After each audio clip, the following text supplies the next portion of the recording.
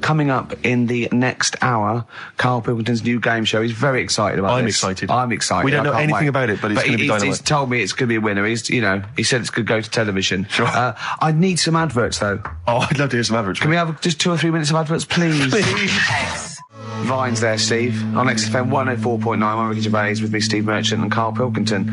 Karl's getting very excited, as we all are, about his new... Should we let him do a little taster for us? Well, I'm very excited about it. I mean, so the gist of it, what is it? What is it exactly? Right. Is it a game show or is it a competition? It's just thought it's something that, you can play and also people at home can take part in it. Now, would they phone in about this or they can just play at home while they're listening? They can just play at home. Okay. You mean we haven't got any prizes? No, there isn't. No, I think we could get him to phone in, maybe. Well, I don't know. Let's hear the game idea first. Yeah. Right, it's music related. Okay, good. And what I do is I sort of tell a little story. Okay. And that story makes up a song title. All right. Well, it sounds ambitious. So, is it a cryptic clue? Could be. Say like this, right? Oh, dearie me. Oh, dearie me. Say like this. Right. This woman, right, she's pregnant. You know the answer to this one, so don't be saying anything. This is just aimed at Steve. Okay. Right. This woman has a baby. Yeah. She's pregnant, has a baby. And the doctor's there in the hospital going, oh, yeah, you've got a lovely little baby here. You told me that this is... Oh, this game. Got a lovely little baby. It's just coming out now. You'll be able to see it in a minute. And it's like covered in gunk and stuff. Yeah.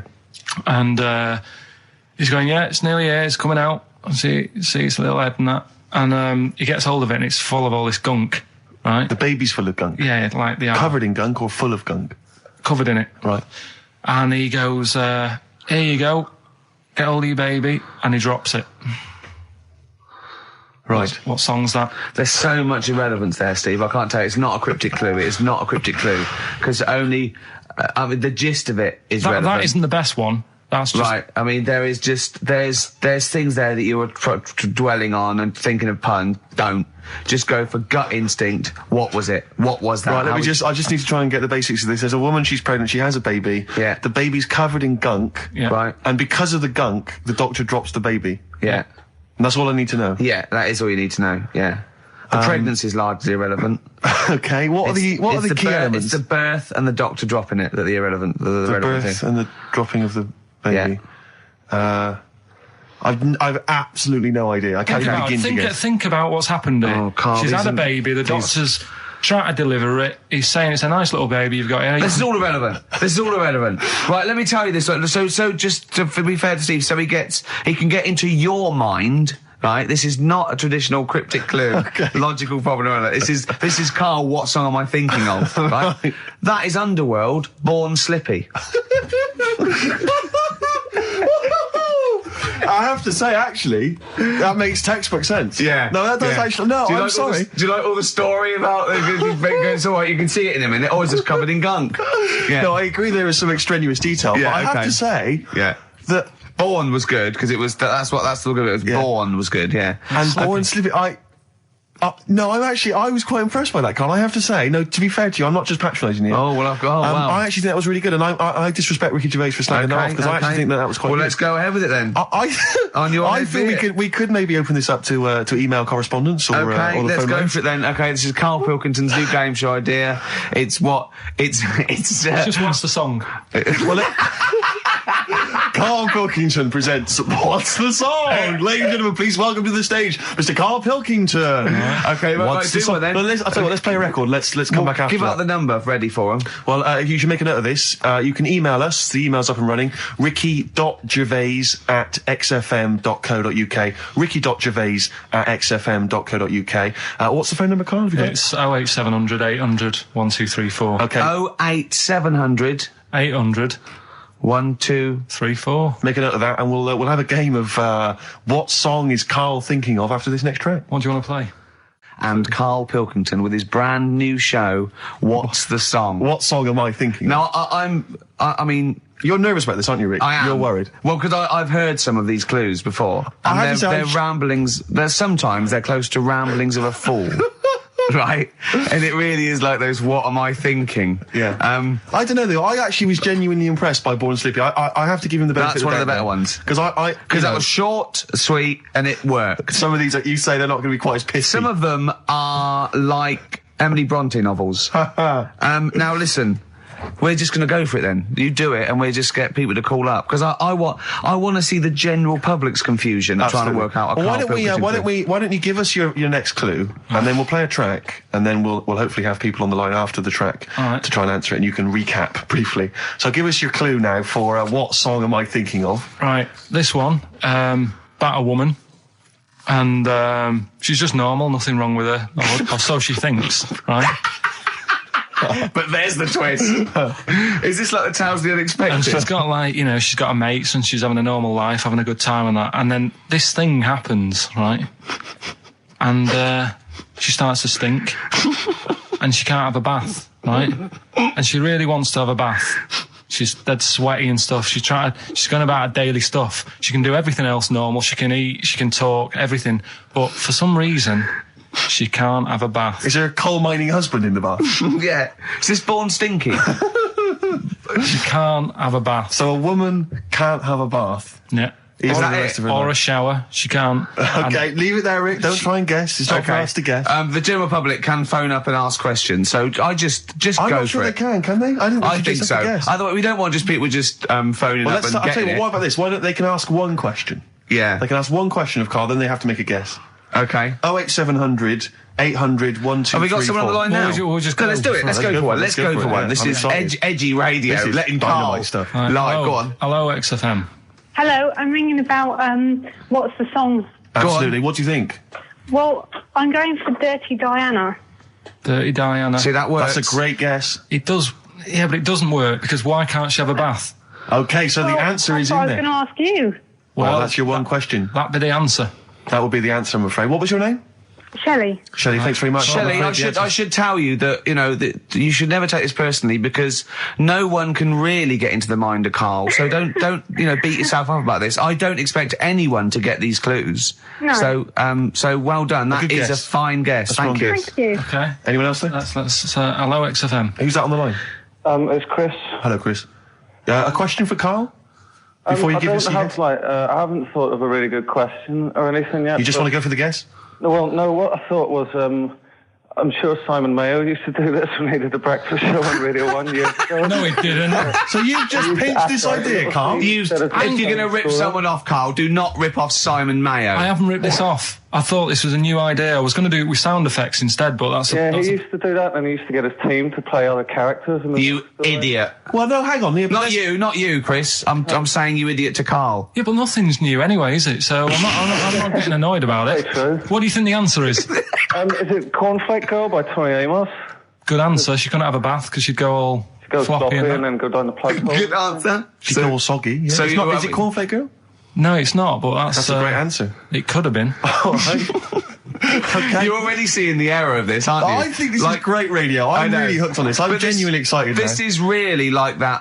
Those so-called lateral thinkers. A man got into a field and dies. Why? Yeah. He ran out of air. No, not the one I'm thinking of. He was shot. No. Yeah, that was a good answer. Well, couldn't Simon Mayo sue you or something for doing it? Will you stop? Don't mention that. Yeah. Listen, I think if you're going to steal ideas from someone, it should be a brain box like Mayo. I mean, he's the man who's the only example of one I can ever remember hearing on his show, because I was quite young then, was some people were pretending to, tap someone's phone or something, and then they got caught, and the answer was just bugging by whistle, because they were... Genius. That was absolute genius. That's absolute genius. Chris, that's the sort of standard you've got to come up against. Yeah. Thanks very much, Chris. The phone lines are hot.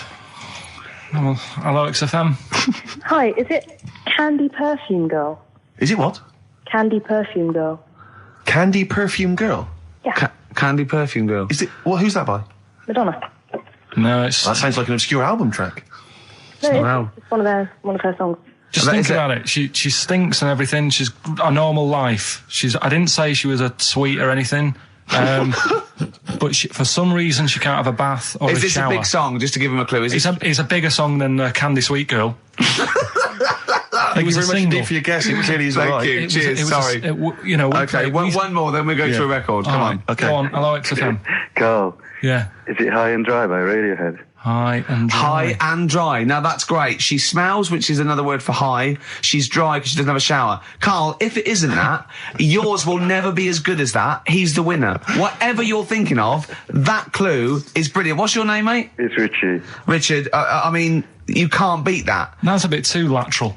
Don't be stupid. It's perfect. He's made yours into a clever clue. He's made high, she smells, dry, she never gets in the bath or shower. It's not that, is it, Carl? No, it's You not. don't even get that, do you? Not Have really. you ever heard of the word high being used to mean sort of smelly? No. No. Oh, what? That was where you went wrong there, mate. Richard, I'm declaring you the winner, even though that isn't the I answer. don't think Thank we you. should give up this early. Can we Rick. just What? let's play a song and, Let's play a and song. give it one more chance because Yeah. if people think about it, it is really easy. I'm not going to find out the answer now because I've got to go out. Okay, we'll do it very quickly. Stay in for 10 minutes. We're just going to play a new Okay. Coldplay track. Aren't Okay, we? let's hear Brilliant. Coldplay and then we'll come Cheers. back with this. Coldplay, One I Love. That's for Nick, Neil, Olivia in Tower Bridge. Absolutely, and also Nikki from Bromley who emailed in. She's enjoying the show and she wanted a bit of Coldplay. That's the B-side of the current single. This is In a My great Place. show, isn't it? We've got great music, we've Great got music. laughs, tears, we've got requests, we've got Simon Mayo games. Yeah, It's yeah. a bit. It's just like Radio 1 for less Exactly. people. Exactly. Radio 1 for less people.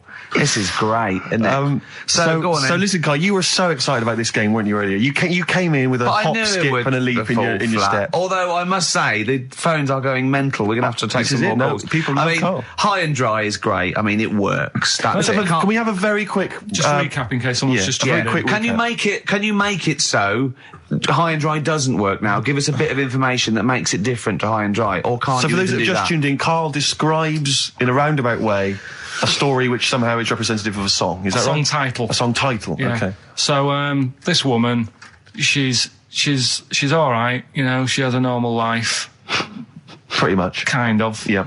There's probably a few things actually that she can't do thinking about it.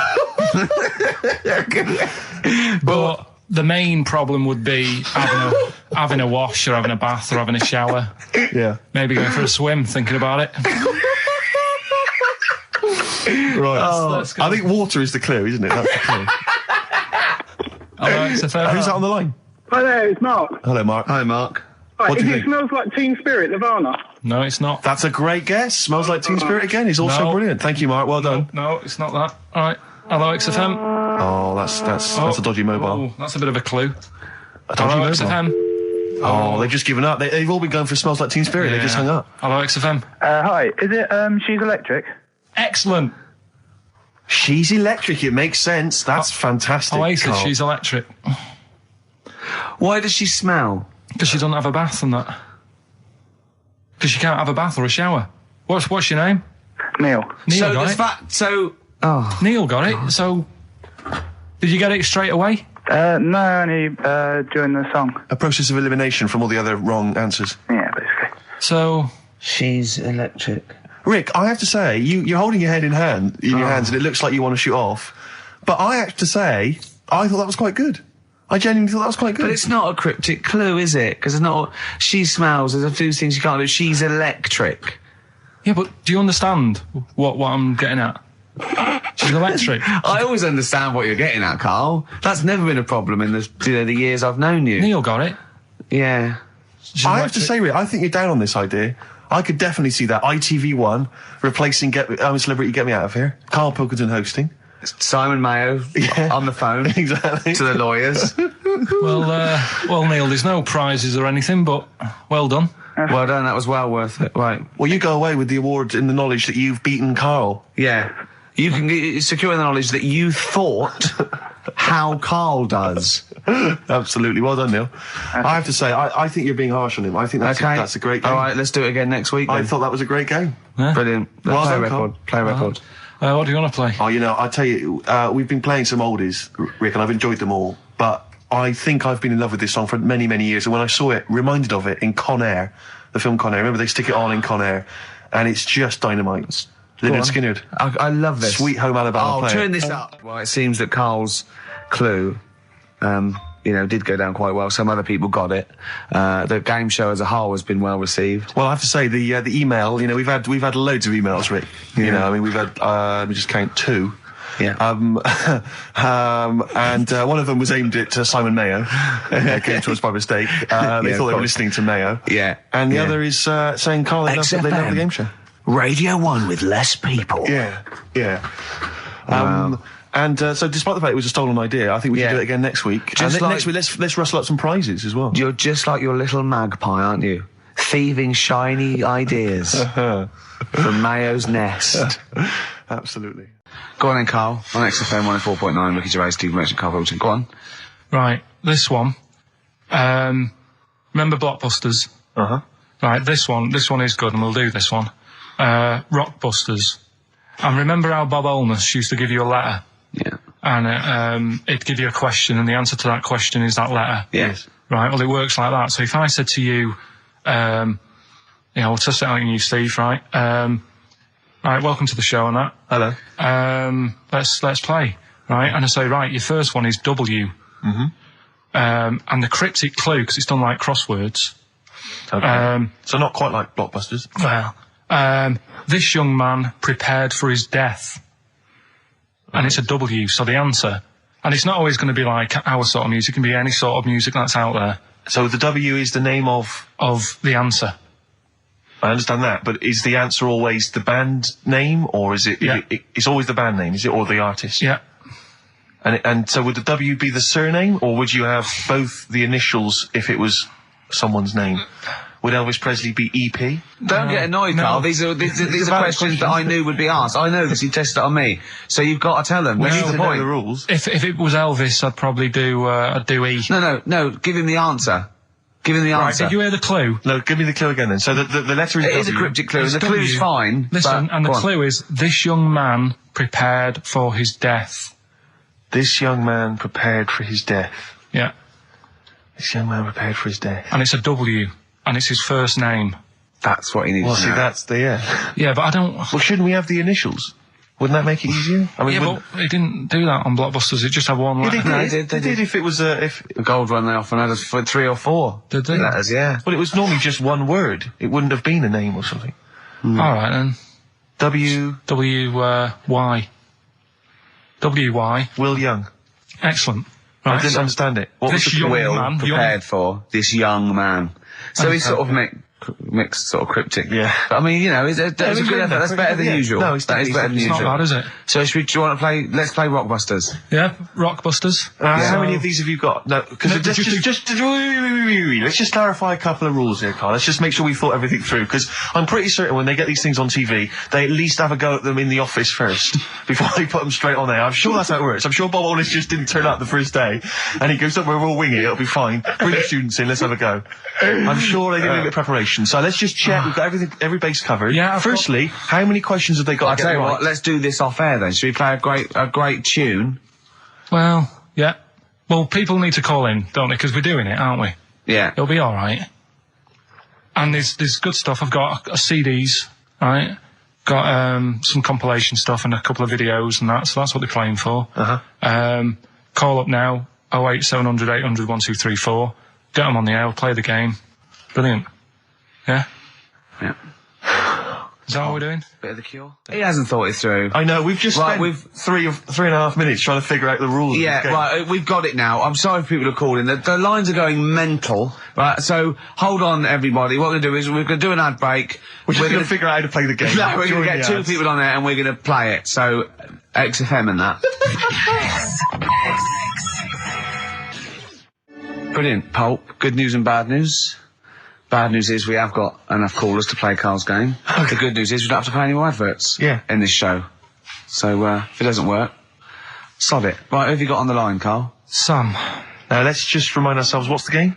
It's Rockbusters. Okay, now calm down, Carl. I know you're a bit stressed. You've got a lot to do, but don't worry, you've just had a holiday. Throw this desk out. Let's throw it out and start again. Rick, don't get stressed. Go on then. People wouldn't think it was us if this show wasn't, half-baked and ill-formed and generally shoddy. That's what they've grown to love. Okay. All right. Sam? Hello? Is it sounding all right today? It is, just about. Right. Cheers. Sounded worse. Right. Then.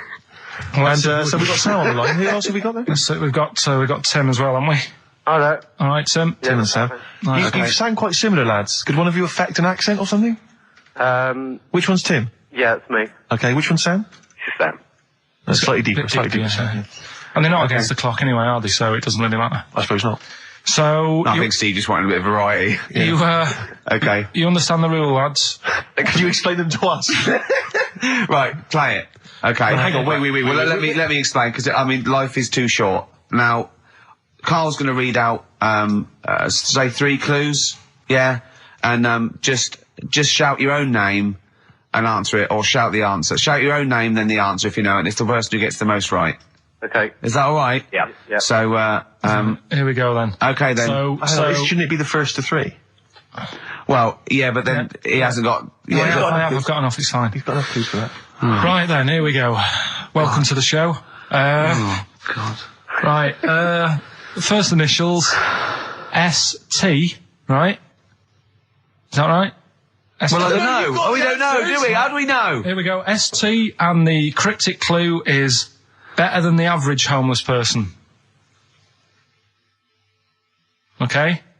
Sorry, I think... Is that a band? Yeah. Is it an old band? Yeah. I think that's one word. Alright then, S. It's an old 70s band.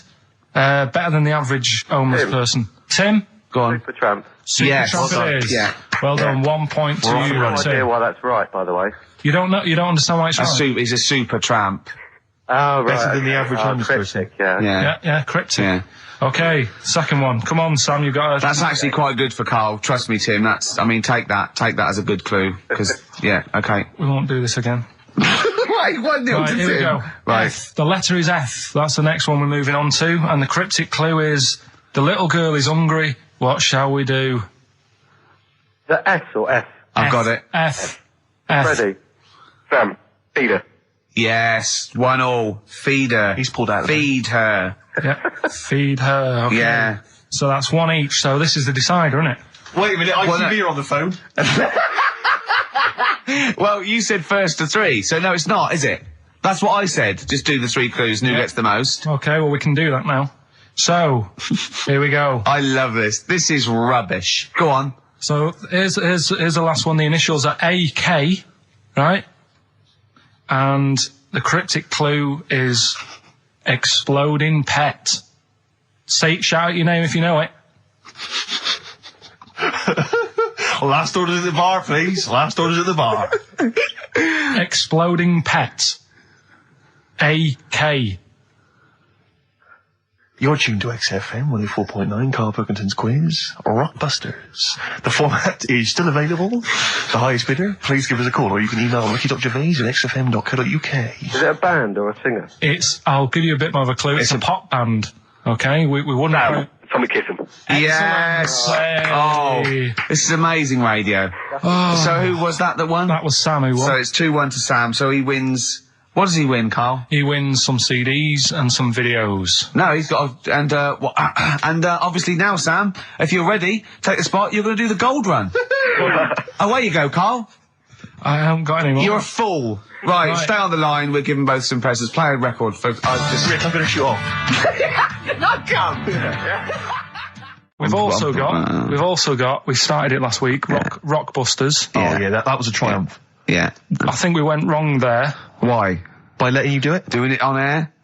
Not thinking it through. Yeah. Bit of that. Okay, so what's the rules on Rockbusters? We're going to do Rockbusters, Okay. but you email in ricky.gervais@xfm.co.uk when you know the answers. Okay. Right? And sort of round near the end of the show, right? Yeah. We'll give out the answers then. So if they think they know the answers, they've got to hang about. Rick, I should tell you now. I'm not hanging about.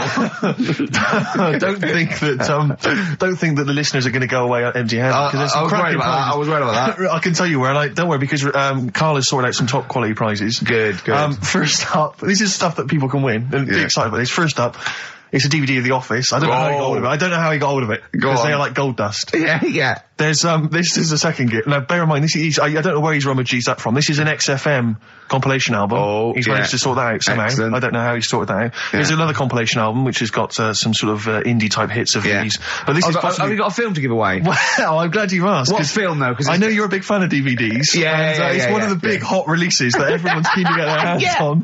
Not arbitrary, is it? It's not the only one. This film title, don't be an arbitrary film, will it? It'll be a big... Rick, I don't want you thinking that the film that Karl has sorted out here is that he's sourced for us is just an arbitrary thing that you wouldn't get. You could buy for $3.99 in HMV. Yeah. Right, they're giving these away. One of those big baskets. Exactly. I don't know who is phoning up to try and win this, but you can be if lucky this is winner. your favourite film, it's yours. Exactly. Okay. But this is the big star prize. This is the one you're all playing for. It's Children of the Corn. Stephen King's Children of the Corn. It's a widescreen presentation on DVD. Imagine getting that and going, excellent. We can watch this now. But Rick, I mean, let me just run through some of the cast. Peter Horton. Pete Horton's in it, and that's about it. I'll tell you what, I don't want to give it away if Hort is in it. Exactly. I'd love to see his performance again. In it. Also, Linda Hamilton. I know you're all. Linda Hamilton. She plays a piece of corn. Exactly. And I don't know. I've not seen Children of the Corn. I could be wrong, but it says. Carl, when you were around the office, why didn't you start throwing like a mouse mat and a pair of scissors and a pencil? Because that is just arbitrary. That's an arbitrary selection. That's next week's stuff. But also, I should say, we also have some. This is a little bit more exciting. We've also got some tickets for DJ Shadow, who's performing at the Brixton Academy this evening. He's good at 9 o'clock. So he's very good at DJing and scratching and plays all the records that you want. Exactly. Plays all the records that you want. Don't bring your own. He's got them all. He's got them all. I've seen him arrive. He's got 2 big bags of them. Yeah. So there's 3 pairs of DJ Shadow tickets. We'll give those away later as well. Don't just start phoning arbitrarily now. No. We'll give those away in our own time. Is there any lemonade? Sorry? I need some lemonade. Okay, well, while we sort out some lemonade, let's play a tune. Come on, Carl, what's wrong? Carl? So listen, I think we should all, because we got your competition to squeeze in, we got all these great goodies. Let's not forget, hello, Children of the Corn. I do feel slightly guilty now this is Karl Pilkington's show. I don't think we should have our names involved. No. It's not fair, is it? And I think we should give Karl the money. I don't want my name to this. It's a Ricky Gervais show. Yeah. Right, the quiz. Yeah. Will we get out of the way because they've only got an hour to start? Don't you worry about that, Karl. I've already got this one. I'm thinking on your terms now. Let's play a tune. We'll come back with the big competition information. All right. Money Mark. We got a classic from Money Mark from his album Push the Button. Play that, Karl. And afterwards. Are we excited? You got the competition? Look at his face. He's so excited now. He's thought this through. He's loving it. Rockbusters. Yeah. Agreed? Yeah. Yeah? Yeah. Should we do that? Yeah. Brilliant. Go on. You're rejuvenated, are you? Yeah, let's go for it now. Second hour. Yeah. Yeah. Hangover finished with? Yeah. It's all done? Done. Good. Done. I had some water. Excellent. That'll often sort it out. Yeah. Well done. Yeah. Right, yeah, it is quiz time. Hooray! This is the moment we've all been looking forward to. Go on. Do you want to tease them with the prizes? No. Not really, because they might not bother phoning in. Or it's not a phone, or is it? It's an email. All right. Okay, well, a quick reminder then. We've got to the office. I don't want people to think that we'll just keep plugging the office DVD. We've got nothing else to give away. No one gives anything away. No, those that's just why. hanging around in Karl's little room. Did you get a guy from HMV just to nick? Did you get a guy just nick these from HMV and carry The them back? beard and the ponytail. Was that the story? So we got the Office DVD, obviously. We got the remix, XFM's remix album, Volume 2. That's sort of remixes of various tunes. Quite a good little compilation album here. One of those kind of the best Coldplay, Travis, Oasis, blah, blah, blah, blah, blah albums in the world ever. And, let's take some of them, because there's nothing in the library. Exactly, have a look on there. 4 Alanis Morissette, 9 Catatonia. I just counted that. But the big one, the big star prize that you're all playing for is, of course, the DVD widescreen version of Children of the Corn, Stephen King's horror film. Lest we forget, it's got Peter Horton as the star. so look forward to that. We're going to give Shadow away separately, are we? We're going to do that separately? Yeah. We'll give away the DJ Shadow tickets at a separate. Right, so we're playing for those DVDs and CDs. And what it's an email competition. Don't bother phoning email. Yeah, the phone lines are lighting up a bit. So put the phone down. Get the computer started up. Yep. And it's ricky.gervais@xfm.co.uk if you know the answers to these, right? And the way it works, we did it last week, but if you didn't hear it, I'll give you some initials and like a bit of a cryptic clue. So, and you work out who the band is or the artist, right? It's always a band or an artist. It's not any TV programs and that. So, say like last week we had S, didn't we? And it was, Better Than the Average Homeless Person. And that was Supertramp. Right, so it's not always XFM music, it can be anything. And there's 3 of them. They've got to get all 3 of them? You've got to get all 3 and email in. How long this intro so far has taken. Yeah, but here we go then. Right. First initials, LR. LR. LR. Okay. Right? Yeah. And the cryptic clue is, I'll You should have thought it through. You should have thought it out before you came in. Yeah, cryptic clue. You've got it. Yeah. I'll take that book to the toilet with me. I'll take that book to the toilet with me. Yeah. LR. I'll take that book to the toilet with me. And don't shout out if you know the answer, because... No. No idea, Carl. No idea. Right, okay, so there's one. Right, the second one, FL. FL. This one's actually been emailed in as a suggestion. Okay. That person who's done that, don't email in, because you're disqualified from the comp. I'd love him to be a teacher. So it'd be great, wouldn't it? Just to see him one day. Can't we do that? Can't we get you a placement somewhere for you to teach history to sort of 14-year-olds? I think science, Rick. Science would be good, yeah. Right. I'll tell you what. You got a lot of, just quickly for me, Carl, explain, say, what can we get him to explain that everyone learns as a kid? Science. Photosynthesis. Right. So FL, right? FL are the letters, and the cryptic clue: blow the candles out before you eat the cake.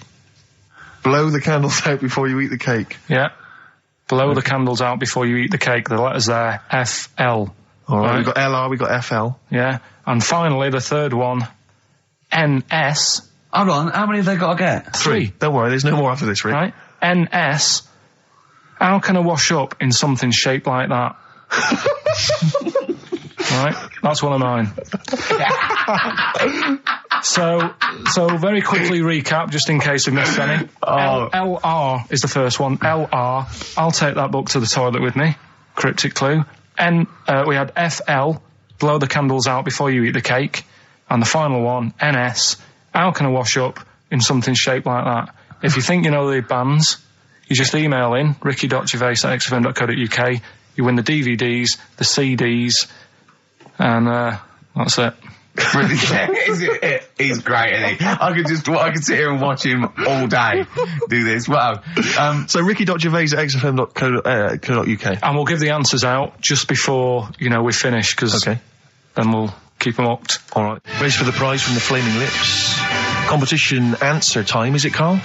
Yeah, we did this about an hour ago. Rockbusters. Rockbusters. With Karl Pilkington. Yeah, I gave you some initials. The initials sort of made up a band. We had LR, we had NS, we had FL. Well, give us the clues. Give us the clues and the answers. What's it, what? Right, so LR, the clue was, I'll take that book to the toilet with me. What's the answer? Lou Reed. Lou Reed. Good. That's very good. That's very good, Carl. Well done. All right, okay, next one. FL, blow the candles out before you eat the cake. Yeah, we just played them. Flaming Lips. There we are. Okay, and the final one was NS. How can I wash up in something shaped like this? Yeah. That was NSYNC. Yeah. NSYNC. NSYNC, it'd be a bit... NSYNC. If you had a sink, you wash up in a sink. Yeah. Shaped like an N, you'd be like, oh, have I got everything out? Has anyone got that? Wow. Right, well, no, there are right answers, I have to say, Carl. You've done very well. It was an enormous response. I'm just going to click on one of these emails randomly. I'm not even going to look. Who we got here? We've got Kath Turner is the winner. Kath Turner gets those great DVDs and CDs, including watching Children of the Corn tonight. Children of the Corn. She was going out, but I imagine she's going to phone a few friends and say, I can't come out, I'm ill. Exactly. They go, you're not watching Children of the Corn. I go, no. And we've learned as well that there are about 5 other sequels to Children of the Corn, so maybe we'll give those away consecutively. We've got, after the success of last week, Rockbusters. Okay. We're doing that again.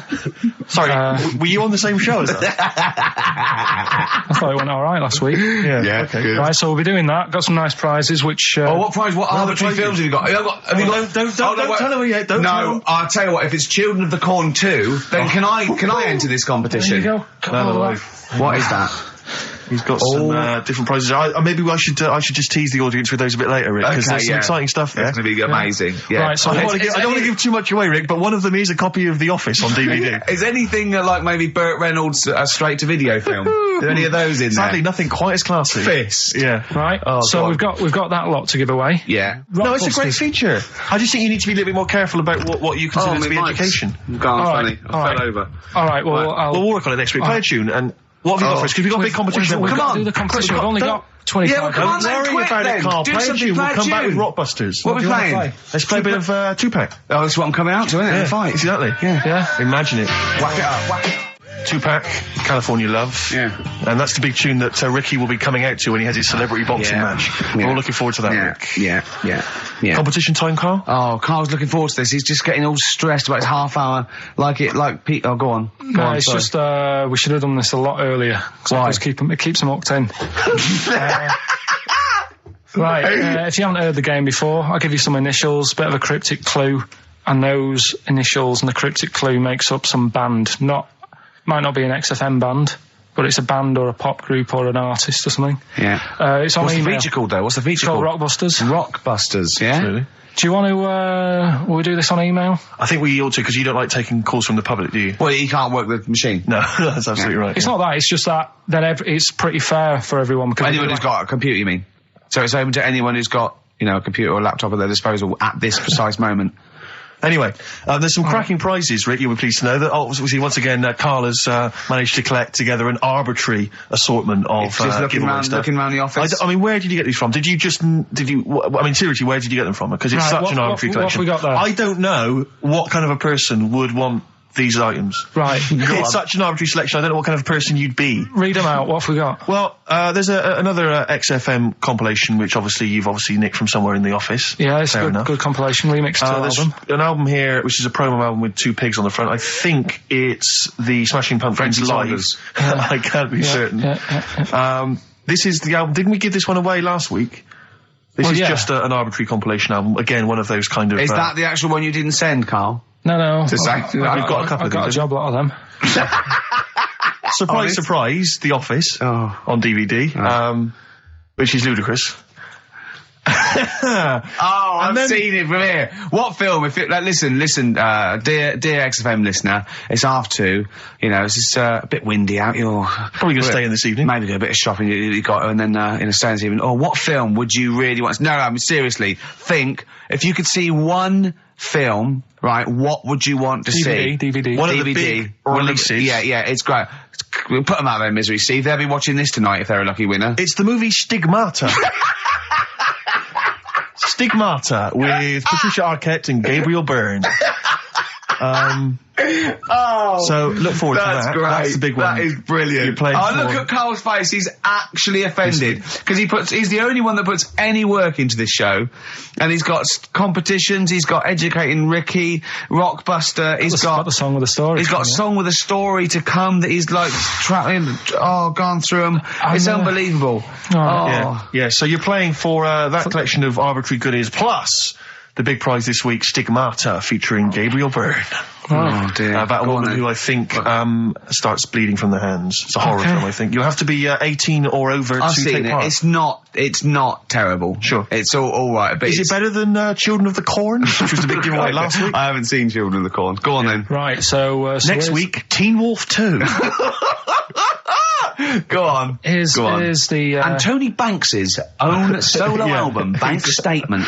Tony Banks, remember, is the musician from the Much Loved Genesis, but we've got that album to give away. All right then. So, to win those exclusive prizes. Go on. Yeah, you've got to email in ricky.gervais@xfm.co.uk. I saw a sellotape dispenser out in the there's a pair of gloves that I don't know who's out, but they're out there and they've been there for a week. So a pair of gloves, a sellotape dispenser, and Tony Banks's solo album, Bank Statement. Yeah. Okay, go on. All right, first one. Initials JT. Initials JT. What's the cryptic clue? Cryptic clue. At the moment, I'm in a river full of logs. Hold on. Yeah? JT, and what's the clue again? At the moment, I'm in a river full of logs. Full of logs? Yeah. Okay. So, who could it be? JT. At the moment, I'm in a river full of logs. Yeah, go on, next one. Second one, there's 3 of them you got to get. Letter is W. Yeah. The clue, that lad's got bad asthma. That lad has got bad I've got that asthma. one already. I've got that one already. W. Yeah. And finally, the last one is the letter C. Yeah. And the cryptic clue is Carl is one of these.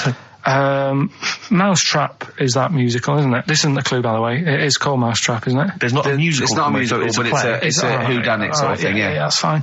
Right, here's a clue. I saw that... Imagine that on the real Rockbusters. Yeah, mate. Bob Hole is going, can we stop a minute? Oi, you with the 9 teddy bears there. Mouse shop, that's a show, isn't it? I think so, Bob, yeah. Right, okay, here we go. Yeah, carry on. So the camera's back on? Yeah. So the letter is C, and the cryptic clue.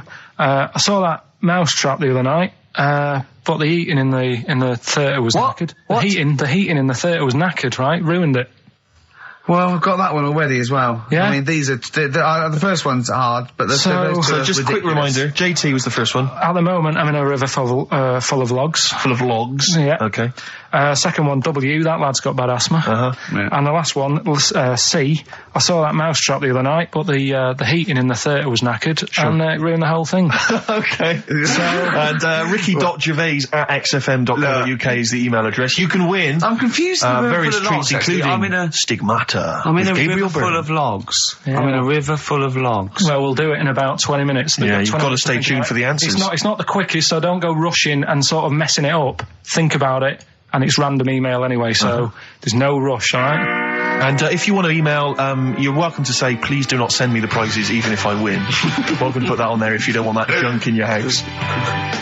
Right. The reason we usually sort of play a record out of an outbreak, don't we? Yeah. Carl is so concerned with his little competition, he hasn't got a record ready. Sure. Got one. Okay. Sorted, are you? Yeah. Do you want to do a quick recap? Quick recap? I can't bother to even just say it. I'm not interested. I'm just not interested. Yeah, go on, Recap, quick. Still send your emails in. JT, it's some initials of a band, just in case you didn't hear it last week. If I said AK and an exploding pet, that would be Atomic Kitten. Yeah. Right? They know what a clue is. So JT, at the moment, I'm in a river full of logs. Yeah. W, that lad's got bad asthma. And C, I saw that mouse trap the other night. The heating wasn't working. It ruined the night. And, that's it. Ricky.Gervais at xfm.co.uk. Some stuff. Stigmata.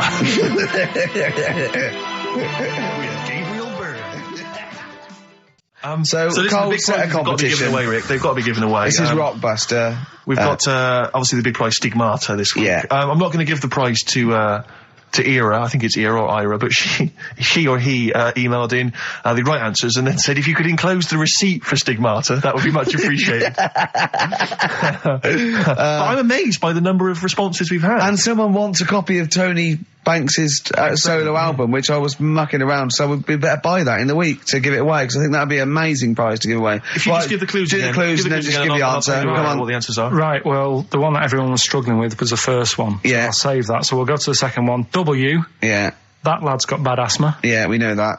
That was Weezer. Yeah, Yeah. good one, well done. The last one, C, the clue was, I saw that mouse trap the other day. The heating was knackered in the restaurant. Yeah. In the restaurant? In the theatre. Yeah. And it ruined the night. Yeah, so it was a cold play, wasn't it? Yeah, that's a cold Yeah. play. Yeah. And JT, at the moment, No, I can't think of this one. At the moment, I'm in a river full of logs. Well, I had to say there were some wrong answers. What was it again? It was Justin Timberlake. Justin Timberlake. We had some wrong answers that included Jethro Tull and James Taylor. I don't know how that relates to it at all. I'm annoyed at Lake Yeah. when he clearly said river. I mean, that's the first thing that cropped up. Not I'm in some water full of logs at the moment. I'm in some water full of logs. But he actually had to say river, so not lake. That annoys me. I mean, I didn't get it. Fair enough. I should have worked it out. I should have tried to think A lot of like people you. did get it. A lot of people obviously think like you, which is which I'm worried about. But yeah, James Taylor is great.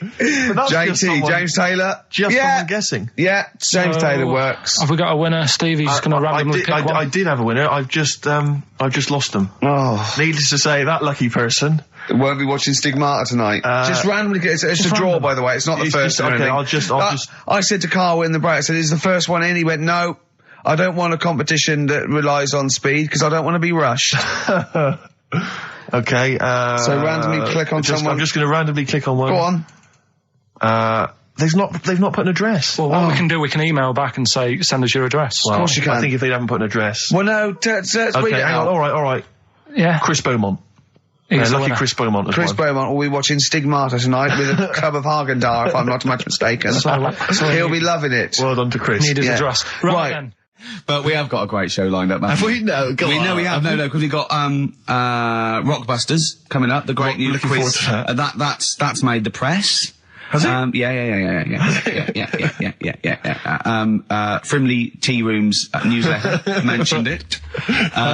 We've also got That's Carl's local, isn't it? Let's remind people, Carl, of the prizes for Rockbusters this week. It's dynamite stuff. We've got the David Attenborough DVD Nature Collection. We've got a number of CDs, the best of David Bowie. We've got a Madness CD, not quite sure whether that's songs from the musical or their original tunes. Country Legends, 2 CDs there of great country music. Brilliant. And the Remix to XFM compilation.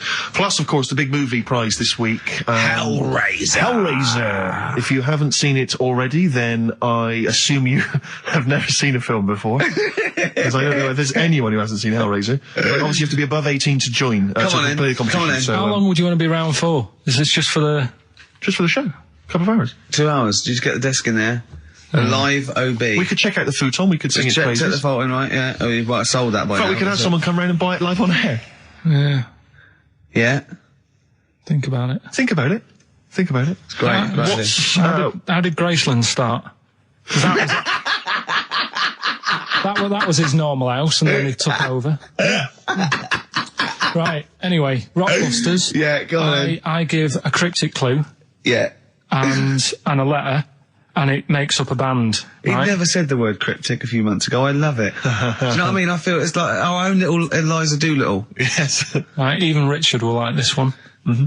Here we go then. First one. There's 3 of them. Go on. And you email in. If this doesn't turn Dickie round, nothing will. This is an email-only competition. Email only. Right, here's the first one. Initial is B, so it's a band starting with B. Okay. And the cryptic clue is, I don't like them birds. They shouldn't be allowed in this area. I don't like them birds. They shouldn't be allowed in this area. Next one. Right, the next one. He doesn't like women. Yeah, he's got a couple of kids. That's a bit weird. Is that a cryptic clue, or is that just a general point? Is that That's the cryptic clue. Okay. And the initials there are PD. Okay. And the last one. God, that one. That's terrible. That's terrible. Okay, quickly. Oh, God. And the last one is that bloke who does. Come on! It's making me laugh. Come on, Carl. Be professional. Right, the last one. Right. I can't do it. It's making me laugh. Oh, come on. I'll come and read them then. No, hang on, Come on, Carl. Right, here we go. They don't do this on Rockbusters on TV, do they? No, come on. That bloke who does sport on telly. He's got a little kid, right? Initials DC. What? Is that, I'm was that the completely clue? confused by that. Was that the clue? Yeah, that bloke who does sport on telly. Yeah. He's got a little kid. Initials DC. Okay, is that a band? Or an artist? It's I'm not A gonna cheese. Tell you. This is a well-known sandwich. Is it? What is it? Is it a band or an Right, artist? so just quickly recap. Okay. It's a Come B. on, Carl. Right, Come on. quick recap. The first one is B. I don't think them birds should be around in this area. Right, that's B. Right. Second one, he doesn't like women, yet he's got a few kids. It's a bit weird. That's PD. And the final one, that bloke who does sport on the telly, he's got a little kid. Right. DC.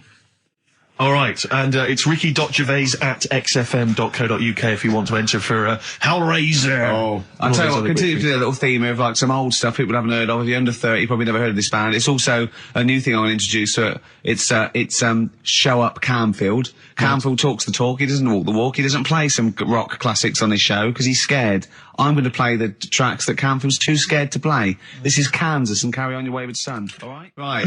Okay, right. The results of, We Rockbusters. ain't got a winner for the first time. Yes, we have. We've We've got done this loads. feature for... We've got loads of winners.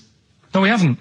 We've done this feature for 3 weeks. This is the first time I've managed to sort of... Well, let's go through them then. What have they got wrong? The first one.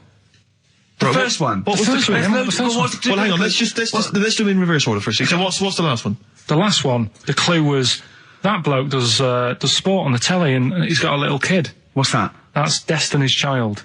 Des, who does ITV Sport, that's he's got terrible, a tiny man. child, right? No, terrible. that's fine. They got that. Okay, Destiny's Child. What's the middle one? Right, the middle one. Right.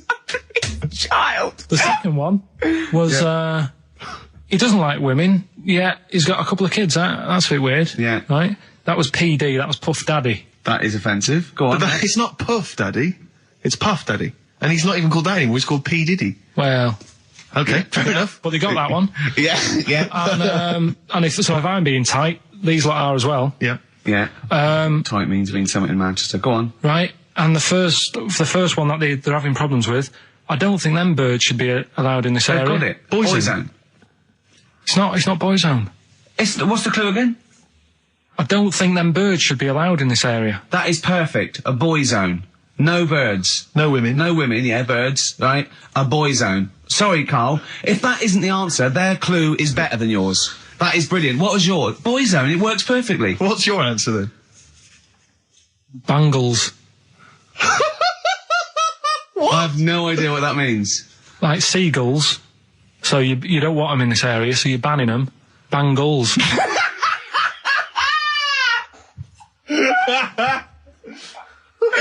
Oh! Well, give it to Boyzone, because Boyzone's better. Don't use birds being allowed in this area, it's a Boyzone. I think we should have a rollover. Carl beat them. Carl beat them. You have to use his logic, surely. But theirs works. You can't do what am I thinking. No, that's not what I'm thinking. It works perfectly. I think you've got to give it to the ones that got the Boyzone. Well, how about, right, because they didn't actually get into my head. And my way of thinking, heaven right? forbid. How about we just keep back the David Attenborough, and they can have, I'll chuck in the Hellraiser, right? Okay.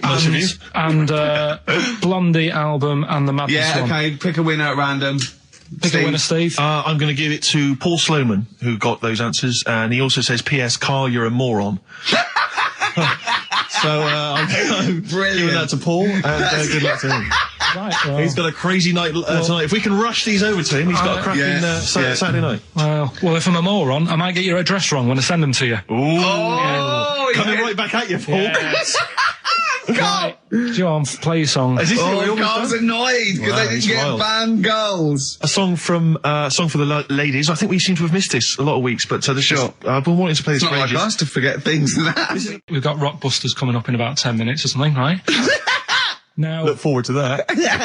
People email in, and they don't just do it for fun. They do it because they know they've got some good prizes lined up. Right. So they're doing it because it gets them something. Yeah, my prize is that I've learned something in life. I've gone through an experience, and hopefully I'll come out in some way better if I don't get mashed. That's it. That's the prize. That's why we do anything, isn't it? Right. Prizes. Yes. List them. Rockbusters. Yeah. It's one of the big exciting quiz shows, and this may be one of your last chances to play. There's rumours that it's going to get ditched, Rick. Rumours that Karl Pilkington, the creator and mastermind behind it, has already grown tired of it. It's off from the way. You heard them earlier on, the very best of the Stone Roses. From that we played I Want to Be Adored. That's one of the prizes. That's a nice little Christmas compilation. Second hand now then, really, isn't it? Second hand, yeah. 50 years of the greatest hit singles. I'll tell you there's some great stuff on here. Opens, Rick, with Bohemian Rhapsody.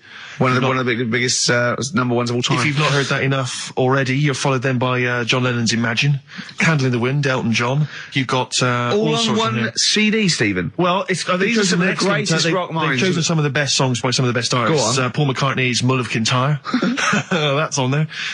We've got let me see. That is pretty impressive though, because they are real big classic number ones, as opposed to the song by the artist they didn't really care about. You see those things on this is not available in the shops, and it's the second best song artists have done. It seems odd that we're giving it away on XFM because it includes Robbie Williams' Angels, Atomic Kitten's Whole Again, Spice Girls Wannabe, Kylie Minogue's Can't Get You Out of the Head, and I think it almost closes with Steps Tragedy. That's the penultimate track. It ends though. Any ideas? It's a big hit single. But do they know it's Christmas? Band-Aid. Perfect for your Christmas party. Sure. We've also got the Groove Armada current album. Is that from them? Yeah. And signed by the man himself, the Big Beach Boutique DVD, Fatboy Slim's concert on that Brighton beach. And there's all kinds of treats on there. And includes an audio commentary by Norman Cook. I don't know how that works. 3 hours of him going, this is where the needle almost jumps. Yeah, watch out for this. I did a little bit of scratching. I'm not very good at scratching, but just look forward to that. I'm putting a different track. You'll see me there. Yeah. There's the crowd loving it. Here's me. I'm just waiting. This is where I go from Conga Squad to Basement Jacks. Yeah. Look forward to that. I just want to pop on what you see there. I've got Praise You ready on it. Yeah, I just got that's slightly dusty. I just had to wipe that down with a damp rag. Yeah. So we look forward to that. Plus, I suppose this is good if you're a fan. This is a box set of the first series of Linda Green. I think a new series starts this week or has already started. I'll tell you what I found when I was clearing up, Rick, because I know it's not a big movie this week. We normally give away a big movie. I was moving house this week and I found a video that you're more than welcome to if you're a fan. No, it stars Kurt Russell. Executive Decision. I've got that to give away if you're interested. Executive Decision with Steven Seagal in a cameo as well. So I think it's on TV this week, Rick. So if you miss it this coming Friday, you don't tape it this Friday. Well, here it is on video. Bring it in, because I think Carl's excited about that. I think Carl would like to win that, wouldn't you? Great prizes there. How about if you come up with an extra Rockbusters today? For the bonus prize. I don't think I'm the man for the job, Carl. I think it has to come from your unique take on the world. Carl, I don't think you've quite worked out why you're funny and why things you do are good. Go on then. Right, you ready then? So, just in case you haven't heard it before, I'll give you some initials of a band or an artist. We're not doing Rockbusters now, are we? Yeah, I thought, well, we've just... Oh, we keep that going. Then we've got... I love educating Ricky. That's my favourite thing now. Well, what do you want to do, Steve? I mean, let's hear the clues. It's just like it's sort of bigged up the prizes. And so this is only by email. Give the email address out now for people to write it down now, Carl. Right, it's ricky.gervais@xfm.co.uk. ricky.gervais@xfm.co.uk. Only entries on email. Yeah. You're going to get 3 clues. You've got to get them all right. And you win all the stuff. You win all those prizes you said. Okay, Carl, go on then. Right, and just a quick example, one of the first ones we did, it was like AK, and the clue was exploding pet, and it was atomic kitten, right? Yeah. So you understand how it works now. These are your clues. The first one, that army has got some nice trenches. That army has got some nice trenches, excellent. Yeah. And the initials there are DW. Do you write some of the questions for 15 to 1? Go on. So that army has got some similar phrasing. Trenches. Okay. Okay. The second one. What were the initials there, Carl, on that person? DW. DW. Yeah. Right. The second one. The top of them curtains are all wrecked. All the materials all worn. He acts it out though. We've got to get him on telly. We have got to get him on telly because his little face and his gestures. That's the second one. The initials being HV. Okay. The top of those curtains are wrecked. All the materials all worn out. Right. HV. And the final one, here's the final clue. I was in Texas the other week, right? I tripped and landed on my knees in a puddle. What's the initials? WH for that one. So I was in Texas, I tripped up, landed on my knees in a puddle. So that's WH. Incredible. You've got it! Is it great? It's fantastic! It's decimal, Okay, tell me during the record. Do you remember you're playing for these compilation albums? We got the Fatboy Slim DVD, Linda Green on VHS, and of course, Executive Decision, starring Kurt Russell as well. Oh, God! Go on then, right, okay. We've had a few emails. Anyone got it right, Carl? Anyone Educating Ricky, that's the final one. We've got to get that out of the way. We've got to get Rockbusters as well, though. We can do that at the end. We can win. Go on then. But we've only got 5 minutes left. Come on. We're really tight. We haven't even got time for a last track. We've got an ad break and we've got to give out... Okay, give the answers then. This is ridiculous. So, Steve, do you want to pick a winner? I've got a winner when you give us the answers. Okay, so the first clue was that army has got some nice trenches. Yeah. That was DW. Who's that? Dandy Warhols. That's brilliant. That's brilliant. That's good, yeah. The second one. The top of them curtains are wrecked. All the material is worn. Yeah. HV. That's Holly Valance. Oh, he got a phone call for a woman saying I haven't heard it, and he was talking to her off air, and she went, what is it? Someone says, them curtains. She went, right. He said, you know the thing around the top of the curtain is a palmet, not a valance, and he went, cut her off. Yeah, but my auntie's always making balances on everything. I'll tell you about that next week, right? I'm looking forward to that. Right. Is this the one that farted for 5 minutes? Yeah, the very same. Yeah. Right? So we'll talk about that. I was in Texas, I tripped up, I landed on my knees in a puddle, WH. Yeah. Wet knee Houston. Right? Wet knee Houston. Yeah. So, you're a maniac. So, who's a winner? We've got Pete, Catherine and Laura in Newcastle upon Tyne. They're listening online, I assume. And on Sky Digital. Those great places. And remember, they got loads of stuff. They got the DVD here, they got Linda Green, they got Stone Roses, they got another compilation, and Executive Decision. What did you read about Brian Blessed? Is it actually true, or have you libelled someone else? It was an interview with him in it. And what did he say? Oh, come on, what did he say? He said I climbed Everest and I played Havoc with me belly. Let's talk about it next week. We've really run out now. Oh, you're a fool. We've got Rockbusters. We've got Rockbusters. Great as seen and talked about in Heat. In Heat magazine. It's got really tough this week now. We're not messing about anymore. Right. Got some good prizes. Absolutely, yeah, we'll talk about those later. Because, I mean, was it last week that you had the classic? Was it, I can't remember, I'm paraphrasing, Carl, apologies. Something like, I'm here in Texas, I've fallen in a puddle, and my knee has got wet. Yeah. Whitney Houston. Whitney Houston. Yeah. And also, it was last week when there was a little bit of confusion over the one for Holly Valance. Right? Of course. I don't think it was confusion, I think it was your error. Yeah. No, it wasn't. And it was Holy Valance, and you meant Pelmet. Then Becky, who called up that time and said, if you're getting mistaken with Pelmet, right, she sent me an email in a week saying, I've done a bit of research. Yeah. It was my fault. I've made an error. Yeah. It is a Valance. We've got the quiz. We've got Rockbusters. The quiz that's a bit like Blockbusters, but mainly around music. Yeah, and a pun, a scenario, based in wordplay by Carl. You know how good he is at that. Can I tell you what the prizes are this week? Because they're worth playing for. Please do. Okay, we got on DVD the Manic Street Preachers' Greatest Hits on DVD. The videos, I'm assuming. The film Human Traffic, it's a remixed DVD version of that. I think we were giving this away last week. You've obviously got a bulk stock of these. Groove Armada's Love Box, an album from them. The best air guitar album in the world ever. That's got the likes of Queen, Adams, Palmer, Leopard, Aerosmith. Idol. I don't see it. I think the Smiths should be on there. We got Purple, Wolf, Cooper, Top, Quo, and Back, Nickelback. Now there was another one around actually. I seem to have lost one of the prizes, Carl. Oh, here we are. Yeah, this is, you might have seen this advertised on TV, the Best Bands Ever album. And, just imagine who this is aimed at. It's got, Oasis on there, Nickelback, Coldplay, The Dandy Warhols, Bohemian Like You, in brackets, as featured in the Vodafone TV ads. Then it's got Smash Mouth, Walking on the Sun, as featured in the Ford Fiesta TV ads. It's for people who didn't know they liked indie. Exactly. They go, I don't like indie, but you do. Do you like this advert? Yeah. Do you like this advert? Yeah. Well, you like indie then? I do. I love indie. Can't believe it. That's great. Yeah. The Mock Turtles, Can You Dig It? As featured in the Vodafone TV ads. I really like indie. Do you love the T-Mobile TV ad? Yeah. You'll love this. It's got Royce Cup on there, which is featured in there. So that's an album for people who don't like music. That's great. That's coming up, Rockbusters. But I also have a movie, because you know last week I gave away Executive Decision. Yeah. That was on TV last night. Yeah. So you didn't receive my copy. But well, they probably watched it before it was on TV. Yeah. A few days before. I was clearing out, Rick, last night. I found another one which might be just to entice people. Go on. What is it? It's coming out the bag. The Pelican Brief. Oh. Another arbitrary film choice on VHS. Pelican Brief. Roberts, Washington. You know, get it now on VHS before there are no more VHSs around. It was $6.99. I'm giving that away as well. That's great, and that's his personal collection. That's from my personal collection. Rockbusters.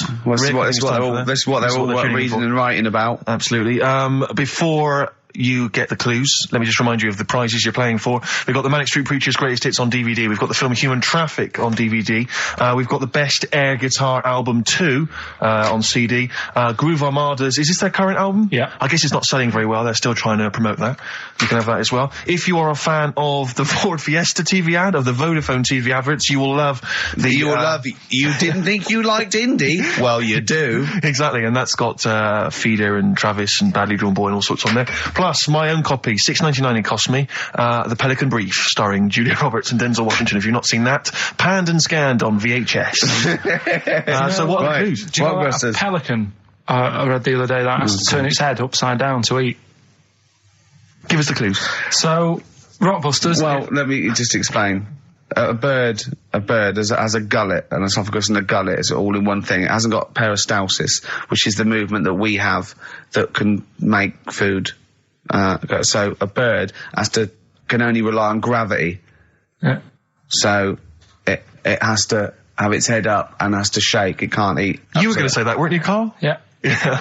So, Rockbusters, you mentioned it earlier, one of last week's was, it's a cryptic clue and then some initials. I was in Texas, I fell in a puddle on my knees got wet, WH, Whitney Houston. Yeah. That's the sort of thing we... Use of the word knee twice there in the cryptic clue and in the final And the word answer. wet, I think you'll find. Yeah, which is wit. Yeah. So fine, good. So, there's 3 of them. It's email only, ricky.gervais@xfm.co.uk. Sure. Load of stuff to win.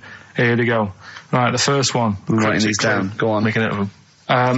The fella has only got 1 badge left. The fella has only got 1 badge left. Yeah. What are the initials? That's just E.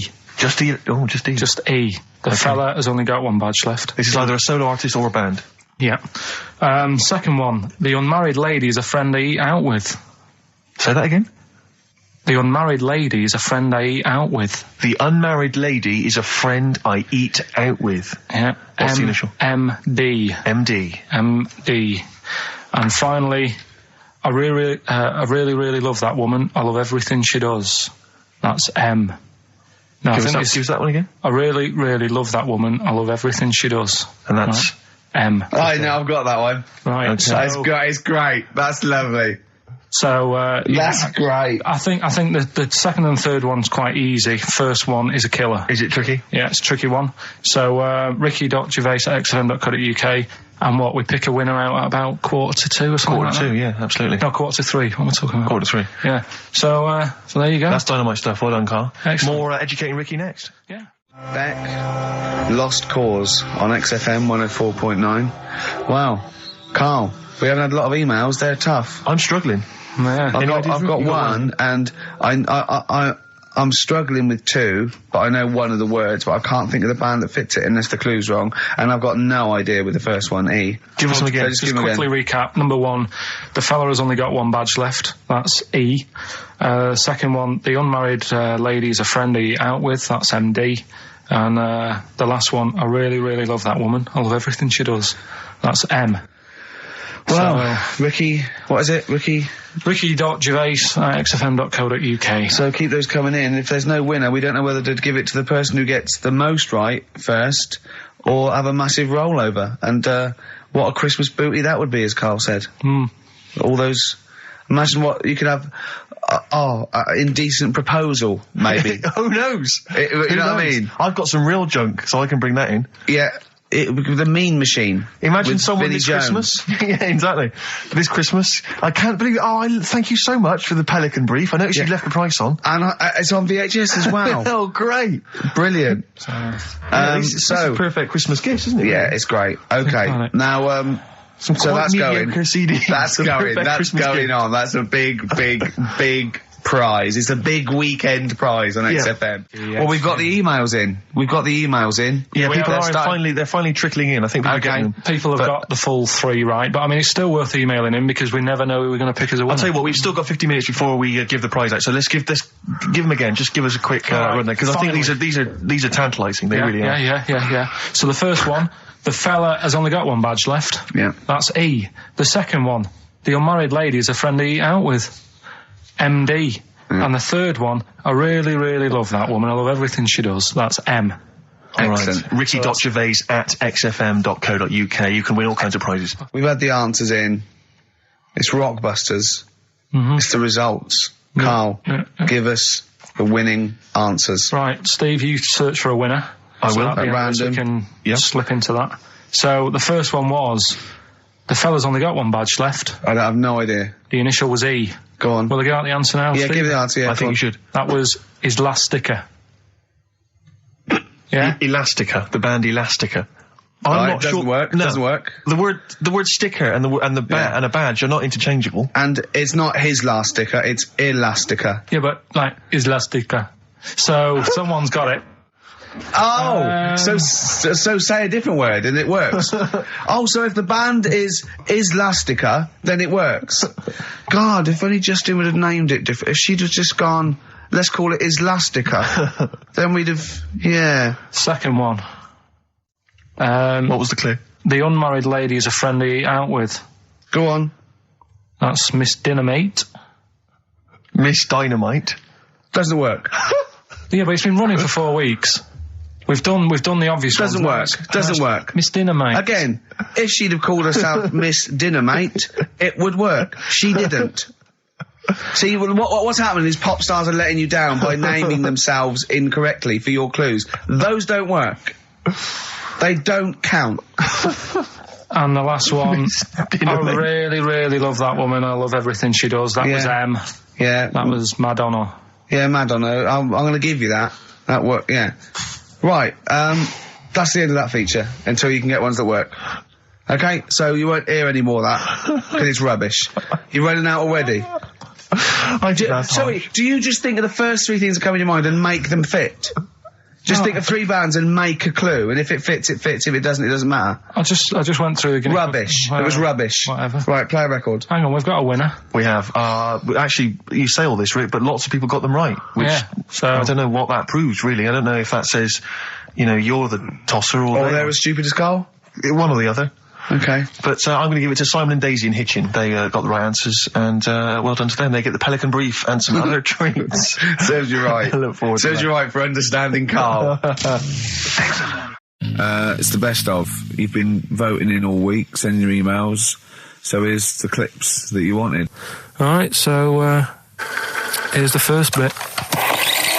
Yeah. Some doctor or something who was into, like, the way bodies work. They got their head cut off. Who did? The doctor? Yeah, he was doing a bit of an experiment. And he cut his own head off? Yeah. Okay. And it was about, he said, when my head's in the basket, I'm going to blink my eyes. Right. Okay, sorry, hang on, let him finish. And, so the doctor has chopped his own head off, and he's told everyone, I'm going to blink my eyes. He's in the basket, and he goes like, right, I'm going to blink my eyes about, as many times as I can. So quick, count them. And they count, and he got to like 15 before he died. Now this is how Carl told me that. Till Nick Frost explained that, Carl told me, he said, right, well, a bloke, right, he had his head cut off, and when his head was in the basket, he went, count how many times I can blink.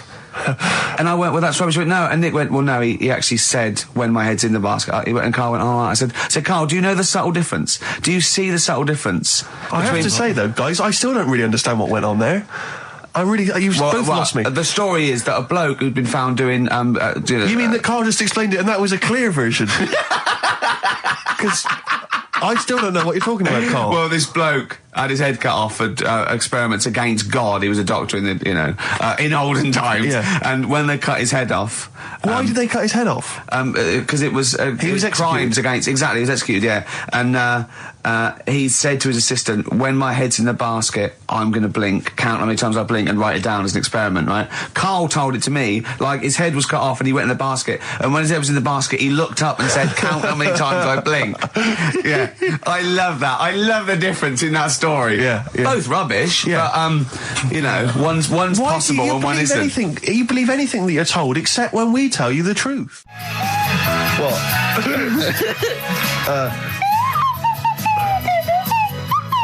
Someone's left one of those little things in here. It's brilliant, isn't it? It's amazing. What are they called, those things? I imagine just there. I was thinking of being in the front row at a Morrissey concert and going, can I just play along? They are brilliant. I don't know what kind of sound that is. I don't know. It's only used for when Kenneth Williams sees someone undressing. Yeah. That's the only time that is used, that noise. Exactly. That is brilliant. But it's like it was specially created for the Carry On films. Yeah, we need... I don't know what it is, but we need something when I walk in and see someone changing. Well, what about this? There is a Light That Never Goes Out by the Smiths. I phoned Carl up in the week, yeah, and I said, what are you doing? He went, well, even though it's one of my days off, I'm just doing some research on the web. Found anything that said, yeah, I'm doing science. And then he said, you can get wigs for dogs in Tokyo. That's his scientific fact. And I went, what do you mean? Dogs, if they need a wig? I said, if they need a wig, what? Dogs going bald? And he went, like, this is fine to him. He went, it's a stressful city, Tokyo. The world's all right with Carl. He's always got an explanation. I've only ever seen him confused once. When in Edinburgh, he looked out of his window one day and he saw a bloke putting a parking ticket on some rubbish. Yeah. And that genuinely confused him. Yeah. He couldn't work out, could you? It's a bit weird, isn't it? And the woman breastfeeding her 8-year-old child, you didn't like, did you? I don't like that. But what's the name? Animals with wigs. I kind of thought, after I put the phone down to you, I kind of thought about it, thought, Yeah, it's a bit daft, that. Are you sure he's not the ageing pop group? No. The Animals? But when you think... Have you ever seen, like, a bald pet? No. It's weird. What do you mean? Because my mum, we had a cat. We used to get through loads of cats because we lived on a... Oh, God, it started early today, innit? What do you mean you got It's through a only lot 10 of cats? past 1. What were you doing? No, Running a restaurant? We lived on... Oh, God, what do you mean? No, we lived on, like, a main road. Oh, yeah. Right? So Yeah. we used to get through a lot of them. My dad It was kept their saying, risk. you know, stop wasting money, you know, it's not Stop good. wasting money, not wasting cats. Right, so anyway, we had this cat that was ill all the time. And It's just bag of nerves, probably. Yeah, malingerer. Yeah, I'm terrified. I'm going to which house? Rome. Oh, God, bloody hell. Rome. Don't let me go to the Pilkingtons. and it, for some reason, it kept being sick all the time. Right? Yeah, that is nerves. That's definitely nerves. So my mum kind of thought, I've had enough of this, and she shaved it. Whoa. Whoa. Now, I know you're not vets in your family, but what correlation did your mum think there was between it being sick and shaving it? Because it kept being sick, and it was a pain to wash, because it kept getting So caught she up. wanted a dry wipe cat. So Why didn't she just varnish it? What? it's weird. It's weird, though. So now he's cold and sick. No, but not all of it. She left sort of the back half, but sort of from its waist, sort of. I love that. Shave it because it's sick on itself. And That is it was the genius. weirdest looking thing. I mean, normally I like cats. I'm always like giving yours a stroke on the head and that. Yeah. But as soon as she did that, it was like, oh, Yeah. can't touch it. And then So now it's sick, cold, and hated. Yeah. Carl. It must have, I mean, the other cats must have been taking the mick out of it constantly. It's just making things worse. I'm hoping that it got run over and was put out of its misery. no, I think it got all right, that one. Or is that the? Yeah, it did get run over. It did. Oh, God. Oh, dear. How many cats do you say you've got through? I'd say whilst I was living at home, I mean, it's still on the increase even though I'm not there. So whilst I was there, probably 5. God. Wow. Oh. Yeah. And were you upset each time, or you just got used to it? It's one of them things, isn't it? Like I've said before, when you first see something, it's a bit of a shock. Do you know what I mean? It's like the Elephant Man or whatever. Yeah. First time you see him, it's that sort of, oh, look at that. Do you remember the first time you saw Steve? No, I'm not being funny. Do you remember the first? Yeah, but I've said this before. It's always, then you get used to how people look and you don't... No. I'm going to burst. You have to play a record. No, but... Because I just see Steve's face. No, but I've got used to it. Shut up. Wait, what were you thinking during the quiz then, when the questions were coming out? What were you thinking of?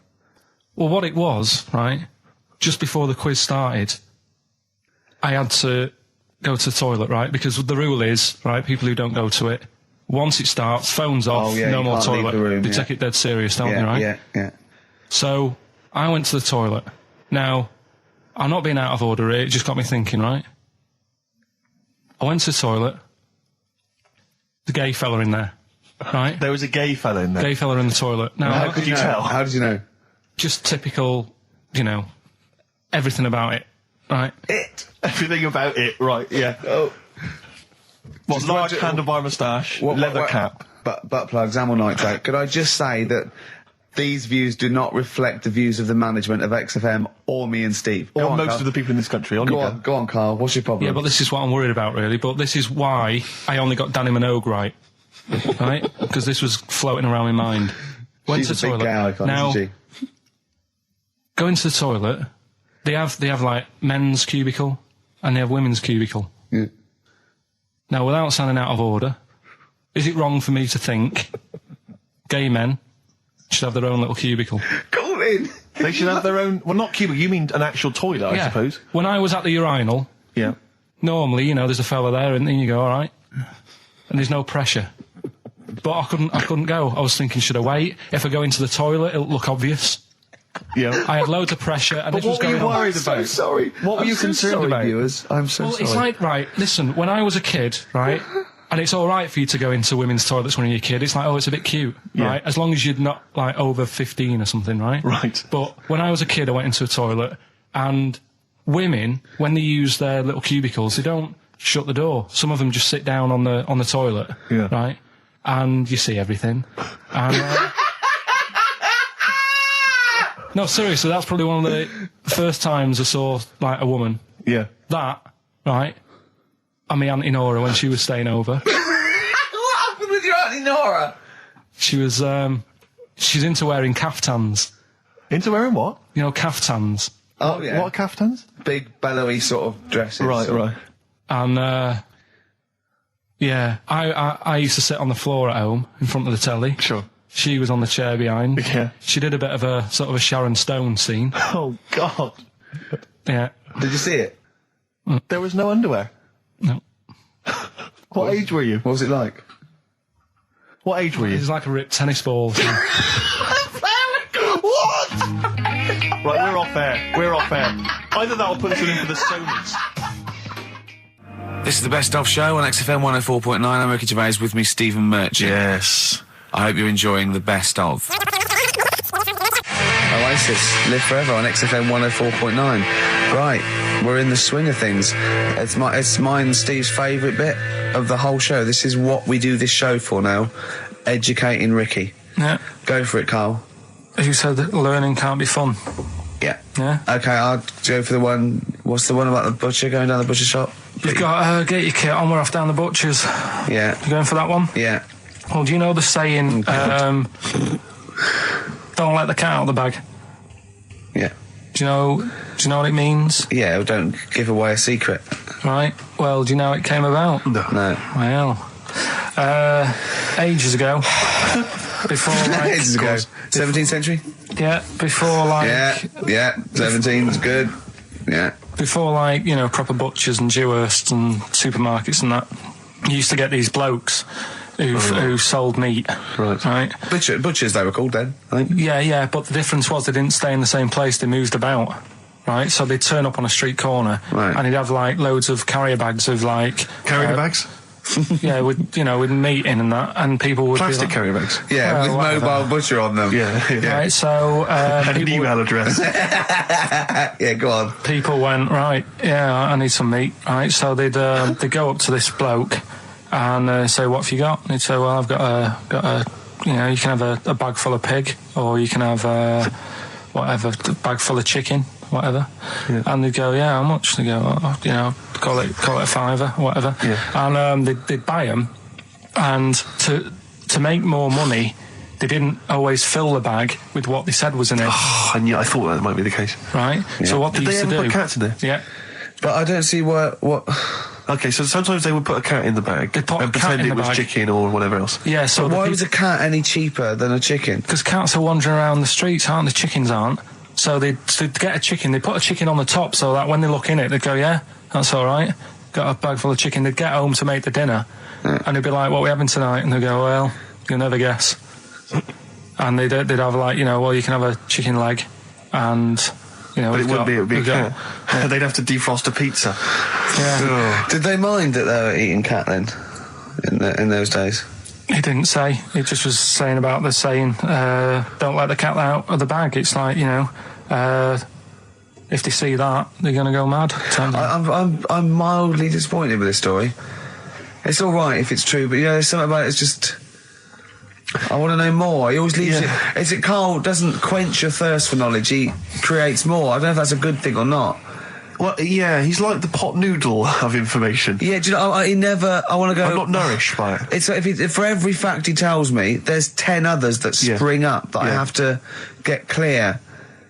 Well, so it was the people that were doing this, it was the dodgy butchers that coined this phrase. Were they saying to each other, don't let the cat out the bag?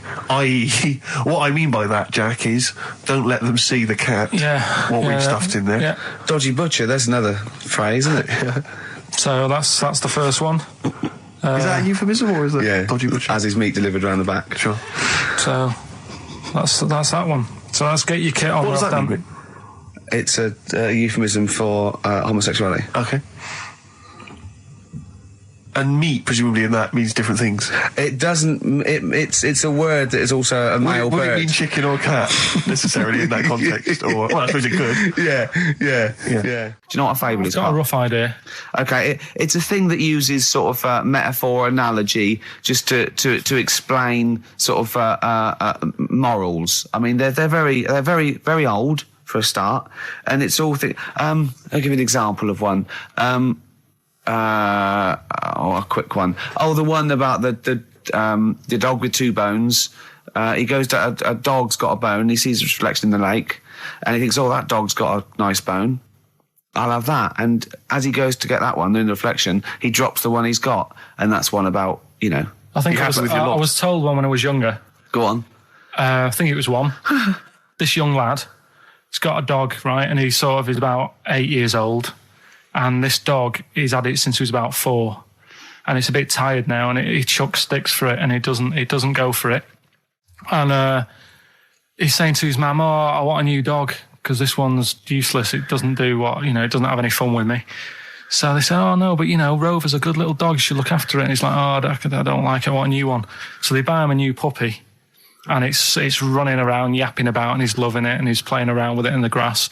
And then one day he goes to the park and he's messing about and rolling about with it, and he falls into the lake, right?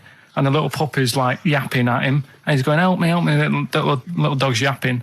And then the old dog comes and gets his collar, and it pulls him out of the lake, and he goes, "Oh God, why did I forget about you? You're the better dog." And he loved that one again rather than the puppy. I got a feeling that was Lassie. Well, yeah, that was an episode of Lassie. What's the moral? What's the moral there, Carl? What's that telling? What's that explaining through analogy? Sort of, don't forget the old. Look after old people. I remember there was one I heard once about a young boy who got trapped in a lake inside a cage. But he loved his trainers so much he wasn't going to get them wet. But even though he had to get out there, and even though he thought that was the important thing because it's material value, he actually drowned, and the trainers were no good to him then. I woke up this morning, feeling fine. It's not a blues song, and I turned my phone on, and it was from Carl, and it went, "Forget it, I've made my mind up." And I thought, wow, what is that? And I forget it, I've made my mind. I went, "Carl, what is it?" He went, "Oh no, it's about the text I sent you last night." I went, "Well, what was it? I just got this text." He went, I was just wondering, I was thinking last night. He said, "Supposing you had to have your hands removed." Sure. Right? And the doctor said, "Well, you can either have them stay like that with stumps, or I can sew feet there. What would you have?" And I was bleary-eyed, and I went, "The stumps." He went, "Yeah." I went, "All right." He went, "Yeah." And then what was his follow-up text to that? And then I got the text, it was obviously before it, and it went, and it was like quite serious. What would you do if surgery not doing with your hands? Would you have stumps or the feet? Right? Now the way, when I said he's made his mind up, and I went the stumps, he went, "Yeah." I think secretly he decided on the feet, but was too embarrassed to tell me. There's a little bit of what would you do? Because But why did you think of this? Why did you think of this? Girlfriend's away, right? Yeah, no, that's not why you start thinking bizarre surgery devices. Right? I'll let you into my little mind, right? Last night, I had some beans on toast, right? She was away. It's good already. She was away, she had some beans on toast, she went wild. Yeah. Right? Now, I was stood up, I live on on a high street, right? So I'm washing up, I'm looking out the window. First thing that had my attention is, I can look into other people's flats, right? Yeah. And it was weird how all these different lives were going on, I was watching them, and everybody had the telly on and was watching Volcano, right? Which was on last night. Right. And I thought, oh, that's weird, right? I can see them all watching it. And it was like a little Chinese lad who was dancing around in some underpants. Yeah. And then there's a little old woman who lives downstairs who was reading a book, and she's always reading a book every night. And it's like, I have a better life than her. And then there's like some sort of bouncer who's always getting ready to go out late at night with all the black on. He looks like a bouncer. So I was watching all this life going on. I thought, did you witness a murder while you were doing this? Yeah. It was like that sort of Sliver film where that bloke had loads of tellies watching people's lives. So that was going on in my mind. And then I was washing up, and I picked up the plate, and I thought, it's amazing, isn't it? The human body, the way you can just sort of you know, I want to pick that up, and you do. Yes. And the way your hands work, right? You've got 5 little digits, but it's just the right amount to do to do what you've got to do, right? So I'm cleaning the plate. Sorry, Carl, stop. It's just the right amount. Might be one of the most genius things I've ever heard said. I would love David Attenborough to phone you up and say, Carl, how do I word this about the evolution of the mammalian front limb? Just go, we'll just say it's the right amount. But it is. One of course extra would get in the way.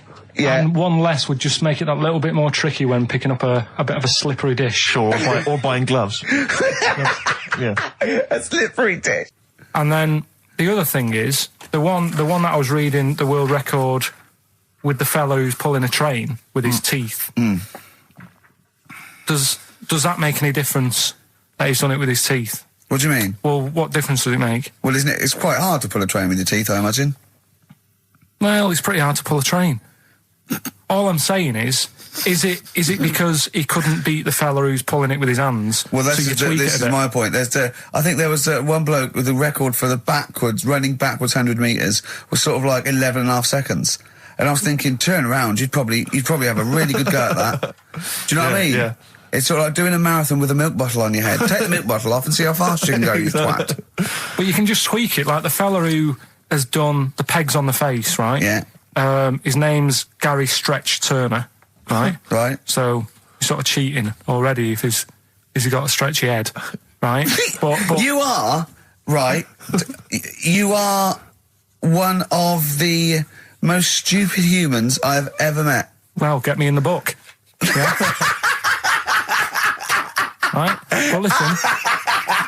So Gary Stretch Turner, right, his record is 153 pegs. Yeah.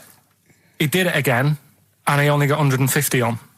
So he hasn't broke his own record. Right. But what I'm saying is, if he tweaked it a bit more, would that make a new record? What? Well, if he said, I've got 150 pegs on, but at the same time as eating a burger. I see what you mean, yeah. He'd be the world record breaker for pegs and eating burgers at the same time. Yeah, just change it a bit. If you know you're not going to make it, just do something else. I'm assuming the rules are set at the beginning, Carl. That's it. That's where they say, right, you're just going to do the pegs thing. You're not going to introduce burgers halfway through, are you? Definitely not.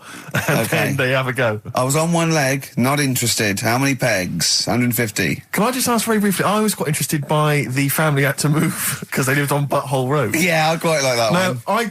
I don't know if I've told you before, Rick, where I used to live. I'm not going to tell you the name of the street that I used to live on, not on air, because my parents still live there and I don't want to, But I'm going to write it for you now. This is the genuine name of the street I used to live on. Just imagine when you're at school. Yeah. And like in class, for instance, in French, you've got to say, you've got to answer where you live. Yeah. J'habite, wherever. Yeah. That's the name. This is actually the name of the street we lived on. No, it's not. I swear to God. That is... Absolute right. I could phone my father now and he could confirm that for you. No, I swear because he doesn't want to God. And I'd say that... But listen, do you know what worries me? It's the apostrophe S. I know. Because that's blatant. Yes. Amazing, isn't it? That is incredible. But imagine how embarrassing that was. So if I look that up in the Bristol... You will find that in the Bristol A to Z. I swear to God. That is really... Why have you never told me that before? I can't believe I haven't.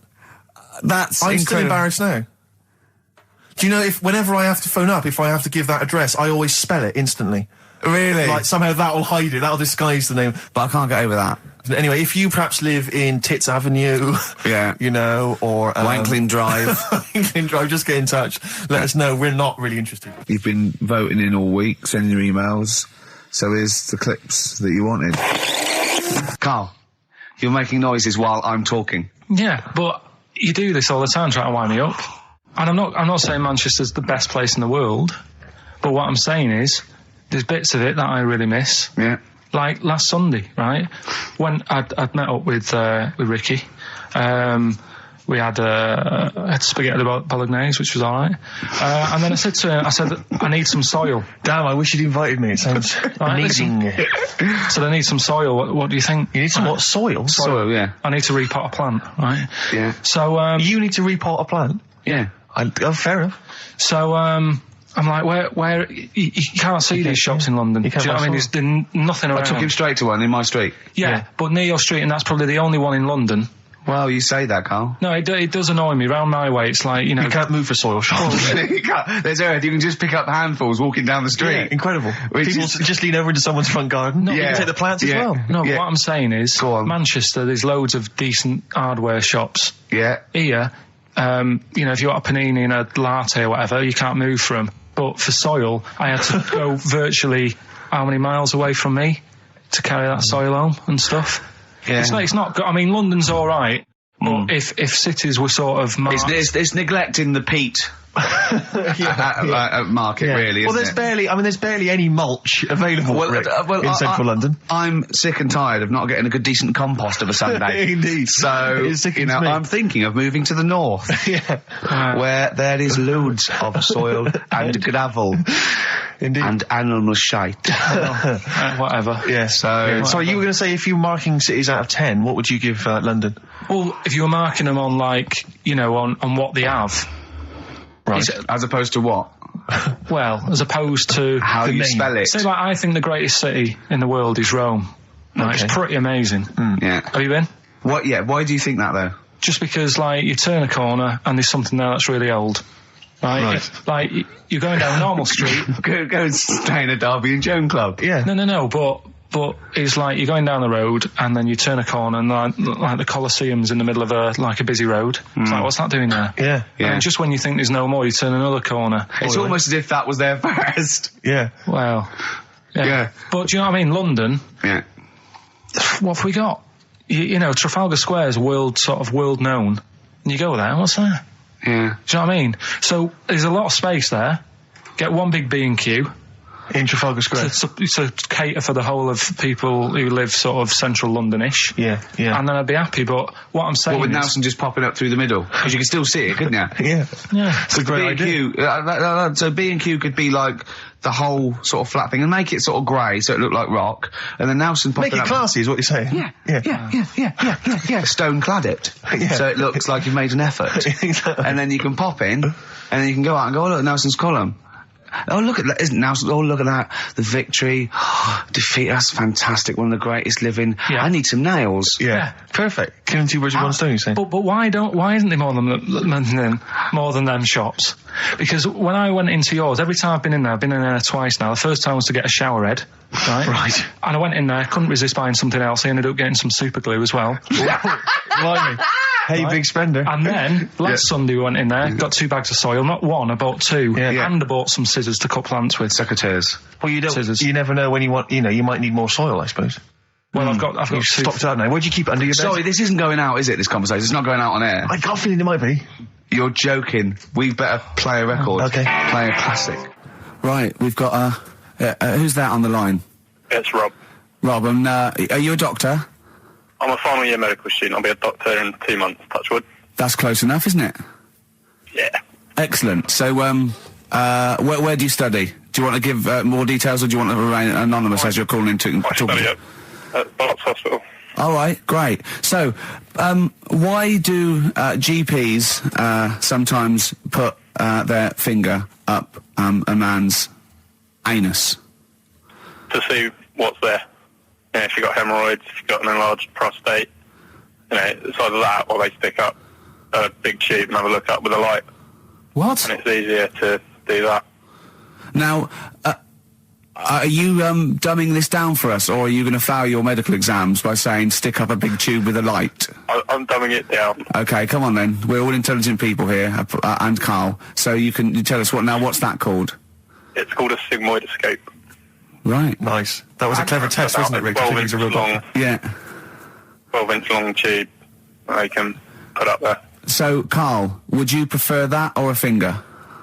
Well, so do they sort of do the finger first, and then, I mean, at what point do they say, hang on, we need a light here? I mean... It's normally if there's something wrong. But, so if I go then, say if I go to this well-known clinic, right, and they go, yeah, the art's good and that, yeah, finger, there you go, and then they go, hang on, I'm going to go and get me light and tube. I could start worrying then because they've sort of found something. And they're not likely to go straight in with the tube. They'll probably send you off some tests first. But Carl, there's nothing.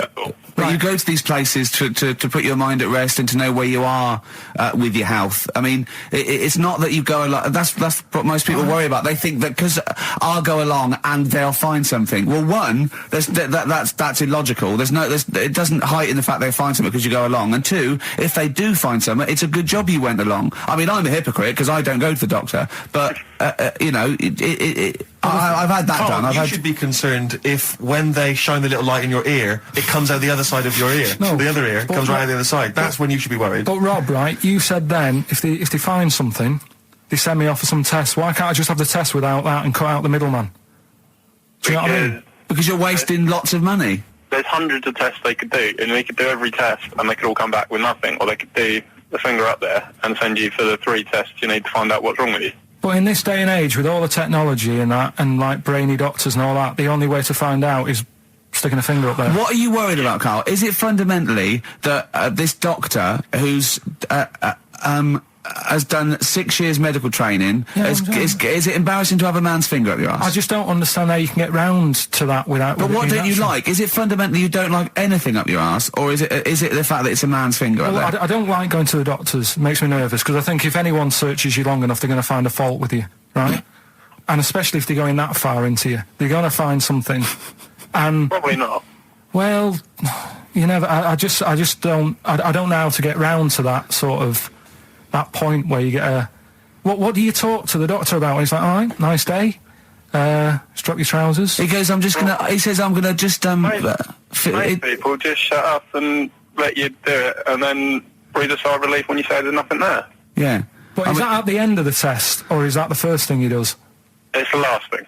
So that trousers up out the door. Because he knows it ends conversation. He knows it's a bit of a faux pas. The doctor says, "Oh, I better not kick off with the finger up the arse." Well, what I do is I'll start on with the the head, and then we'll then go. Oh, one final thing, Mr. Pilkington. So Rob, he drops his keys and he goes, "Pick them up." And as you bend over, will you be doing this, Rob? Is this what you're like open to do? You do all these. I'll have to do it at some point. All doctors do it at some point, no matter what they specialise in. So the first one, is the another doctor there to sort of make sure you're doing it right? Not dentists. No, but do you know? Aren't doctors anyway. But do you know what I mean? Like normally, it's like a co-pilot will have someone with them for the first one. So when you put your first finger in, will someone be there going, right? You just want to move to the left of it? I've already done it. Have you? Yeah. So that's the thing with a student. You're learning.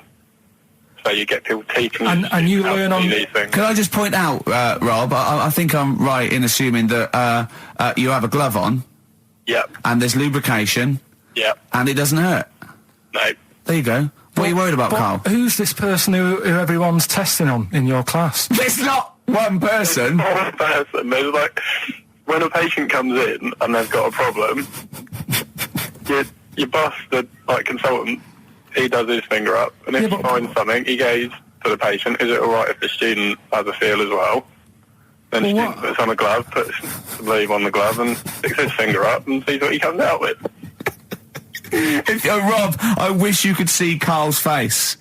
I mean, his face when you said, and he says, can this fella have a go as well? He looked horrified. That he thought it was a free-for-all, like there's a queue of people trying on gloves and going, let's have a go. That looks good up there. What have you found?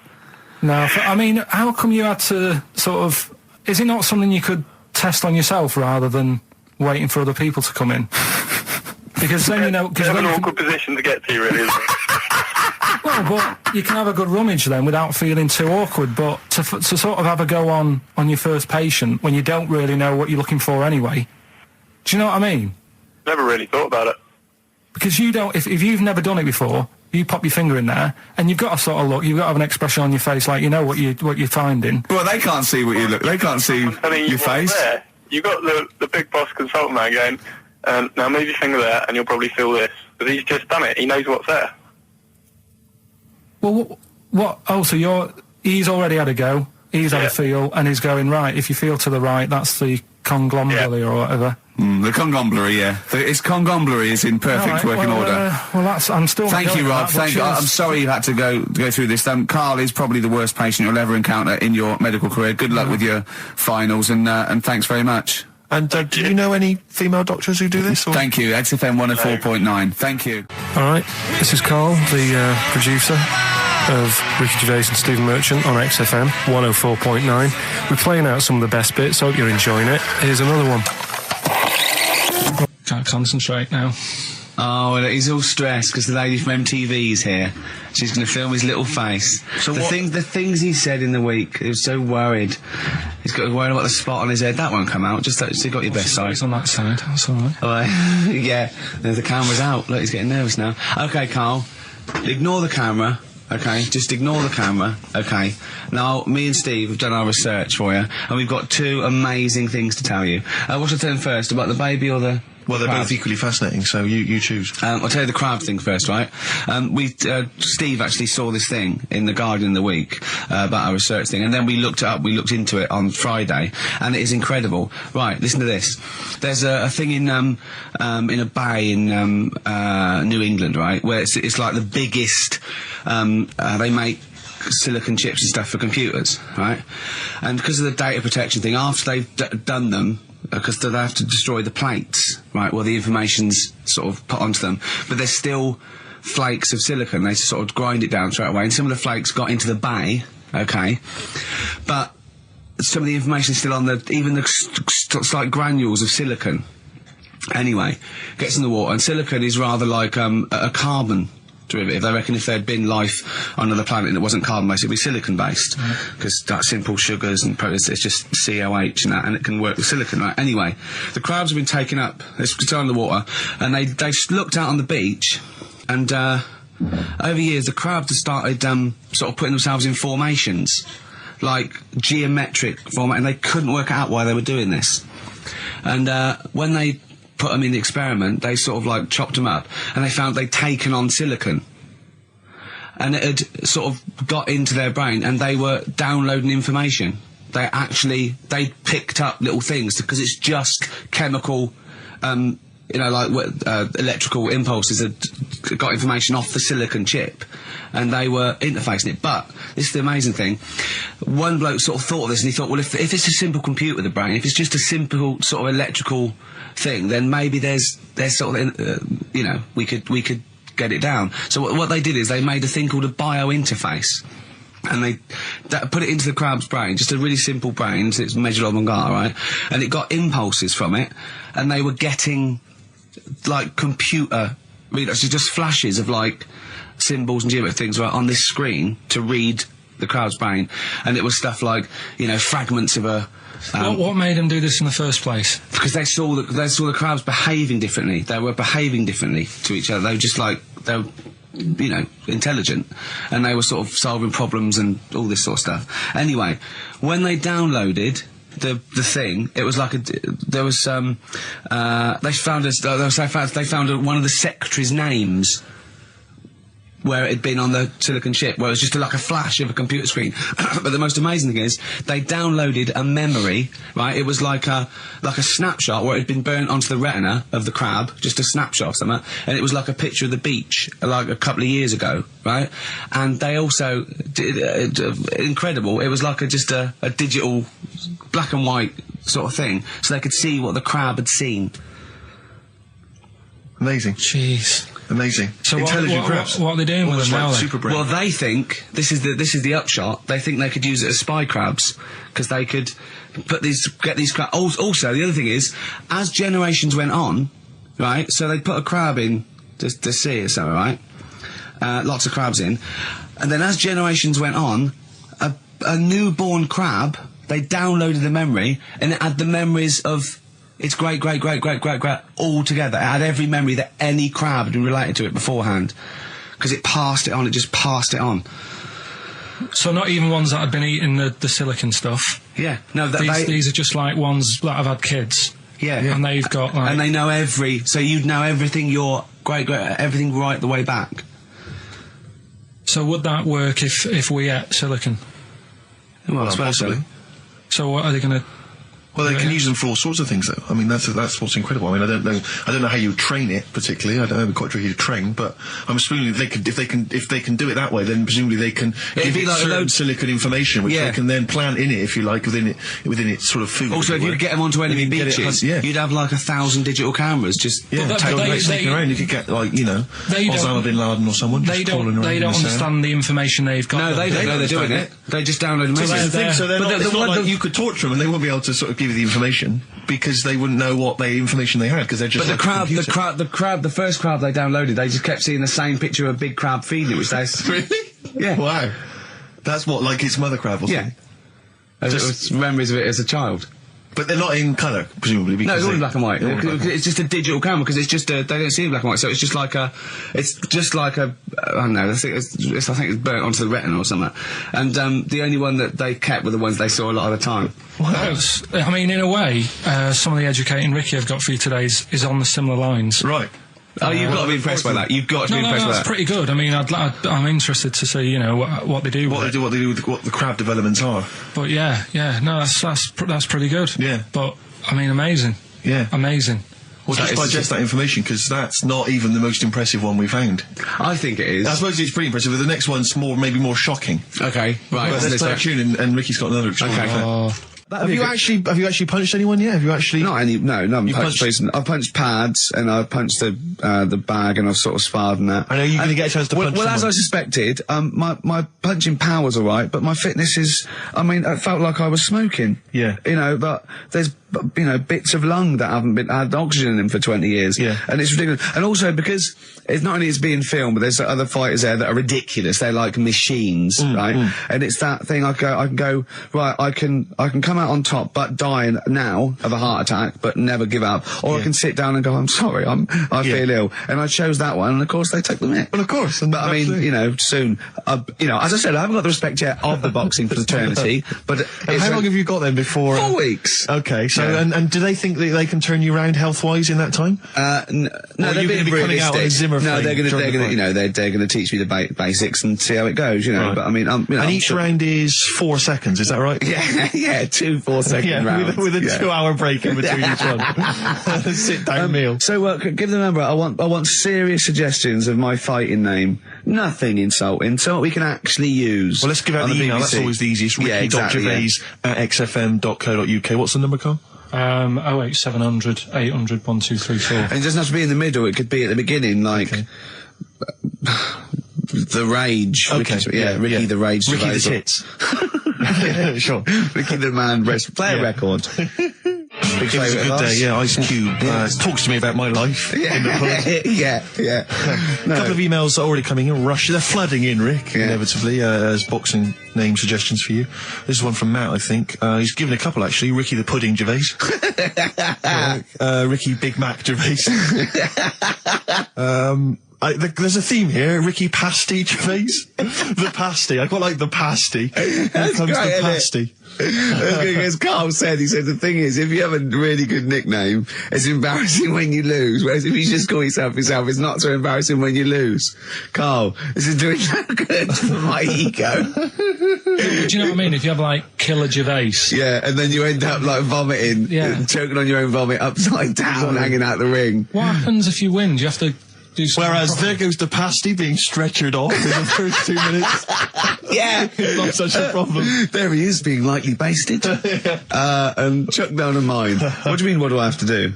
Say if you beat Grant, say if that happened. Yeah. What happens next? What do you mean, what happens next? What? Do you think, this is a contention fight for the big one? But do they... Well, then we make Ricky 2. No, but, do you know if they're planning on making more money? Because it's for comic relief, isn't it? So what happens on the night? It's for a charity of our Comic choice. relief would make sense. Yeah. Well, whatever, right. Yeah, it was last time. I think it was last time. Is it sport relief? It's not sport relief. It was last time, but I think this is a programme where And how do you make money for charity from this? Do we pay to sort of, for how many punches to the head you're going to take? Or No, I just how long you're going to last? I assume the BBC donate money, or someone, or a sponsor or whatever, so I don't know, just donate money. Because it's actually a programme. This is more about a programme with a charity angle. So, So as if you get, like, killed, there's more money and food to go around. Maybe. But no, I mean, the thing is, what's the next step? Because if they go like, right, yeah, well done, you've won, thank you very much. Well, Carl, what do you expect? That it's winner stays on? Yeah. Like in a fair, where I go there and I let people punch me on Bernard Manning. Yeah. And then my twin gets up. Yeah. It's just it's a programme. He's not going to turn pro. It's like faking it. Yeah, but what's the point if it's not going to go anywhere? Well, sorry, him fighting Grant Bovey in a ring is not entertainment enough. Yeah, what's the matter with you, Carl? That's going to get his face pummeled in. That's Coldplay, The Scientist on XFM 104.9. Right, competition, isn't it? No, it's Educating Ricky Part 2. Oh, is it? Yep. I wasn't even listening. He's doing all the work, I wasn't even listening. I want to spill some water on that. Right, what's this one again then? Right. What's the teaser headline? Teaser headline is, What's Tomato with You? Brilliant. Yeah? Go on. How excited were you when you came up with that? You couldn't wait to come in and tell us, could you? I think it's a good one because you won't forget it now, will you? I mean, like the worm one. What's so special about the worm? A lot of people think that if you cut a worm in half, 2 worms will grow, but no. What happens is if you cut the head end slightly nearer the tail than the tail will die, but the worm with the head will be okay. So, it's exploded a myth, and it taught me something. Right, so the second one, part 2 of Educating Ricky. What's Tomato with You? Yeah. What this one's about is, ages ago. It's scientific. There's never a date. There's never a country, a location. Okay, settle down, children. Now, this is A-level history. Right. Once upon a time. Yeah. When a mental place with swords was a king, forget his name, but he was a loony. So, and it was literally ages ago. Yeah. So, good luck in the exam. Yeah. Right. So, alright, many years ago. Oh, yeah, cleared that up. Go on. They thought tomatoes were poisonous. Right? Okay. Because what Hold on, are they going to be proved wrong at the end of this story? Well, because I don't want to give away the ending, but is it something to do with are they poisonous tomatoes? No. Oh, you're having a laugh. I don't believe it. Go on. They could have been eating tomatoes all this time. Oh, Steve, what's tomato with you anyway? Okay, so let's just recap quickly. Many years ago, when people thought tomatoes were poisonous. Yeah. Go on, Well, they didn't know they were poisonous then because they were still eating them. But what was happening? But they're not poisonous. But hang on a minute. All right, and it's not. I'm just going to listen. I'm not even going to talk. I'm not going to tackle it anymore. If you remember, years ago they didn't have like pottery plates. They had lead plates. Right? What are you talking? Just let him talk. Sorry, what year is this? Let him talk. Come on. Plates made out of lead, and what they'd end up doing, they'd say, right, do you want a tomato? And they'd go, yeah, all right. And they'd put the tomato on the lead plate and cut it. And because of the acid in the tomato, right, it would sort of make the lead runny, and the lead would go into the tomato, and they'd say, oh, it's lovely this, and they'd be eating it. They'd get food poisoning, lead poisoning, what have you, and they'd be really ill. So they thought tomatoes were poisonous, so they didn't eat them for many years. And when you say they, do you mean the people of Narnia? Yeah, this didn't happen. Where was this happening? Sort of in Britain and that. You put him on the spot there. Oh, I hope there's no uppity pupils at this school when they go, what do you mean, sir? Oh, if you're going to... Oh, I'm fed up with you. Do you understand? No. So the No, you've got... No, right, okay, first of all, Carl, where'd you get this information from? Where 14 did I get times that? As well? Do you know... You can't remember? I don't know where I got that from. I don't know where I got it from. But why don't you think that makes sense? But what? Someone once got lead poisoning from a tomato? Not just one, loads, and then all of a sudden... No. Why is this educating me? Because I'm telling you that tomatoes... I can't take anything away from this. I don't know what to take away from this. What have I learned? Don't mix lead with tomatoes. Why is this educational in any shape or form? What are you telling me? A long time ago in the land of Glunk, right, where the ninnies did slib, right, they thought tomatoes were poisonous because they ate plates of lead. What are you talking about? Yeah, but we all know tomatoes aren't poisonous. what we're taking from the story? Is that the moral of the story? Don't believe these people that I'd never heard of before. What are you talking about, Carl? I think it's a bit weird. It's a bit weird, yeah. It's the same people that were spreading those malicious worm rumours. My hangover's coming back. I've got to get some water. Play a record that was rubbish. Placebo, Bitter End on XFM 104.9. This is pre-recorded. We recorded this a couple of weeks ago, before Christmas. Hope you had a great Christmas. If you didn't, not our fault, really, is it? Nothing to do with us. Wouldn't have thought we'd have. We had a whale of a time because we've got plenty of cash now, thanks to a lot of you who probably bought the Office DVD. Yeah. Probably got and that if you in haven't stock. yet, and you've maybe got vouchers or money, still available. Still there in the shops. Still available. You can still make it the best-selling DVD of all time. Please. Please do. Yeah. Please do. I'll tell you what you want to hear, though, before you make your mind up. I'll tell you what, if you like this next clip, go and buy the Office DVD. I think you will. It's a brilliant clip. It's the one where we talk about, well, it is self-explanatory. Yeah. We talked about it before. Do you know the little mouse that had an ear on its back? Yeah, sure. Right. Well, you thought he had a bad time, right? Listen to this one. Mouse walking about with us sort of wearing a monkey's testicle. They're just having a laugh. This is what I mean about a lot of scientists. What are they doing? When's that going to come in handy? I don't know what you mean. Well, they were seeing if, say if a fella loses one, right? Yeah. Hitler or whatever.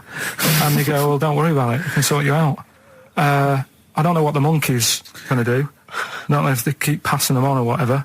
But the actual monkey testicle was put on the mouse, and it worked. It worked for the mouse. But isn't it... I mean, isn't a monkey's testicle quite large in relation to a mouse? Would it not look like the mouse was on a space hopper or something? Oh, yeah, it didn't look good. Well, they didn't put it where its testicles would be. No, they did. They put it... Well, how could it walk, then? The ear was on his back, so he could just get about. Well, I don't know. But you don't know, do you? You just guessed. Did they grow the monkey's testicles where the mouse testicles would... Well, it looked stupid anywhere else, though, wouldn't it? Oh, whereas a mouse with monkey testicles, that's fine. Oh, you'd be showing off. You'd be all right. I'd prefer that than the ear. When that mouse gets put back in with the other mice, do the other mice go, George, you look different. Have you had anything done? But the weird thing is, as well, apparently it still works as a monkey. What? So, like, what are you talking about? Like the sperm and that was it was still sort of monkey. Of course sperm. it was. What are you talking about? Well, that's weird. But what, Carl? It's only a thing to give it nutrients. That's all the thing they're testing. It's like grafting at that level. Right. What's your question? Because I'm right. What do you think? It would change eventually. It would have changed into a mouse testicle because it had been hanging round a mouse for so long. No, I thought the actual sperm of it though would be a mouse's. Why? Because it's hanging off a mouse. No, but your sperm is actually created in the testicles. So that's why it has to be outside your body. Otherwise, we put them in a nice little cage. But I'm guessing then that they've done this operation so that they can do it to humans. Yeah. Why would I want a monkey testicle if my kids are going to be monkeys? What use is it? No, think. That's no. That's going to happen anyway, Carl. Yeah, but think. Think of what you're saying. They've grown a monkey testicle on a mouse to see if it would still function as a monkey's testicle, okay? So they can do that to humans. So think, Carl. What they'd do is they'd grow a human testicle on a mouse and it could still be used as a human testicle. So what? To give you a testicle that you've lost. From a mouse? No, from another person who it was kept alive on a mouse. Because it's kept the nutrients alive, as opposed to keeping it in a deep freeze. Maybe bollocks go off after a week. I don't know. Maybe they get accidents. He had a little a card. Do you donate your testicles? Yeah, I'll tell you what. No one needs testicles yet. Let's keep them on a mouse. You have yours ripped off in some sort of bizarre skiing accident. You go, well, you're in a Battersea dog town. You pick the ones you want. They can grow them on anything. They can grow them on a Dachshund. Bulldogs are growing them usually, that's where you see a bulldog. Usually that's waiting for an operator. What don't you understand, Carl? Hang on a minute. I thought this was knob news, not testicle time. I don't understand why. Yeah, this testicle time's not for another 10 minutes. Yeah. No, it's all sort of linked and that, though, isn't it? Well, sometimes it's linked to a mouse. But do you, I mean, what do you think about, like, I don't know, testing stuff out like that? Is it worth it? Could you not just go straight from... But listen, Carl, I'm getting this information from you. No, if this was on Question Time and someone said there were, Dimbleby and Paxman or whatever said it, I'd think about it as a moral dilemma. You've just said you saw a mouse with a monkey testicle. What do you think of that? I don't think anything of it. I don't think anything of it is the answer, Carl, because I can't trust the info. I cannot trust anything that comes out of your mouth. Well, it's true, but it's just all this... It's the same thing, innit? It's the leeches in a blender. It's the fella looking at an electron. Yeah. It's the mouse with an ear on its back. Yeah. I don't know what the point is. But you don't read on. Because I've seen you read something and you're going, look at that. Man survives on eating knee. And I go, what else? You go, I didn't read on. I didn't read on. You look at the mouse with the ear on the back and you just think, that must be murder at a concert. You don't think. You don't think. No, anything I else. just You don't think, read on. is it worth sort of wasting You think he swallowed someone's ear? He gnawed it away and swallowed it and it's just in his system? Yeah. No, I just get a bit sad about the mice and that. I agree. I mean, that is sad, yeah. Of course, anything like that. Chris Campling did a review of the show. Right. And basically said that Karl Pilkington is a creation of Gervais and Merchant. Well, if only that were the case. He said he started off saying he liked the show. Yeah. He was excited. Said it was a good show. A lot of the jokes... I'm already questioning his critical faculties. Yeah, exactly.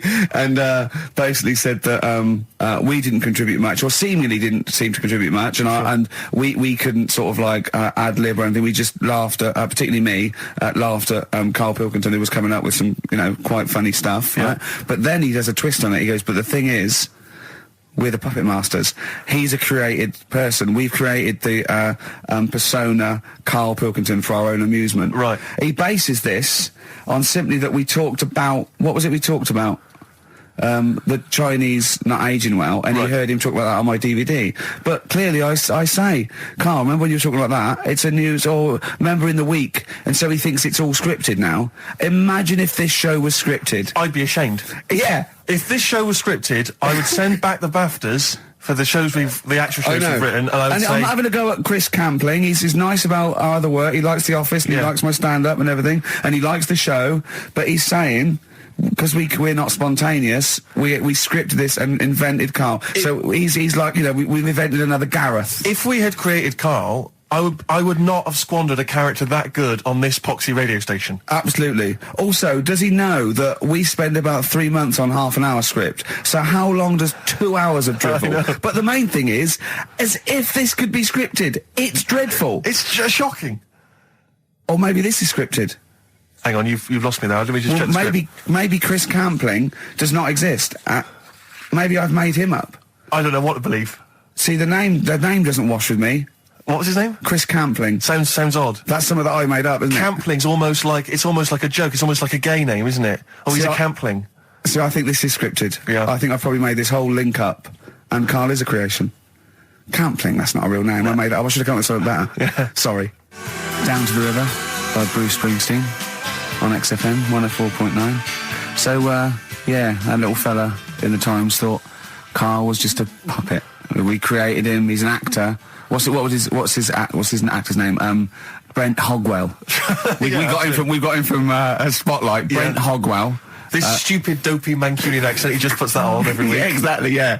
Yeah, he speaks rather like Hugh Grant. Yeah, yeah. And we just got this whole world around him. We set a whole... What do you think about that? He had his head shaved, especially. Exactly, yeah. So, yeah, would he think that, maybe if he's looked online and seen me head, and he's noticed how round it is and that, does he think it's sort of been... morphed into that shape just for the show, just for 2 hours on a Saturday? Yeah. You spend 5 hours in prosthetic makeup like John Hurt in The Elephant Man. Everything about him was made up. Yeah. We created him, because I remember coming up with Auntie Nora. Oh, yeah. You said, Rick, we need another character. I said, what about giving him an Auntie Nora? Doesn't sound convincing, I said. Yeah, and you said, what is it about? I said, well, I don't know, she farted for 5 minutes and she's got a fanny like a split tennis ball. No one's going to believe that. Yeah. Oh, that brings us neatly... Well, let's put that to bed now. So, Chris Campling, honestly, we do not script this shambles of a show, and Karl Pilkington really is like this. If you want, you can meet him. I'd love to send Karl for a drink with Chris Campling. Can we do that? And then he'll eat his words. Chris, if you're listening, honestly, this isn't a stitch-up. As I say, I'm not having to go at you. It's a very well-written article. It's very, very fair. You're just complimenting on his grammar. Yeah. It's a very well-written article, No, I'm saying we're not having to go. Beautifully. It's not like he snagged us off. I would just love him to meet Karl Pilkington. People in the street come to me and say, is Karl like that? And I so want them to meet him. Yeah. Or maybe he can send in, if he's online, he can send in 5 subjects for Karl to talk about that we couldn't possibly know about. Just so he knows that we just really do throw things at Karl and that drivel comes out. Imagine if it was scripted. So wristbands work. I saw one in a shop window the other day which said, stop child abuse. And I bought one, obviously, because a lot of people say, does it make a difference? But it was only £1, and I'd only spent it on kiddie porn. So, I think I've made a little difference there in a small way. On a serious note, though, I like the idea that stop child abuse. If you're a paedophile and you're walking along the street in your Mac, right? You got a puppy in one hand, a bag of sweets in the other, and you see this wristband, and you go, "Oh, stop it." Oh, okay then. Yeah, I hadn't thought before. That's what I think. Okay, fair enough. Yeah. Well, I won't be doing that again. Yeah, he was hanging around in Topshop for unsavoury reasons. You saw them in there for only £1. Looking forward to Christmas? Loving it. I'm always a big fan of Christmas, actually. Yeah, no, I'm not a bah humbug type. It's not far now, is it? It's this month now. Is it? Are we in December? Is it the 1st? Yeah. Jeez. Yeah. Oh, yeah. Jeez. Jesus. Yeah. Brilliant. I was quite excited because this week I think it was this week in the papers, The Sun, and I think all the other papers actually, had the first of the kind of giveaway TV supplements that comes out listing all the shows that are on. But what about when they bring them out this early, is you open it and it's like, you think, I want to see what films are on and stuff, and you go through it, and it just, about half of the listings are to be confirmed. To be confirmed. It's an utter waste of time. Yeah. And it's like, who is planning their film and TV watching this early? Yeah. It's a little bit early to be worrying about 3 weeks in advance going, but I better not make any... Well, unless it's like an amazing thing on telly. Or Are you coming to a party? We got one Friday 29th. I don't know, I'm going to watch something on the TV. There's a good film. What is it? Not been confirmed yet. It's to be confirmed, but I can just, say I won't be at the party. Yeah. Yeah. It's strange. But I remember when I was little, my sister used to work in W.H. Smith's, and she used to come home like every Thursday. She'd been paid, big bag of sweets for me, and the TV Times. The TV Times, of course, because you're working class. TV Times. The radio Times for a classier middle class gentleman like myself. But the bumper edition at Christmas, it's like 2 weeks of telly. She sit down, like that Thursday night, sit down with my sweets, and we tick off all the things we were going to watch over the next 2 weeks. Didn't happen, did it? Because I was squeaking around, hyperactive, making people play with toys, stuff, and not watching telly, really. But if you watched any telly, it'd have been really rubbish stuff. The whole family was like, I imagine probably Dennis Norden's Laughter File, Volume 12, or whatever it is. I don't think even Dennis Norden was going there. Whereas you see, we in our house, of course, we'd just switch off the TV and we'd perhaps just listen, to the concerto on Radio 3. Ooh, yeah, we weren't allowed to turn the telly off. The Christmas ads have come on, I noticed. They're on now. And I noticed, I was watching telly last night, and do you think that the advertising executive for Cadbury's Roses chocolates just comes in once a year and they go, what you got this year? And he goes, what about some workmen and some old ladies singing thank you very much, just shot in the street somewhere? Yeah, that'd be fine. It worked last year. Yeah, brilliant. That's been going like since I can remember. I've never seen another advert for Cadbury's Roses except that. Exactly. Well, there's certain things that conjure up Christmas, like you got your turkey and all that, and you got your roses. Yeah. Woolworths. Yeah. Yeah. You got Woolworths. Yeah. Oh dear. Pizza.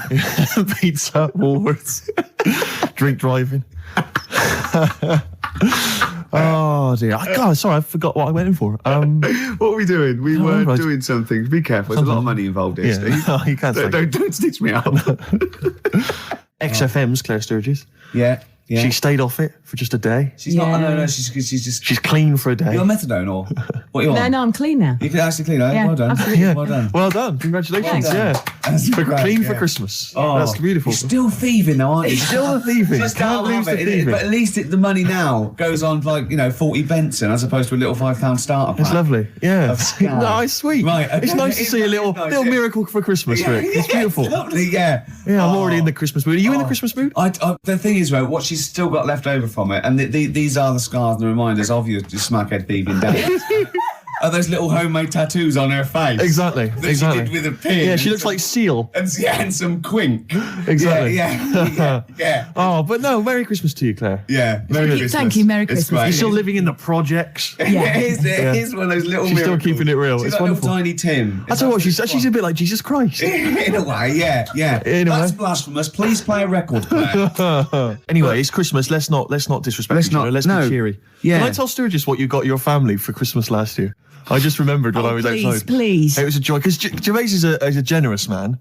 And he's a thoughtful man, and he's got a lot of brothers and sisters and a lot of nephews and nieces and stuff. Well, I've got about 20 people to get You've got presents for. exactly. So it's it's a tricky business. That's why I think you got him £200 worth of lottery scratch cards. I had about a minute. I was getting a lift down to Reading, and it was my mate Jimmy, and I went, hold on, I just got to get the presents, and I ran into the 7-Eleven opposite me and got the scratch cards. That's amazing. It's such a working class Jippo gift, isn't it? But did any of them work? Anyone win anything? Yeah. I mean, some people were down. That was a present. Hard luck. That's the risk you take when you accept this present. Some people were up £70, But so they had a great Christmas. Let's bear in mind that there's like some children who are like 7 or 8, scratching off scratch cards. They got to be 18 to claim them. And just the rest of your family sort of, I can imagine, just wrestling them off. You can't claim it anyway. It's not off. No, have I won? No. No, you haven't. No. I've got 3 dumbbells. It's 3 the same. You don't get anything for that. Not in this game. Unlucky. Are you going to do that again this year? Maybe, yeah. Christmas. We were talking about Christmas. Yeah. Gifts. What's wrong now? I didn't know what that meant. What? Were you having a go at me because I went on Jonathan Ross show? No. I thought you'd said something. You'd said my name by mistake. You'd said someone else's name when you were talking to me. Oh, right. But I didn't hear that. So when I heard you just go, Okay. Steve, I thought you were correcting a mistake you hadn't made. No. Exactly. No. Oh, okay. All right. You see? Blunder. What did you call me? Fatty. Good. Right. We're talking about Christmas, Yes. Well, it is because it's just Christmas, the isn't fact that it's the right time of year to talk about it, to be honest. It's topical. So let's carry on. Go on, shoot. Well, I just wondered if your Christmas gift buying had always been as thoughtful as it is in recent years. Oh, well, no, that was actually, even though it was thought pretty lazy and thoughtless, it was quite generous in a sense, financially. But I remember, God. Now, even though I sort of come from a working class family, my dad was, a labourer, and my mum was like a housewife, but I was spoiled at Christmas. I didn't have like pocket money or gifts and that, but she'd get out of a catalogue and pay for it the rest of the year. So I did have great presents. Yeah. And because I had older brothers and sisters, they were earning, so I had good presents. And it was okay for me to, give them nothing or do a card or something rubbish. But then I remember one year when I just suddenly realised I was too old to be doing this. It was like, in Jaws when it pulls focus. Yeah, and you go, oh my God. And I just realised that's the worst present you've ever... I think it was about 12 or 13. And I remember it now. My sister had got me a Cat Stevens album. Great. I think a birdhouse and like a quiz book or something. Yeah. And it was my turn to give her a present. And it was a bottle of shampoo that I'd found in the bathroom and wrapped up. It's a big jumbo, one of those Tesco's, Had it not already been used? No, I don't think so. Mum had bought it, You just topped it up with water, wrapped it up. I just gave it to her and she went, oh, thanks. I thought, outrageous. God, that's rubbish. That's really it's bad. Rubbish, isn't it? That's really bad. I know, yeah. I remember one year, I really wanted a Scale Electric. I was going, what Scale Electric? And my mum was going, no, you'll just get bored of it. I know what you're like. You'll get bored of it and we'll have spent all that money and you'll be bored. I was going, no, I won't. I love it. I'll play with it forever. And, and she was going, no, you won't. And I was going, I will. I love it. And so she bought me Scale Electrics and I unwrapped it. And I was using it. I was bored instantly. Yeah. But I didn't tell her. I pretended I loved it. And I'd always be playing it monotonously, hating it. I know. But I'm loving this, Mum. It's absolutely brilliant. You were wrong. You were so wrong. I'm loving it. I know. Things with Sky Electrics, I think it was great at the time, but I think it was an XFM party actually years ago when they got Sky Electrics and like loads of us think, oh yeah, I used to love it. Rubbish. Yeah, really rubbish. It's tiny. Yeah. It's about 2 foot long. Yeah. You go, put it back on, Dave. Yeah. Exactly. There you go.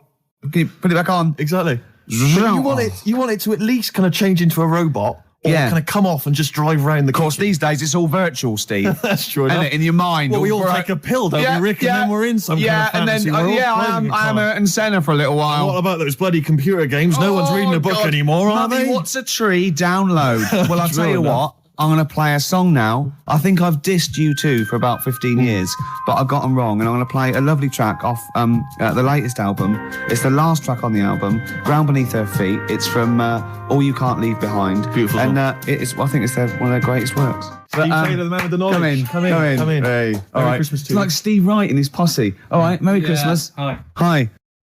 Are you So tell us, are you a great ladies man?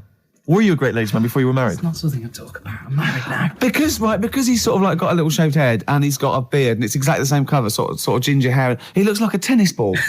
It's just hair, exactly the same length, all over his face. And no reason for me to come in was that abuse was happening without me here. Yeah, I know. And now I've come in, you just continue. But say hello, so it's with your blessing, and I think we're nice. Say Merry Christmas. Hi, Merry Christmas, all listeners. See, you're on at 5 o'clock, aren't you?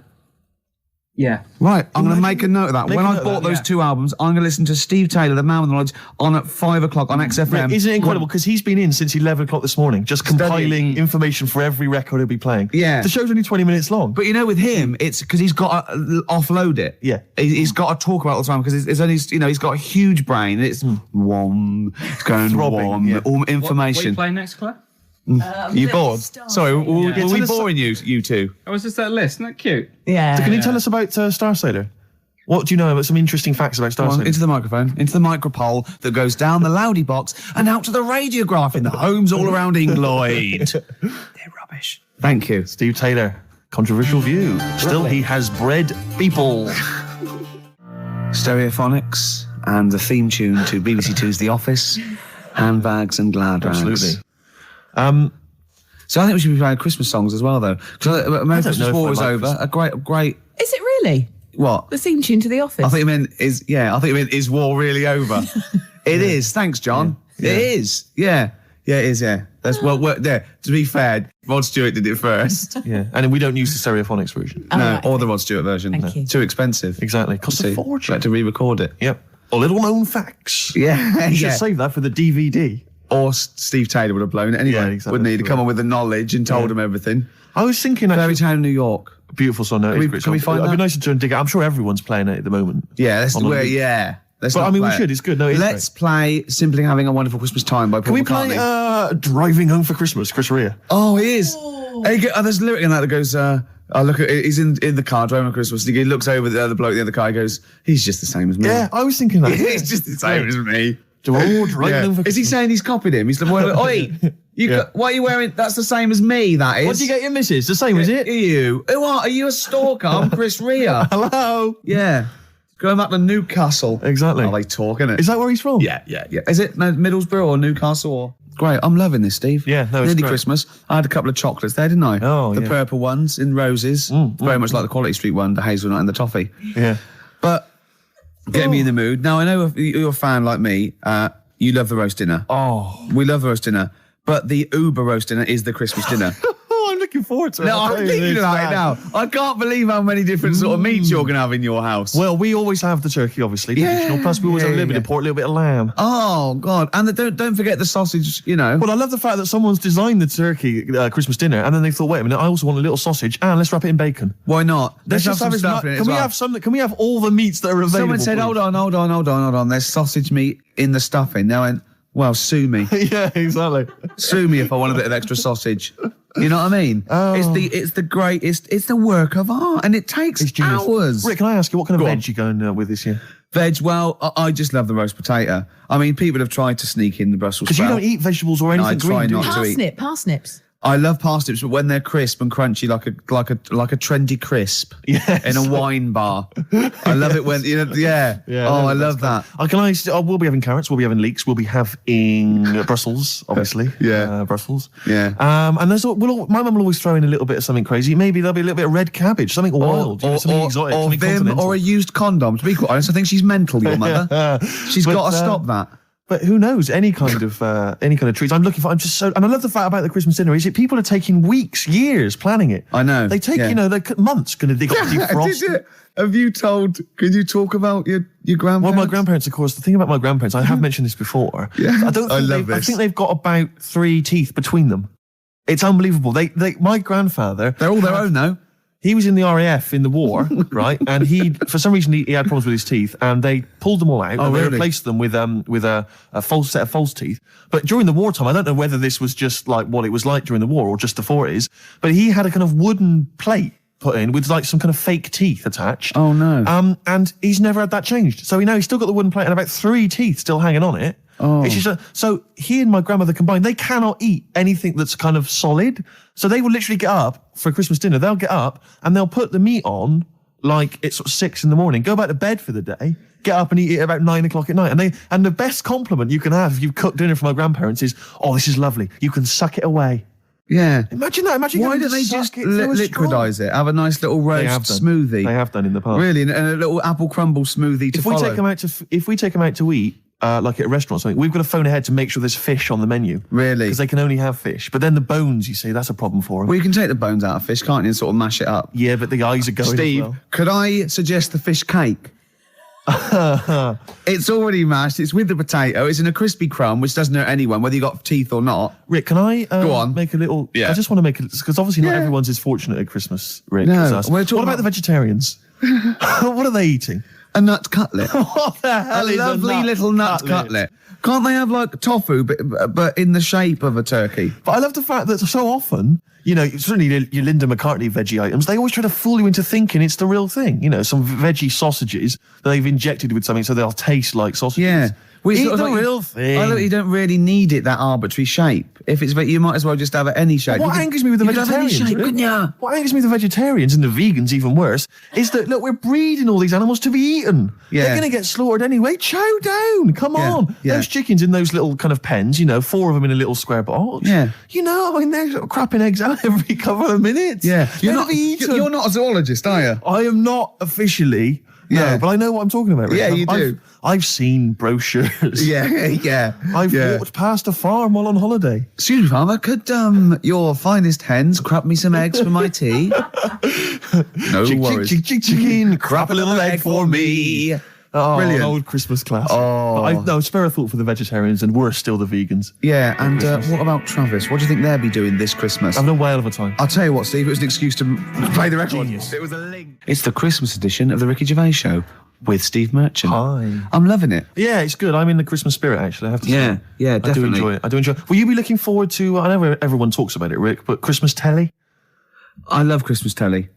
Christmas Day telly's great. I get up and Noel's giving out some presents around hospitals and that, and then you might have the number ones of the year from Top of the Pop. Then you might have a little, I don't know, I don't watch the Queen's speech, but you know, you have a little sleep then, don't you? Maybe after a big roast dinner with too many sausages. Yeah. I'm only joking, Mum. Let's have some more. It's true enough.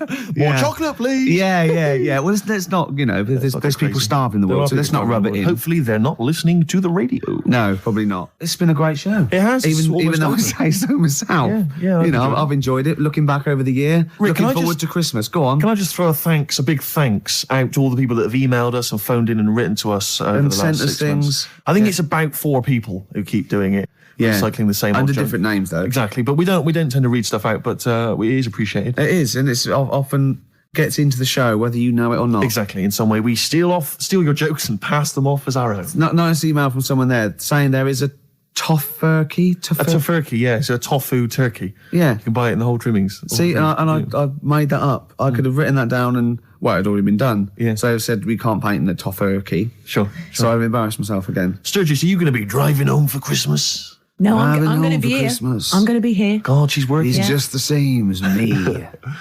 She's working on Christmas, Sturgis. Oh, yeah, I'm here. Yeah. Someone emailed me the other week saying, will I be voice tracked over What does that Christmas? Well, I'm not quite sure. It's a radio term, apparently. Right, but no, I will be live. Wow.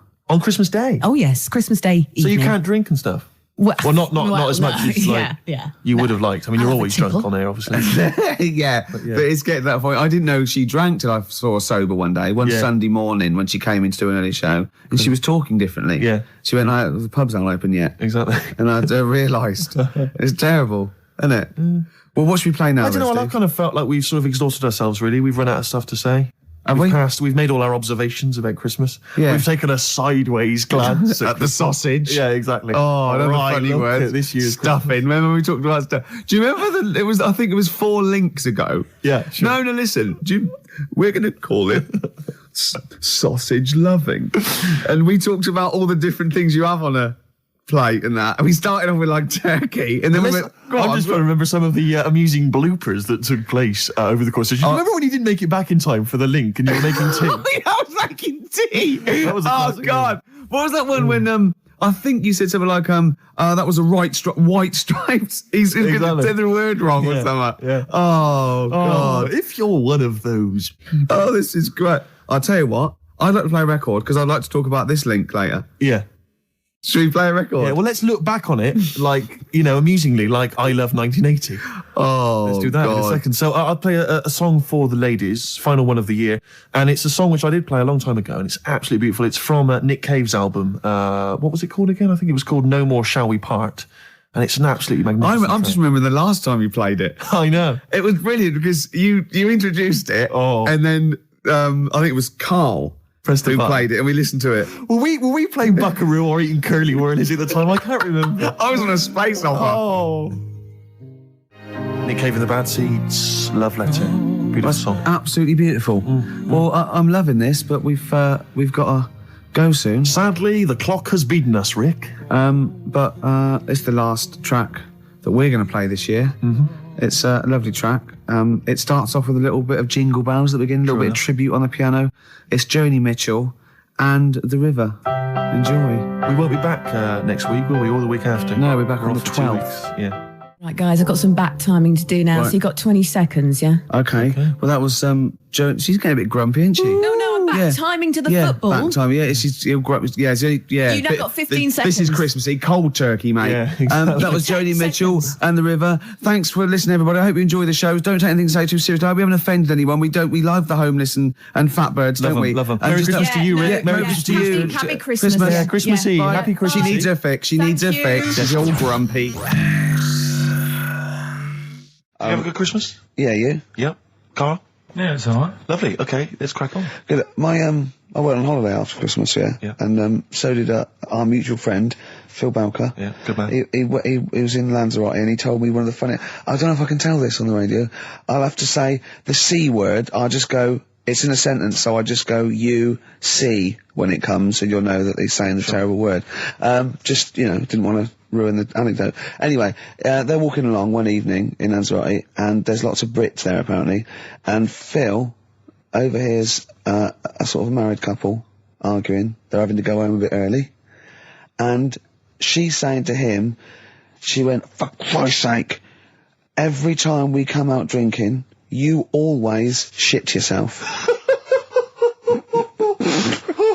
Right? Wow. Always, not once. So he's going, I've told you, he said, it's not the drink, it's the weather. She went, the weather. You'll be blaming the food next, you see. I don't think they should have got married. Wow. Or, mate, when did you think the shitting themselves started? Must have been after the marriage, because if you're courting, and you go, went out with, Derek again, did you last night? Yeah, how was it? The evening was lovely, the meal was nice, but he shot himself. Again. That's 5 dates, 5 different heaps of shit. But I think I can change him. I think I can change him, yeah. It must have happened after the marrying. Or you just might think, oh God, or he's got to that age where I think, look, I'll just empty it when I get home. Yeah. I'm not going to keep going up and going to the toilet, you know. It's the ice that does it. Yeah, Carl is right, I think. It is the ice. What do you mean? People forget, they say, oh, don't drink the water when you're on holiday, and they don't. They drink, they buy Evian and stuff. Oh, I see. They forget about the ice. The ice cubes, you're right, in a bar. Made from tap water. And that can do it, can it? Yeah. But she said every time you're drinking, didn't she? I assume that she wasn't drinking ice then. Yeah. I mean, why is it just happened to him? Let's be honest, everyone that goes on holiday doesn't end up crapping themselves. Yeah, they usually make it to a toilet. He does it every time he drinks, doesn't he? Yeah, well, apparently. Just don't let him carry the baguettes. He's good, isn't he? Oh, Carl comes out with something. He does now and again, High doesn't five, he? Carl. That was sweet, man. Yeah, nice one. Yeah, respect you. Ladies and gentlemen, will you please welcome to the stage, The Scaffold. Oh, The Scaffold. Do you remember The Scaffold, Carl? You picked the lead singer looks a bit like him. But you know whose brother that is in The Scaffold, don't you? Mike McGear. Do you know whose brother that is? What? Do you remember The The Scaffold? They did, Scaffold. we'll drink a drink, to Lily the Pink, And didn't they do that with the Roses human advert as well? Yeah, thank you very much for the entry. And do you know whose brother that is? Whose brother? The lead singer? No, the Mike McGear in it. Sort of one of the main men in it. He's one of the songwriters in McGear. No, The I Scaffold. Paul McCartney. Is he? Yeah. I didn't realise that. Yeah, that's Paul McCartney's brother. Think of that when they go home for Christmas. So I think Lily the Pink was what, about 1970? Yeah. It was number 1, wasn't it? Christmas number 1? Yeah, big number 1, yeah. I don't know if it was Christmas number 1. Two Little Boys was 1969, last... No, it definitely was number 1. Yeah, but I don't know if it was Scaffold Christmas was. number 1. It was, because I remember I did it in Really? Yeah. Yeah. Wow. So they go home at Christmas and Mrs. McCartney goes, all right, boys, how are you, Paul? How are you doing? Oh, I'm just starting a new band called Wings. Yeah, oh, yeah, so this is Linda. All right, don't forget, sit down. Mike, what are you doing? Just had a number 1. Brilliant, round of applause. How many number 1s do you have, Paul? 19. Still. We know what we like, don't we? We'll drink the human race. Paul goes, wow, if you want to. The long and winding... Boring. We'll drink the Linda, do you want to be in the Scaffold? We're probably going to go on tour and stuff. I know you love it. Well, I quite like it. Yeah, we'll drink. Well, you're not going to be in Wings if you're going to play with him. Well, I got, make a tricky decision. I mean, that's a great song. Everyone's loving it. It's Christmas number 1. What are you doing eating his bacon? Well, I love it. You don't eat bacon? Yeah, but I love the music. He's a great guy. Stop it. What are you doing? Well, I just, I love the music. We'll drink. No, you don't. Yesterday, all my troubles seem so... Thank you very much for that. Ain't tree iron. Imagine that, because imagine how different going, well, you've had 19 number 1s. I mean, it can be around time. Yeah, if you stay like this with the Scaffold, I'm going to rule the 70s. Yeah. If things that carry on going like they're going now, the Scaffold, ladies and gentlemen, please welcome to the stage, Beck. Oh, nice one. Well, I tell you, I'm going to have to use kind of euphemisms here to tell this story, but when I was at school, I learned, the stronger version, it's not the same word, but it's very similar with one letter changed. I'm going to use twit. Yeah. You know the word I'm thinking of? Yeah. But I'm going to use the word twit to replace it, right? And I went round... Do you think that's twat? Yeah. All right. That's what I'm thinking of. And, so can I say it? Am I allowed to say it? No, it's weird though, because some people from Cornwall use that like saying twit. So, if people listen in Cornwall... Do you know a twit is a pregnant goldfish? Well... Well, I learned the stronger version of twit. Yeah. Twat. For those that aren't sure.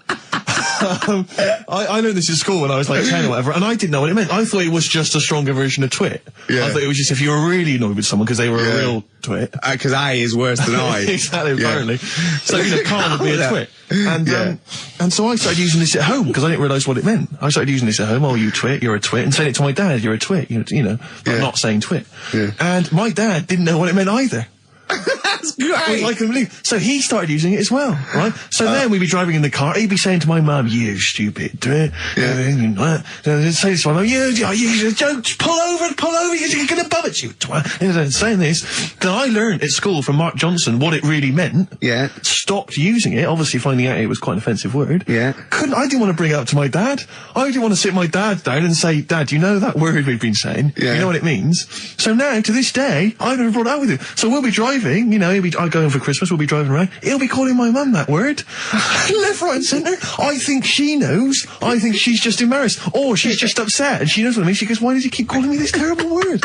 But he's the only one, I think, in our family who doesn't know what it means. No one's got the guts to say. I don't know whether I should tell him this Christmas. What a twat. I know. Cool, we've got some great tunes lined up. We're going to play today our favourite singles. It's favourite tunes, some of which didn't quite make it as singles maybe, but tunes of the year, because obviously Christmas very soon and we'll be away for a short time. And I think next week we'll be doing our favourite Christmas songs of all time. Yeah, I'm worried we're not going to fill 2 hours with that. I mean, how many times can you play Shakin' Stevens before... Fairy Tale of New York. Yeah, exactly. I mean, that's the only one, isn't it, really? That's the best one. That's the best Christmas song That one's good, ever. but obviously there's Joni Mitchell's The River. That starts with a kind of Christmassy feel. Beautiful. I don't think if there's anything else. Not a great deal. The Waitresses, Christmas wrapping. Is that one? Is that brilliant? Mine. Is that good? Yeah. So this is Christmas. John Lennon. Paul McCartney came out with Simply Having a Wonderful Christmas Time. Christmas time, yeah, exactly. Yeah, but John's was Happy Christmas War is over. Yeah. Of course it wasn't, but... but I mean, at least he wanted to be. No, he was dreaming of it. He was dreaming of it. Yeah. bless him. And to show how much he hated John Lennon's dead as well. I don't know if anyone's... Yeah, no, they do. That's just another bit of rock and roll I trivia. like John's protest against war. He stayed in bed for a week. Yeah. I've been doing that. I've been protesting against war for ages. Yeah. I'm eating hamburgers absolutely. against war. Absolutely. I just go into Burger King on the way here. I went into the counter. But of course, that's not product placement there. And there's a number of other burger joints that people may wish to go to if I they often choose. go to McDonald's. Yeah, I often go to McDonald's. But I went into Burger King because it's close. It's convenient. It's convenient, but then often McDonald's will be convenient. McDonald's is just convenient. Depends where you are. Just as convenient depending where you are. And I said, could I have a cheeseburger and small fries? Take away, please. And he recognised me. He went, I've seen you on telly enough, one, yeah. He went, there's your meal. So I went, thanks. He winked and went, I'll put large fries in. Brilliant. So that's so it's paying off. At last, true genius is being rewarded by the burger joints. Because, there's been a couple of times where I've been with you and, we've gone to a restaurant and someone's given you a free meal or whatever. And it's the way that it's like, you don't ask for it. It's just kind of offered. But I don't know what they're expecting in return. Nothing. I mean, do they think that you'll go away and you'll always think fondly of Chad who works in Burger King? I just think they think, I don't know, they make I'm going to give him a little treat. Yeah. I know, I don't like it, but then I'm always grateful, and I never... Yeah. But the thing is, I'm slightly embarrassed. Did anyone around you hear what had happened? No. Because I imagine the resentment, just the whole room turning on you. No, they didn't. I had to go around telling them. I said, excuse me, did you hear that? He goes, no. He just gave me the free thing because I'm on the telly. And I went, I don't recognise you. I went, you don't recognise me? I'm terrified now that that someone could be listening at Burger King HQ. I'm assuming this is an unorthodox procedure. And that little fella's got fired. But they know it's Leicester Square now because I just mentioned it. So they know which Burger King it is. Oh, my God. I don't know. What was his name? Ralph Littleton. He had a name badge. Number 342. Well, I just hope Littleton doesn't get in trouble. So, what are we going to play That could be first? a sad Christmas for him. He's probably keeping his whole family afloat. Bit of Springsteen. Well, tunes of the year. I mean, I know people dismiss Springsteen, but as I say, the gig I went to see earlier in the year, I made it in the end. Just couldn't believe we were going to play Springsteen. Brilliant. I just think, leave aside what you think is cool and trendy and the fact that he's older now or whatever else. Really? Just leave all that behind and just listen to the tunes because, he remains a great musician. Lonesome Day? Lonesome Day is the current single and it's the first track on the album. Free chips. Absolutely. Is it true? Talking about when his dad said that, and then you told me something that I find amazing. The thing is, it's Christmas. Obviously, I've got to go back to Bristol. I love seeing my family. Well, yeah, I do. But it means I see my grandparents who are, brilliant people. I mean, lovely people, but mental. Utterly mental. And they've taken now there must be sort of 80 a piece. And it is quite an old age, but they're fairly good health, relatively speaking. And they just spend their time in bed. I mean, that's all they do, is that's their profession. They've retired to go to bed. And they spend all the time in bed. I tell you what they're like. They're like that old guy, they're like all that old family in Charlie and the Chocolate Factory. Remember, none of them had got up for like 25 years. Yeah. And you said that they go to bed and they go to sleep, but then when they wake up, what they do is put an extra pillow so they're slightly more upright, and that's them in the day in bed. That's the daytime thing. But they get up and cook and stuff. What they do is they've got about 6 teeth between them. My grandmother needs false teeth, but refuses to go and have the old ones extracted and the false teeth fitted. So she's working with about 3 or 4 teeth. Oh. My grandfather had false teeth given to him during the war. Wooden ones? Well, it was plastic teeth on a wooden pallet, right, that sits at the top of the mouth. He's still got the wooden pallet, but most of the teeth have come off. So there's about 4 teeth left, 4 false teeth. He's got a set of false teeth that make him look like he needs false teeth. That's pretty bizarre. So the problem is that they have to get up. They get up about 7 a.m. to put on, say, some beef or lamb, whichever they're going to cook. They put it on at 6 a.m, 7 a.m, so that by the time they eat it at 6 at night, they can use the phrase, this is what a good meal is for my grandparents, if they can use the phrase, oh, that's lovely, you could suck it away. You could suck it away. Who wants that from a roast dinner? You may as well blend it up and serve it as a broth. I don't want that phrase coming from old people without teeth. No, indeed. Because it must remind you of your rent boy days. Exactly. It brings it all flooding back. Oh, you know. God. Flooding's the word. Exactly. Should we play a record before we get really discussing about your grandparents and blowjob? Please. That is worst thing We've said the word blowjob far too many times today. And in the same sentence as you... I can't believe... Anyway. And it's Christmas. Yeah. Don't forget what Christmas is about. Come on, spare a thought for the underprivileged people. Yeah. Steve, is it Ben Queller? Do you want I to love a bit of Ben Queller. I don't know, are you a fan? I love him. Yeah, well, this is a cracking tune. Okay. And, and I think we'll enjoy that. Let's just slam dunk it. Why don't we just stop and think about what we've done? I'll tell you, they do spend so much time in bed that they actually, I'm sure war will have to cease. And those are the Red Hot Chili Peppers, and they're still going strong. Oh, indeed, yes. That's one of my favourite tunes of the year. You enjoyed that? Yes, absolutely. Yeah, These are all mutual. We love them all. We're not absolutely, really. We're not annoying each other by putting in songs the other one doesn't like. We're like a team today, isn't it? I think that's the Christmas spirit. I don't know what it is. We've come together. We're sort of unified. Yeah. In the absence of Karl.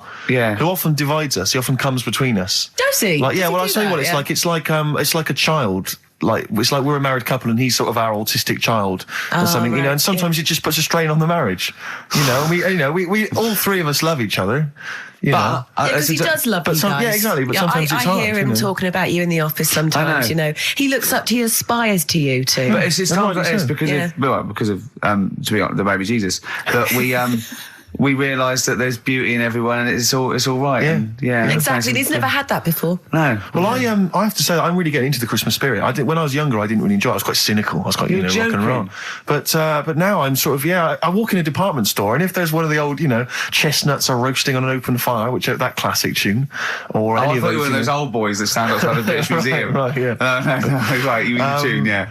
That one, or how does it go? Chestnuts roasting on an open fire. Chestnuts roasting on Jack Frost nipping at your nose. But I can't get enough of them. I love it. I'm in a department store, it's frosty outside, it's warm in there. Have you ever roasted your chestnuts on an open fire? I have never done that. No, Imagine I have not done that. Just backing up to it like that with the little chestnuts hanging out like a bulldog. What would you be wearing? You'd probably I imagine you'd have your dressing gown on. You'd just hoik it up, just slightly, pull it so your up, arse was showing. Pop them down, tuck it in like a lovely lady. Yeah. So like a lovely lady from the front, but behind it looks like a bulldog dragging a tree. And you just pop them in the grate. Yeah. And you would, because you want to be careful of too much roasting. So I imagine you'd want to just kind of ease yourself in slowly. Lightly toast them. And if it feels too hot, get out of there. Get the hell out of there. Yeah. If any kids are listening, try that. No. What? No. Like there's a kid thinking, I'm going to roast my chestnuts on an open fire. I don't think there's even a child that's doing that. I don't want someone to do it and then the parents go, and Steve Merchant's told our children to do it. We're probably we're probably in trouble now because that. Where's the kid going to find an open fire like those? I mean, it has to be the sort that they use, those kind of barrels. It can't just be open fire at home. That doesn't count. That's just stupid. If you're going to do it properly. Dear. Oh, no. We're having such a nice time there. We've lowered the tone. I'll tell you what'll perk us all up, though. Richard Anderson has emailed us. He's loving the show, is he? Well, I don't know if you've heard this, Karl. Karl? I've called you Karl. That's okay. That's okay. I'm Claire. Pleased to meet you. Is it the shaved head or the stupidity? Yeah. It was the k sound. Because didn't I call you Arthur or Jack or something last time? You called me. I can't remember. I don't know, but it was quite embarrassing. Claire, I'll be honest with you. Claire's quite an unmemorable name. Yeah, I know. But yeah, Dickie Anderson. He's a guy. I'll be honest with you. He's not a big fan of the show. But we're getting into winning round. He says, "Dear Ricky, the more disappointing your show becomes, the more I seem to look forward to it." Now I see your face plastered across London. Is your show some sort of curse put on me by an old gypsy woman I've annoyed? Good point, Dickie. But Dickers. But Randers, as I call it. Yeah. He can't listen now. I know what he's doing. Yeah. He's tucked him in. He's backing into the fire as we speak, and he wants to roast them until they spit. Oh dear. Thanks for listening, Anders. Thanks for It's a Merry Christmas to you and Happy New Year. And as you know, you've got a lot to look forward to because our first hour is always the best. That's exactly. So you're going to be loving it till 3, cockers. Oh dear. What should we play? Well, this is every so often I get sent a CD by a friend of mine, Harry, who just sorts me out with tunes that I may have missed. That's such a good idea. It is a great idea, and this is one that I think it came out this year. It's a Teenage Fan Club, and they teamed up with Jad Fair, and I think it's a mixed bag. The album apparently, but this is one of the good tunes on it. Near to You.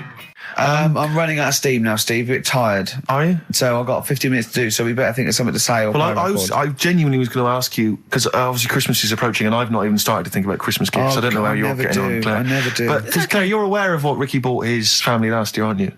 Oh, yeah. Do you know, I am, because he told me and I've completely forgotten. It's extraordinary. It is extraordinary.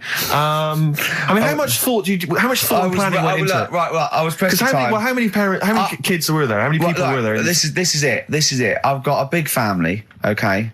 Well, not big, but I mean, they've got lots of kids. So I'm sort of youngest in my siblings. And so they've got kids ranging from like 30 to babies. And there's about 15 of them. And you buy them all? Yeah, I'll try and get them. All. Nice. So what is it? Wait. So I got a lift down, and I thought, what can I get? I thought, I can't just give them the money. I'll stop you there straight away, if I may. What? You notice he's on the way down for Christmas Day. Oh, right. So he's on the. Oh, right. He's on the way down. This is when he starts. Boxing Day. So this is when he starts to think about buying them a gift. Yeah. On you go. So I was getting a lift, and Matt was going to lift down. So just before we got there, I just ran across the road to the 7-Eleven, got 200 quid worth of scratch cards. Scratch cards. Bear in mind, I think you were describing the family then. I noticed some of them you described as babies.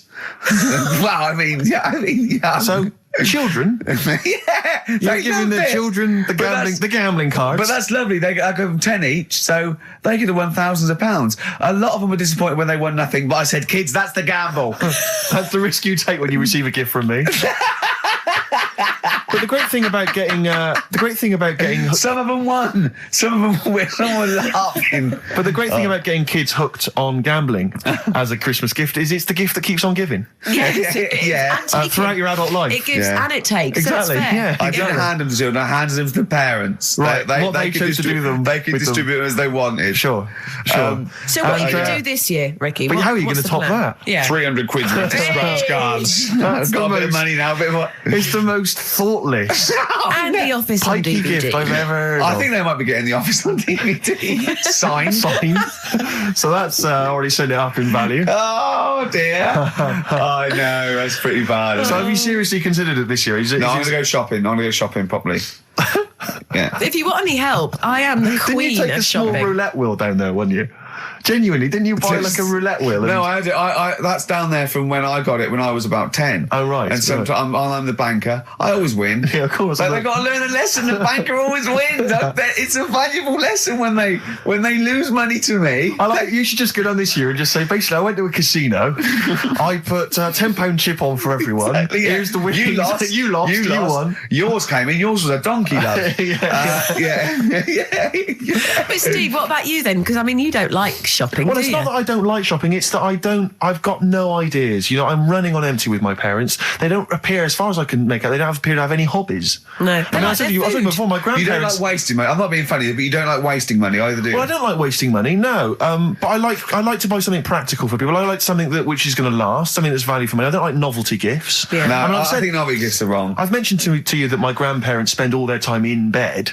So there's only so many kind of, sort of bed socks you can buy, and ointment for, bed blisters and so on before, you run out of ideas. What about some of those novelty teeth? Because that would be, a nice jokey present, and they could probably come in useful for chewing the broccoli. Yeah, exactly. Oh, do you know what would be nice? One of those... No, I'll tell you when. No, go on. Those sort of travel pillows. So when you're travelling and your head sort of falls down, like but they travel from vertical to almost horizontal. They're sitting up in their bed. Get on one of them beds that come up. You're not made of money. What am I talking about? Like Thora Heard's bed. Thora Heard's bed. Does her feet ever touch the ground now? Do you know what I mean, though? No, it's literally... She goes shopping in one of those little trolleys. She goes straight into her room. She's up the stair lift. She gets lowered into the bath. Yeah. It's ludicrous. I'm just lazy. I mean, I tell you that, but I mean... Well, there's a whole idea. But if you're earning the kind of money that, that Heard is on, with her songs of praise and whatever under the else. sofa, exactly. money for she was at the Comedy Awards last year, wasn't she? Well, I'll give her an award. She's up the stairs like a greyhound. She can move then. Yeah. But so I've got no ideas. Absolutely no ideas. Okay. But any suggestions are welcome, Claire. What are you going to get your family? You've already thought this through? No, I've Will they I be obviously listening? can't tell you because they will be listening. Right. But they're all outside at the moment because my family are coming to meet me after the show, and we're going to swap presents then because Okay. outside. Are there any Office in Leicester DVDs? Square? No, I haven't. Books? No. Because I should point out that the Office DVD is currently available.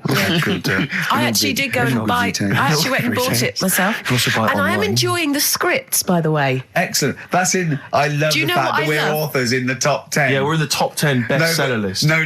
But to be fair, we're at number 7 in the paperback non-fiction. Now I don't understand how that can be non-fiction.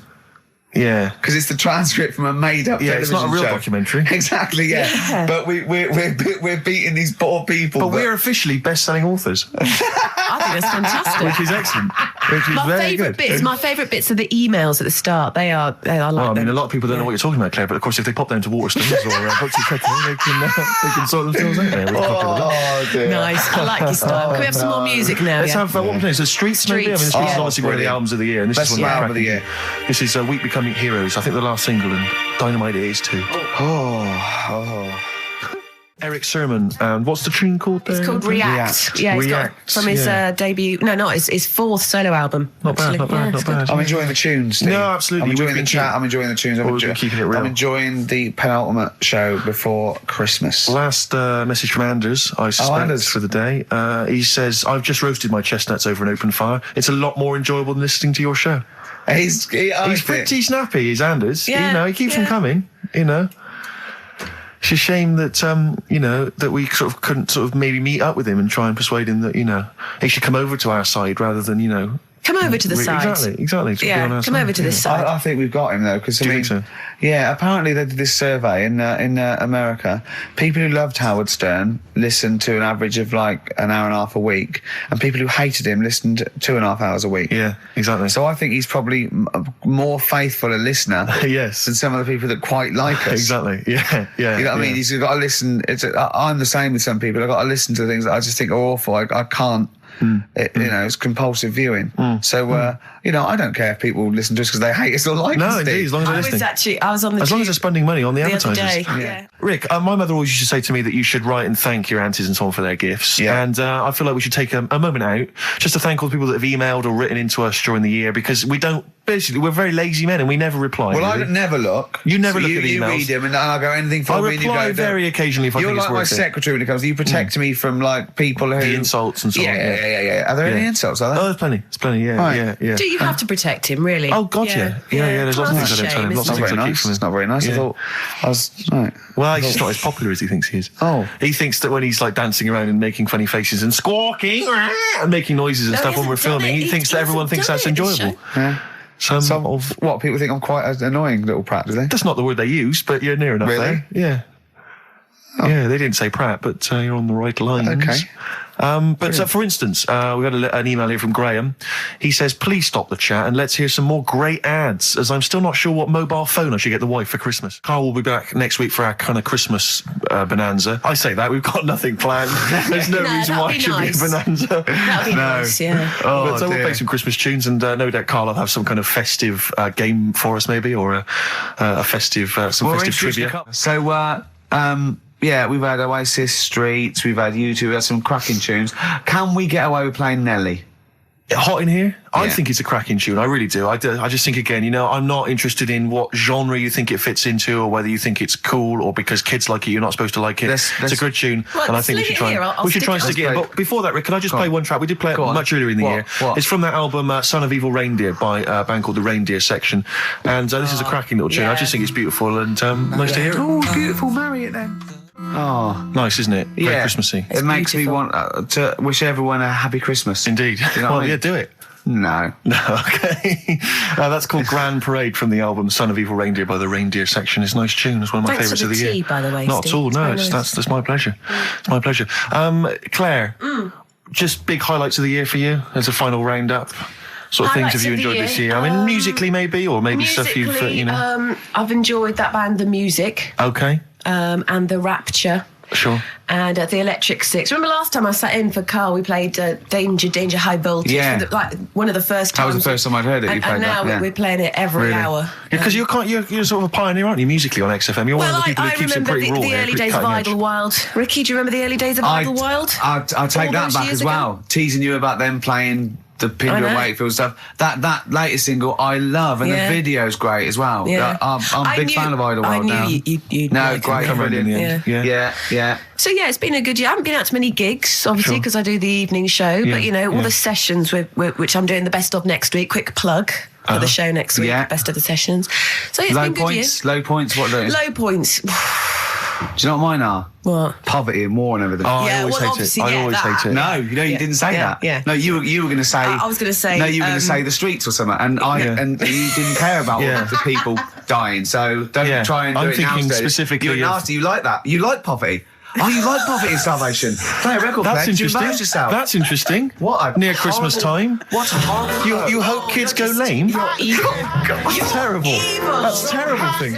Nelly, cheeky little bit of Nelly there on XFM 104.9. We don't care. Springsteen and Nelly, you don't get that on XFM, do you? No. Usually? No, indeed. We don't live by the rules, Steve. Absolutely. As I was listening to you then talk... You got bored? No. It reminded me of an email that someone sent in saying that they listen online, but because of however slow their computer is or whatever, it kind of stutters all the way through. You've got to point out that is the way I talk. No, but they said it only happens when you talk. And I think they've correctly identified that it's not the computer at fault. Well, that's why I wasn't worried about doing this someone. boxing match, because I've definitely lost my looks and I already slur. Yes. So there was really no danger of any damage. No, exactly. Yeah, you do sound punch drunk constantly. Exactly. But that's just part of your charm. Well, listen, that's been a lovely 2 hours for me. I've enjoyed it. I hope the listeners have enjoyed it. I hope you've enjoyed it. I hope Sturgis has enjoyed it. I've enjoyed it, yeah. Well, I didn't really care if you enjoyed it. Don't butt in when I'm talking to Steve. You know, you won't You're here do to it press again. the button, Sturgis. But we're going to play now a Christmas song for the lovely Christmas ladies. I don't say it's so much Christmassy, but it's one of the tunes I heard this year that really tie it stuck into a out for me. festive thing. So. Well, year before, you've embarrassed yourself. You just showed up that there's no planning. This is was given away on a free CD on the cover of a magazine. I just think it's brilliant. It's a Lamb Chop, who are an excellent band always, doing a cover of an obscure Rolling Stones tune and I'll say called Backstreet a bloody Girls. good meal as well. That's true enough. So we'll leave them with this. It's Backstreet Girl, Lamb Chop, and see you next week for our final Lamb festive Chop. show. Yeah, thanks very much. Embarrassing. It's something embarrassing. Thank you. That was the Christmas song. Remember them dissing all over the place as usual? Absolutely. Dissing all his mum and everyone. Yeah, it's a little bit Christmas. of cussing in there, which they bleeped out, thankfully. Carl's in a bad mood already. He's been in about 3 minutes and he's in a bad mood, getting stressed. If you can't hack it, leave. What's the matter with you? No, I'm just saying. I was meant to enjoy last Saturday off and I didn't. Why not? Why is that our fault? Because you weren't here? Just because... I don't know, but... Are you not in the Christmas spirit? Why didn't you enjoy last Saturday? What did you do? I went all the way back up north again, right? Because it was Suzanne's dad's birthday, right? I was busy last week, didn't have time to get him a present or anything. Didn't have time to get him. So I got to Euston Station, bought a card for him, which was a Christmas card, so he wasn't happy because he was saying it's my birthday, and I said, well, I won't be seeing you again. So I've got a joint card, and then we went out. Did you get him a present? Well, no, because we went out on Saturday night for something to eat at this pub that he likes. It was a nice steak and onion rings, right? Lovely. So he should have been happy anyway. Yeah. But... What, you paid for it? No. But you should have been happy anyway. Suzanne paid for that because it is her dad, right, not mine. So I said, all right, what can I do? I said to her. So she said, just buy a few drinks or something. Anyway, I didn't get around to getting drinks. I can't believe it. Can't believe it. Round to getting the drinks. Right, so I said, right, I'll pay for the cab. Right. Oh, what a lovely Christmas gift that is. Yeah, So, £2.50. I paid, it was like in £3 Manchester there, it is. £3 back. So £6 you spent on him? Well, no, I spent more. See, that's what he said. He You said, get the Bolton and back, can't he you, for that? said, oh, you spent on me £6 for my birthday. I said, no, I haven't, because I gave the taxi driver a tip. I'm a little bit worried about his attitude as well. Because even if, I mean, that is a stingy present, but you don't say... Well, let's be honest, that's the worst Christmas gift ever, because, I mean, you're pretty bad, like we discussed in the past, but at least you spend a bit of money. Yeah. It's just thoughtless. Yeah. This is nothing. I know. You haven't given him any time. I mean, I would... And I knew my demographic. They loved it, my family. the they couldn't scratch believe card. their luck. You know. Well, a tenner. You spent a tenner on him. Well, the cab fare was £6. But the thing is, it's not. I don't think he's saying that. I think it's the fact that this is like, frittering away in everyday life. He would have loved to. I'm sure he would have been appreciative of a lovely £10 gift that you cared about and bought. A book he probably likes, Fly Fishing, doesn't he, by J.R. Hartley. If you'd have bought that, he'd have gone, that's what I was looking for. Well. Or what I was looking for, Carl. Bloody hell, Carl, you little bald twat. That's just what I wanted. So, all right. So just calm down. So what have you got planned for Christmas? Is this what? I mean, are you doing the same approach with Carl, Suzanne? excellent. You've paid me milk bill for this week. That were nice. I'm spent this year. So have you planned anything for Suzanne, or are you just? Yeah, I'm taking her out Christmas Day for something to eat. Well, does she know that? Was that? She's working today, so she. So right. Okay. So what Christmas gift have you got? That's it. I'm taking her out. What, you haven't got a present? No, because we spent a lot. Don't forget, that's half yours, though. You're not going to just be sitting there watching her eat, going, "Oh, I'm hungry, but I spent all." You're going to be eating as well. That's half yours. So she's got nothing to unwrap. He's like a cat who's been hit. She's got nothing to unwrap. There's nothing. She's going to hand something over to you, because I've met the woman. She will. She'll hand something over. You'll open it. You'll love it. I might get something today. You shouldn't take me to begrudgingly persuade me to do it. God. Yeah. Right, so... Yeah. Well, I'm gonna try and stick in some Christmas songs. We're not playing all Christmas songs, but I brought in a couple. So this is Christmas, John Lennon, The River, Joni Mitchell, Fairy Tale in New York, one of the best Christmas songs ever. Oh, well, what about a bit of Pretenders? That's a good one, 2,000 Miles. Let's hear it. Pretenders, 2,000 Miles on XFM 104.9. This sort of Christmas edition. We're not here next week, are we? No. Carl is, aren't you? Well, you are in a way. I was doing a best of, isn't it? Yeah. Is it a best of? Yeah. Brilliant. Have you been putting it together? Not yet. Okay. I'll do it today. Tell me what bits you want in it, and I'll sort it out. It's not for me to say, is it? Yeah, it is the best stuff. Well, maybe people could email in with their the highlights of the year for them. I'm trying to think what they were. I mean, mostly talking to Carl. It'd be mostly Carl, wouldn't it? Mostly Carl. Gibberish from Carl. I think it'd be an awful lot of educating Ricky from Carl. Well, ricky.gervais@xfm.co.uk if you've got any thoughts and stuff you'd like to hear. Again, is there anything you'd like to hear of Carl saying something stupid, me and Steve laughing or slapping him? Yeah. That's basically the competition, isn't it? Well, there's a couple of instances where I tried to kiss him, I think, and you encouraged me. Yeah. Those are some highlights for me. Don and Blitzen from the About a Boy soundtrack by Badly Drawn Boys. Christmas theme there. You spotted the Christmas theme. Yeah. Carl's not really in a festive mood, but I can't imagine Christmas is your time of year, is it, Carl? Well, I'm not sure any time of the year is, really. I liked it when I was about... I think when I was about 7, I enjoyed it. Was that the one? Was that the year, the big year for you? You get loads of stuff, you don't have to worry about anyone else, but once you've, got a job... What did you get when were you doing your paper round? How old were you then? I was about 13, 14. Well, that was then you were a man, weren't you? I had to buy stuff. Oh. But you're still not having a good time. You're quite a selfish man, aren't you? I didn't realise this. No, it's just that Christmas... And that's coming from him, Carl. My dad always said... Oh, right, steady on. Dad said Christmas morning was for, for me, so he used to stay in bed. So he never... That's brilliant. That's a great thing to say, isn't it? Yeah. Christmas morning's for you. Run wild, do what you want. Just don't bother me. I'm going to Honolulu for 2 weeks. That's great. Dad, it's Christmas. Do I have to do anything? No. So my mum used to get up, because she used to like to see my face light up, when I opened the presents. And then, to give fireworks. And then I'd have to go to my bedroom from about 6 o'clock onwards, because my mum and dad were into having big Christmas parties, and I wasn't old enough to go. Right. So they'd say, right, you've had your fun there, you go up to your bedroom, stay in there. Really? Yeah, I remember one year, right, I got a train set, that's what I wanted. Yeah. Right? It's brilliant. Playing with it all day. I thought, I don't mind about the party, I'm happy staying up here, playing with this. Brother comes in, he's had a few, right, he's going, yeah, give us a go on your train. How old is he? He's a bit older than me, so he might have been let's see. Well, let him be 18. Probably about 18, 19, and something like that. I had a train set, so, I don't know, about... 14. Something like that, yeah. Right? So I'm playing on that, loving it and stuff, and then he comes in and goes, oh, give us a go. He turns the transformer up to, 14. He went really fast for about 5 seconds, broke it, and then he went back downstairs. Wow. So Christmas, I hadn't even got to Sounds Christmas like Day. the Conservative government with British Rail. Satire, that is. Rick, I just thought that there's satire. If there's any satirical shows listening or magazines... It doesn't work in any way, because there's the analogy falls down apart from there being a train. Think it through, though. British Rail was trains. Yeah. And the government broke the trains in many ways. They didn't break them, like, not officially breaking them, but they kind of... It does work. It's perfect. Oh, I'm very pleased with that. And I can't... And no one's asked him to be on Have I Got News For You. It's weird, isn't it? Because it's strange, that, when you've got a satirical mind that's as quick as that. Yeah. And he's broke your little train set. So what did you do? I just watched telly and had some sausages. I bet you were happy with that though, weren't you? It's a bit annoying though, isn't it, when your main present of the year has been broke. And did it ever get it fixed? No, that was it. Put away. I'm intrigued why your parents wouldn't let you come and join in the festive fun. Was it like really debauched down there? Was it like eggnog everywhere? Well, no, but I mean, that's fair enough. 6 is a little bit early, but I just think, if you're your kid, he had his fun, put him to bed at 8 maybe. And you think so on Christmas Day? I thought that was a day for family. Well, not if there's a party going on.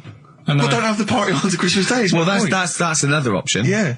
Your parents are weird, aren't they? A strange breed. Well, I think that was the year, right? You're talking about buying presents and stuff. I think I did treat my mum to that. I didn't buy my dad anything. I think that was like when I got a bit older, I used to get my dad something because he wasn't that bothered anyway. No. So, got me mum, there was a cheap shop, right? Of course. Thank God for that. Called Snips. Right? So I went in there and I thought, let's see what I can get her. And remember Victoria Plum? I don't think so. Well, it's like a fairy character. Right. I mean, mum's into gnomes and stuff, right? So I thought, right. She must be pleased with you then. Victoria Plum. I was thinking, is that one of the neighbours? Is it like a brandy liqueur? Do you remember Victoria Plum? Victoria Plum. Victoria Plum, yeah. It's like a little fictional sort of character, right? Okay. So I saw it. I thought, yeah, she'll love that, right? So I did my paper round, saved up for 2 weeks, right? Oh. Got that sorted. Went to Snips, bought the Victoria Plum. Next day, I'm in town with her, right? So I think, I know what I'll do. I said, come in here a minute, right? So we go in and we're looking around and I tested her, right? I went, look at that there. That's all right, isn't it? And she goes, oh, it's bloody awful. Oh, Carl. Oh, Carl. Oh, God. So then Christmas Day comes. I said, don't bother opening it. She said, no, why? Said, oh, no. Why did you still give it to her? So, well, it was too late. I'd already bought it. Oh, Carl. So she opened it and I was like, and she said, oh, that's nice. I said, why are you saying that? I said, the other day you said it's bloody awful. She said, oh, no, I thought you were pointing at something else. Oh, no. So that's why I don't get anyone anything anymore. Oh, God. Play record. Oh, God. Oh. That's good, isn't it? Not bad. Gold Rush. Let you down. I'm actually quite affected by Carl's Victoria Plum scenario. Just the fact that, like, that eagerness, he wants to make sure it's a great present. He's saved up his paper round. He thinks it's like a gnome, but modern. I'm worried that you're using it as an excuse now, and that's why you're not buying anyone any gifts, because you've had your fingers burned once. I mean, you were 6, 7 years old. To be fair. No, you weren't. You were about 13, weren't you, if you're doing your paper round? Yeah, it must have been 11 or 12 then. All right. Yeah, so I'd saved up. Oh, no, I'm not using it as a thing. It's just that... What did you get your mum this year? I've sent them some money so they can get a passport. So they can get a passport? Where are they? Are they trapped somewhere? Well, they're in a holding bay somewhere in Dover. Yeah, I got a friend who's a truck driver who's going to sneak them across. What do you mean? So they can buy a passport. What do they do? Sell it when they're a bit down in their luck? No, they haven't got that much money, right? They've never been abroad, and the mate said they might take them next year, and they said, oh, we haven't got a passport. So you haven't got to buy a passport, have you? Isn't that your God-given right as an Englishman? No, you've got to pay for them. They're 30 quid each, so you better do, otherwise they're conning me. Right. So you sent them 60 quid? You don't get born with a passport, of course you sent them 60 quid in an envelope, have you? Well, check.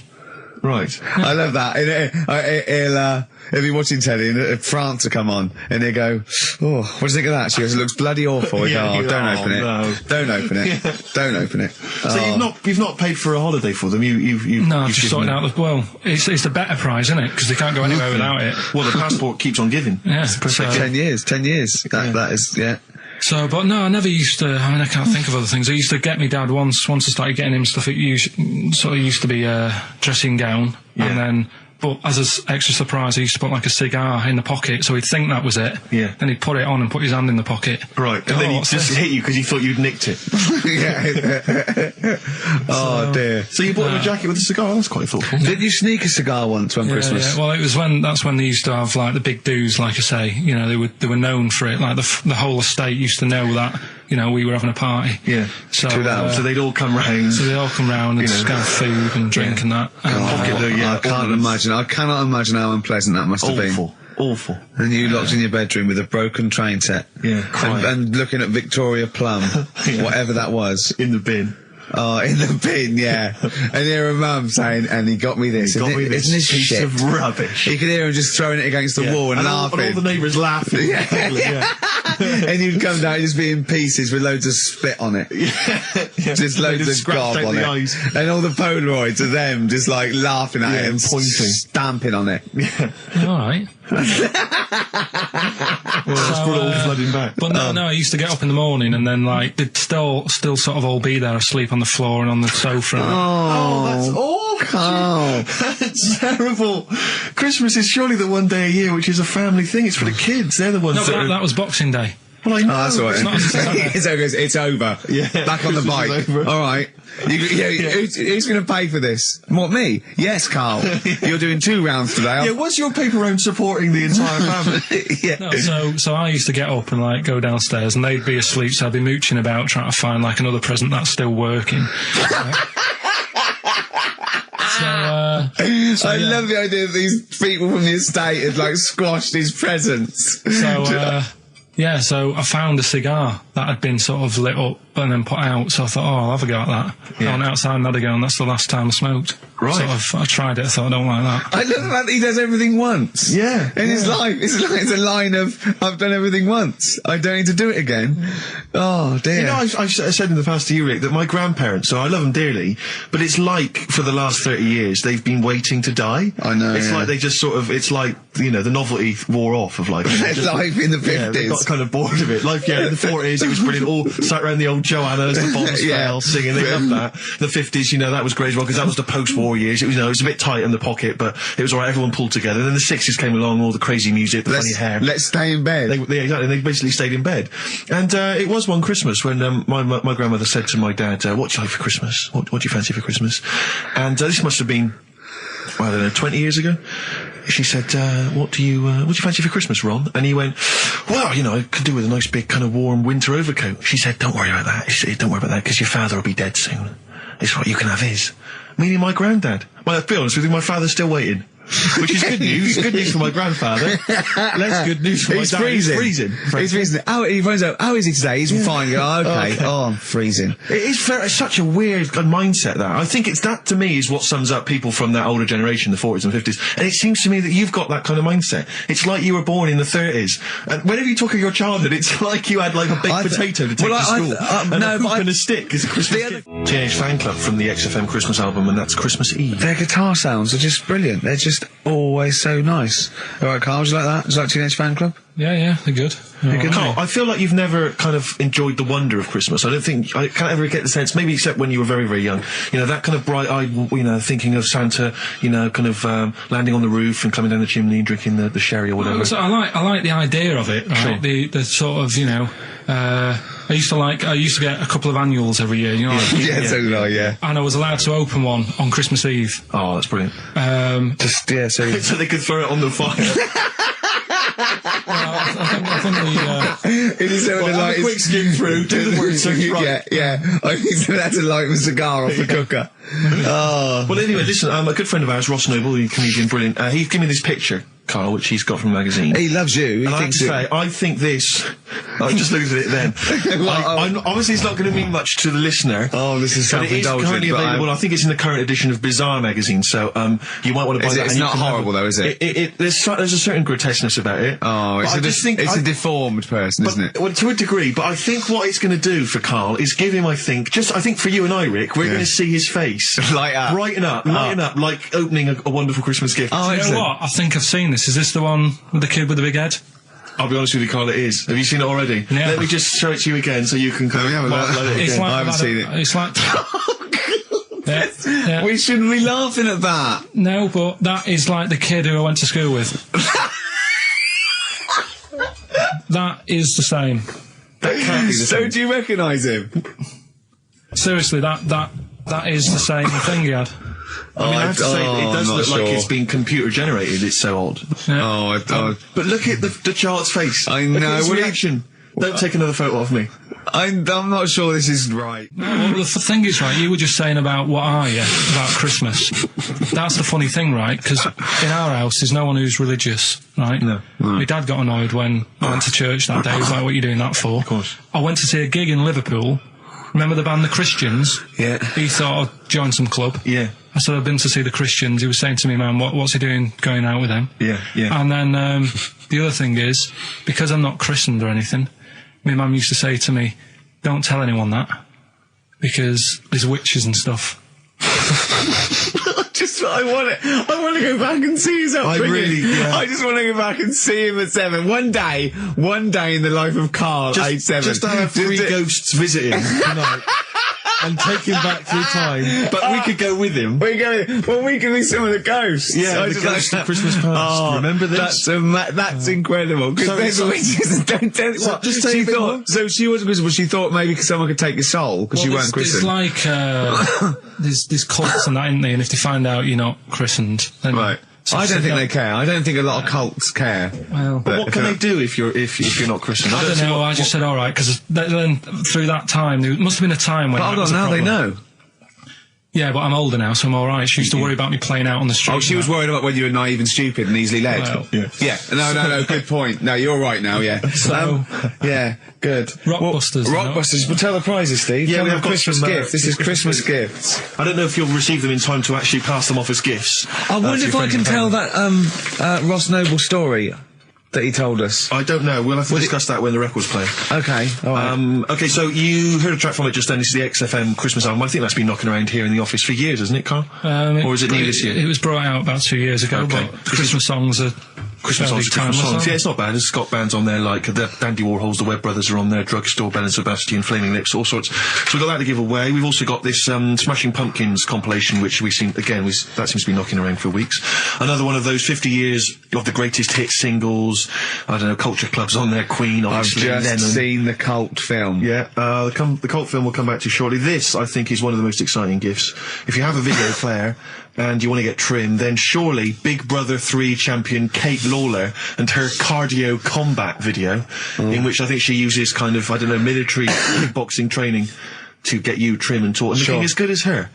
Then you can get that as well. We've also got a exclusive 7-inch single from the White Stripes, a kind of Christmas single. Is that from them? Yeah. That must be quite rare. That's probably the only thing That is rare. That is worth something. And the current Badly Drawn Boy album, Have You Fed the Fish, which I think is slightly mediocre. They've gone up, actually. I think that the level of prices there has gone up. Not a bad selection, but here is the big movie. And actually, I have to say, this is not a bad one. It's not. Again, it's not terrible at all. It could be worse. It's James Caan in the original Rollerball, not the disastrous remake that came out recently, but the DVD version of Rollerball. So that's there as well. So something fairly interesting. That's worth winning. Right, come on then. Let's do Rockbuster. Well, will we play a song to give people time to get a pen and paper and that? Yeah. So we're doing it next. Yeah. Vines was Jackson on XFM 104.9. Ricky Gervais with me, Steve Merchant, and Karl Pilkington, the man of the moment, with his Rockbusters coming your way with all those great prizes. Yeah. Right, we're doing it now? Yes, sir. I noticed Heat magazine sort of put a bit of a spanner in the works. Why? Because they were saying, maybe it'll be a Christmas edition of Rockbusters. And I'd already sorted them out. I wouldn't worry, Carl. Well, what I've done, I've cleverly tweaked them to make them Christmassy. So the Christmas bit in it has got nothing to do with it whatsoever, but I just thought... So you mean the clues have a Christmas element? Well, yeah. But it's nothing to do with the answer. It's nothing to do with the answer. Right. So why don't you just ask the normal ones and I'll ring a bell, I'll shake some bells. Well, it's the equivalent of that, but in sort of speech. Right? Brilliant. So the first one, there's a load of letters there asking for advice. Put them on Claire's desk. And have a good Christmas.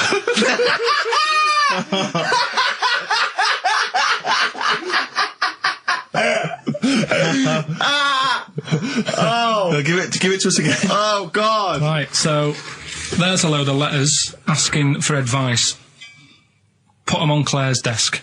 Owen, have a good Christmas. Right, but bear in mind, people, that the Christmas element may not be relevant to No, these that's got clues. nothing to do with it. I don't want to. Okay. Yeah. And the initial letter is F, right? That's F. All right. Right, the second one. Ask your mum if you should, after you've wrapped the presents. Right, so ask your mum if you should. Ask your mum if you should, after you've wrapped the presents. That's S. Yes. S. All right. All right. Okay. And the last one, a couple of people were arguing in the supermarket at the fruit and veg counter, but it's busy in there because it's Christmas. That's probably what brought it on. So that's B. Right? B. Oh, God. So they're the three. Will I just recap? Yes, please. Yeah, I have no idea. so I the can't first even. one. I don't know what to start thinking. Well, Right, there's a load of letters there asking for advice. Put them on Claire's desk. Have a good Christmas. Have a good Christmas. Second one, ask your mum if you should. After you're at the prison. S. And the last one, a couple of people were arguing in the supermarket at the fruit and veg counter. But it's busy in there because it's Christmas. Busy because it's Christmas. That's a B. So they're the three things. It's email only, this one. Please remember that. ricky.gervais@xfm.co.uk. ricky.gervais@xfm.co.uk. Yeah. brilliant. Carl looks happy with them. He looks he's really very happy pleased, with and them. rightly so. They're cracking. They're good. Yeah, They're good. Pleased with those. So, All right. Is there Right. going to be more Rockbusters in the new year? We're not sure. I'm still, thinking about new ideas that we can do. Okay. Are we starting Ridiculous today? Have you done Couldn't be anything? bothered. Couldn't be Right, bothered. couldn't be out. Look forward to Ricky Dickinson. Well, he's worried about. He nearly said asked, and he just stopped because he's worried because he's the producer. Yeah, well, I've got to set a standard. Oh dear. Carl, you have, mate. You have. So that's that. We've still got to come. I'll tell you what. Why don't we have a lovely tune? Yeah. Right, you make the tea. We're opening these biscuits from Alexandra. Yeah. We'll be enjoying that. Right, maybe segue so we can have a nice little, rest. I don't want to talk through it; it'd be rude. And then we're coming back, and as part of like Parkinson, and do we need them? Do we need them? Yeah. Carl has interviewed an expert on jellyfish. Brilliant. So we've got that. Plus, of course, we've got a two-part Educating Ricky. You've got Educating Ricky still to come. With a Christmas theme or not? And we've still got No. things like the Pogues, John Lennon, Joni Mitchell, just David Bowie. Are you suggesting there's going to be some great music and some Great fun music chat? and some fun chat. Lovely. Let's do a classic. Let's do a big stomp in one of the best Christmas songs of all time, shall we? What are you thinking? Fairy Tale in New York. Excellent. Fairy Tale in New York. Oh, it's always The my house. Pogues featuring Christian McCall on XFM 104.9, the Christmas edition. Indeed. David Bowie, everyone says hi. It's quite a melancholy feeling about today's show, isn't it, that Christmas? I think there's often... Carl with his Victoria Plum. I want to see a Victoria Plum. I want to know what it is. Does it look like a little gnome? It's a woman gnome. A female gnome? Yeah. A little gnome. Well, And did your mum collect gnomes? She likes anything gnomes. She likes fairies. She likes Indians. She collects all that stuff, and it doesn't matter what it is. What do you mean? Like a proper Indian with all the headgear on. Or a Native American. American, She likes anything with them on. Like, it can be a fridge magnet. It can be just A anything. lot of Native American wisdom is around the fridge magnet because they think it has special powers of adhesion. Yeah. Yeah, that's you read some of their great writings, works, the great works. Snowbird from Mark Eitzel, part of his covers album. He's so happy that the XFM listeners understand his stupid clues, and he knows it annoys me. We've got some right We'll answers be for giving out the Rockbusters. answers just quickly, just in case someone sort of missed one of them. I'll just quickly do them. Yeah. Yeah, go on. First one. There's a load Short of letters. show. There's a load of letters there asking for advice. Put them on Claire's desk. Oh, a Merry Christmas. Ask your mum if you should. Oh, a Merry Christmas. And a couple of people were arguing in the supermarket. It was at the Christmas, fruit and that's veg why. counter, and that's B. Okay, we'll give those answers out shortly. Yeah. I just have to show you something, Rick, before we move on. I know we've got another Educating Ricky, but someone just sent this in. Yeah. They've been looking on eBay for Victoria Plum. You're joking? Come here and see the photograph. Oh, God, that's fantastic. That's it. Oh, God, he got that for his mum. It's the worst piece of tat I've ever seen. Carl! Carl. Imagine how... Oh, Gutted. Carl. Imagine how... Look, think of him now, right? There it is. That's the worst thing I've ever seen. I'll tell you, it looks like a Diddy man gone wrong. It's it looks like extraordinary. a Diddy man prostitute. That is... Is that the one, Carl? Well, it was a different colour. It had a yellow at mine. No, but look, how do they get... Tell them they go into eBay. So you need to log on to ebay.co.uk. I'm sure you've used it before. It's the online marketplace, ebay.co.uk. And if you type in Victoria Plum, I'm assuming that you can track this down. That's amazing. It's the worst piece of rubbish I've just ever think seen. how cute he was as a kid, though, doing that. Just think of him, just going... just seeing that and thinking, oh, she likes gnomes! It's the worst thing I've ever seen! I mean, to be fair, I don't know what her prize collection of gnomes looks like, but I can't imagine they're much better than that. I mean, gnomes are a fairly grotesque thing. But certainly your mum's taste and discretion is... Did you ever those houses on your estate, you'd go in there and it was just loads of those dolls still in their packaging all around the room? And sort of like one of those homes that keeps the sort of packaging on the three-piece suite. Why don't you buy another one for her for Christmas? Yeah. It's $3.99. It looks, but that's £2.49 because that was $3.99. Well, oh, buy it, Carl. No, because I've sorted out her passport this year anyway. I'll get her that next year. Right, so listen, right? Okay. John Lennon. Happy Christmas, war's over and all that. Indeed, yeah. Brilliant tune. Great tune. And well, I've had a great time. Merry Christmas, everybody. I hope we haven't offended you by some of Carl's rantings. Just think of what he's gone through in his life. That Victoria Plum incident. Carl, I've got a little gift for you here before we go. Oh, you're joking. I haven't got you anything. Well, no, you haven't got your girlfriend anything. I wasn't expecting much. It's not exciting, but it's worth taking. In fact, why don't you just re-gift that straight away? It's alright, cheers for that. Yeah. It hasn't even looked at it.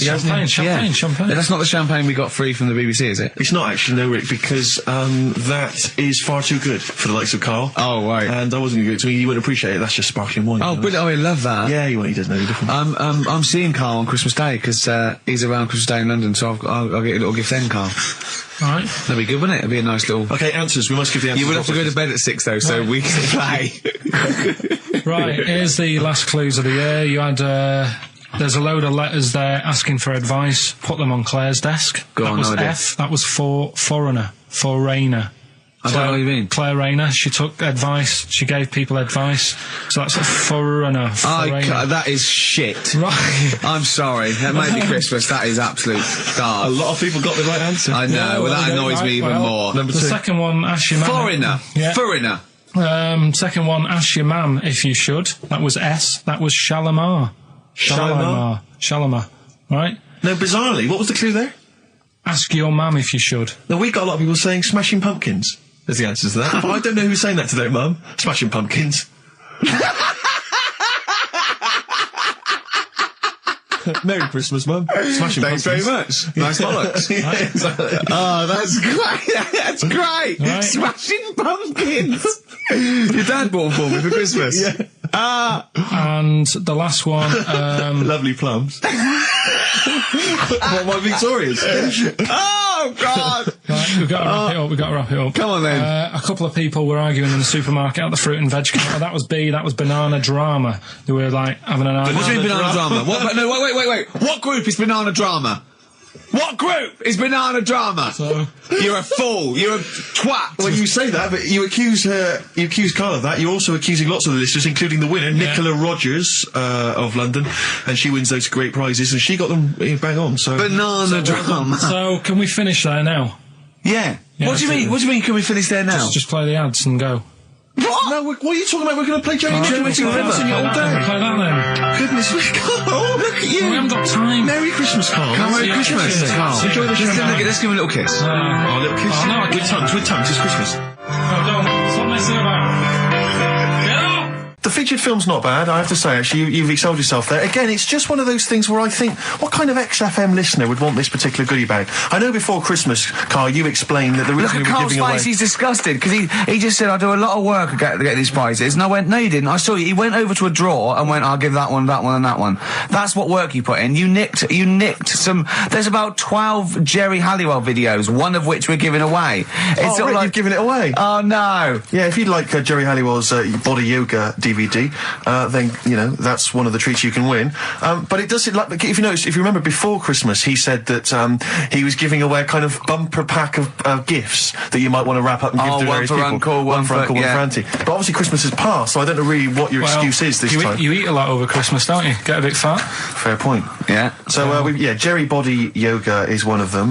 The recent series of Wiedersehen Pet. Reaction. Could you give me that reaction again? Well, no, just give me that reaction again. Oh, yeah, brilliant.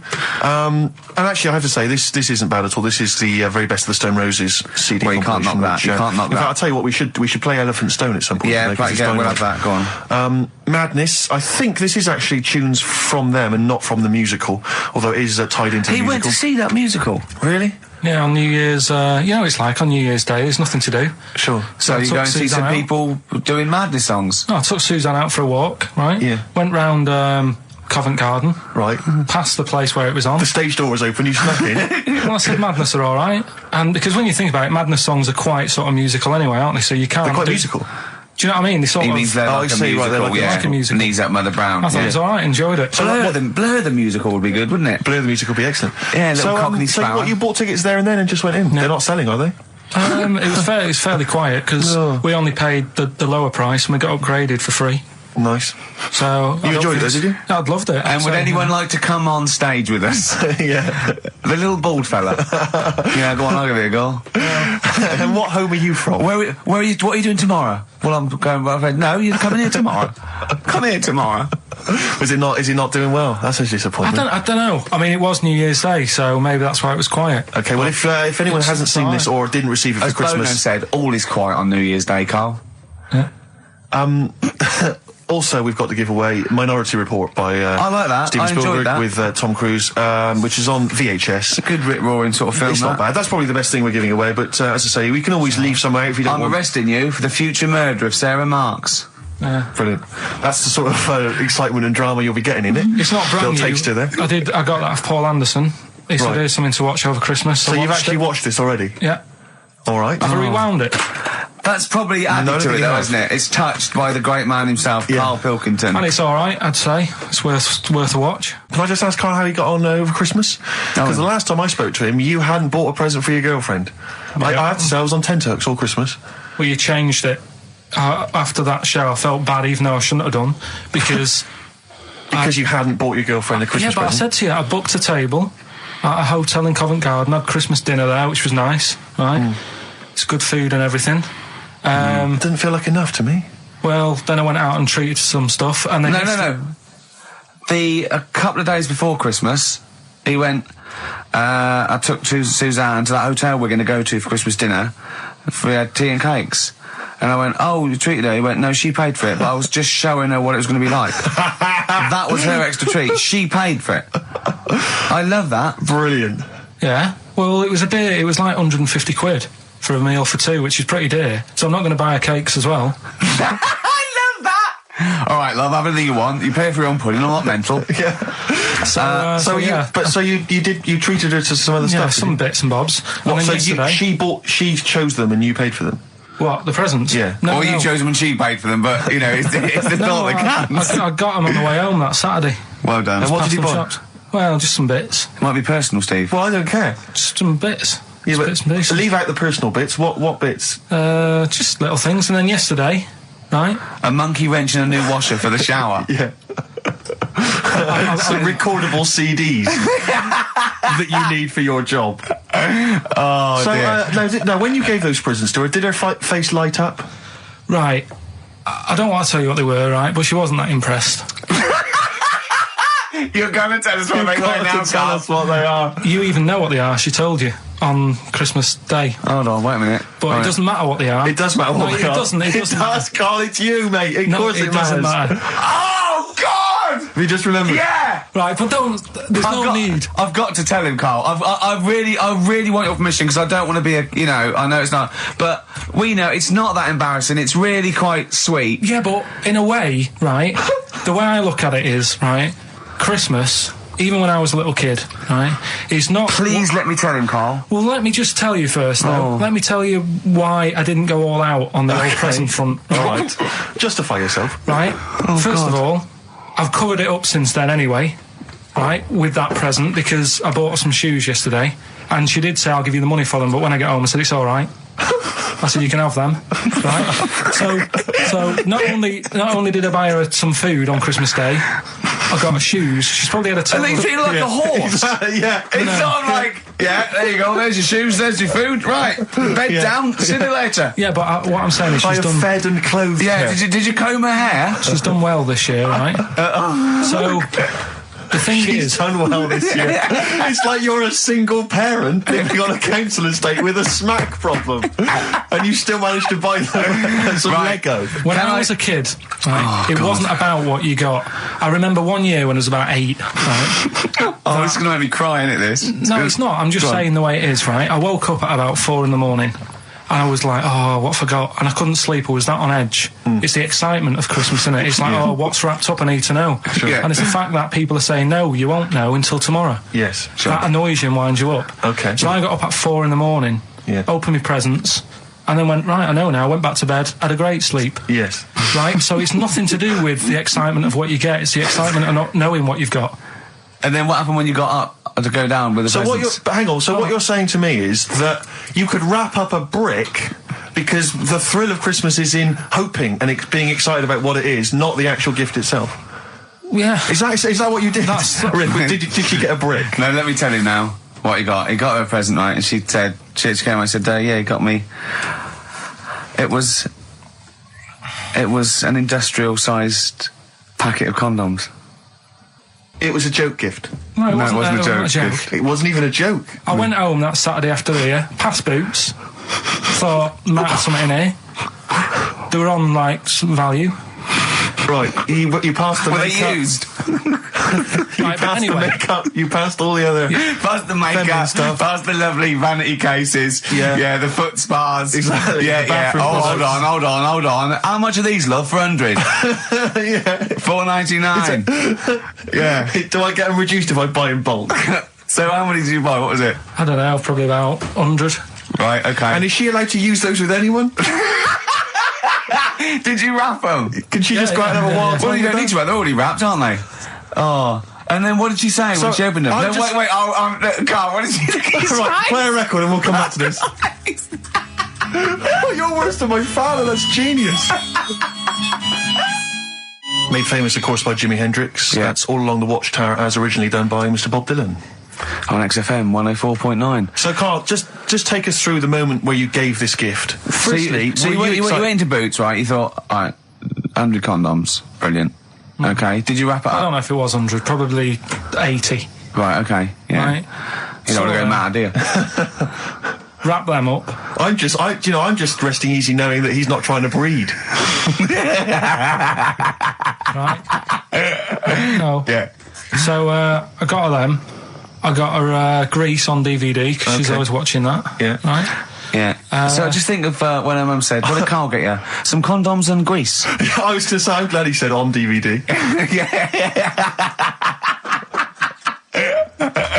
And she was surprised anyway, right? Because I bet she was. No, when she got she was thinking like jewellery. No, right? that showed her. That surprised you, hasn't it? All right. So hang on, wait a minute. You thought it was a holiday, didn't you? Yeah. Look at your face. You don't know me at all.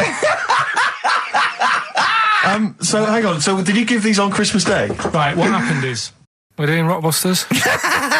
I suppose so. Go on then. Oh. Right. We brought it back. This is where I give a cryptic clue. Wow. And some initials. Yeah. And you work it out and you win some stuff. Yeah. I was going to tell you what the prizes are. Needless to say, they're mediocre prizes for a mediocre quiz. Sure, okay, yeah. Well, it's DVDs and VHS. DVDs Yeah, VHS. Who's still got that? Right, so there's three of them, and what you can do now, we've tweaked it a bit. Okay. You can text in. Mm-hmm. Right, so you can email or text. We've tweaked it a bit. Right? 83XFM is the text, or it's ricky.gervais@xfm.co.uk. Is that what it is? 83XFM? That's it. That is good, though, and it's convenient, because who's got their laptop up and running and texting? So it's just your phone. Brilliant. All right. Mine couldn't do that. I don't know how to do that on my phone. I don't know how to get... What do you mean? What do you mean? My brother wanted my postcode. He said text it to me. I couldn't work out how to do WC and 1. That's because you're an old man. So I had to write out WC1. Oh, for goodness sake. I didn't know how to do it.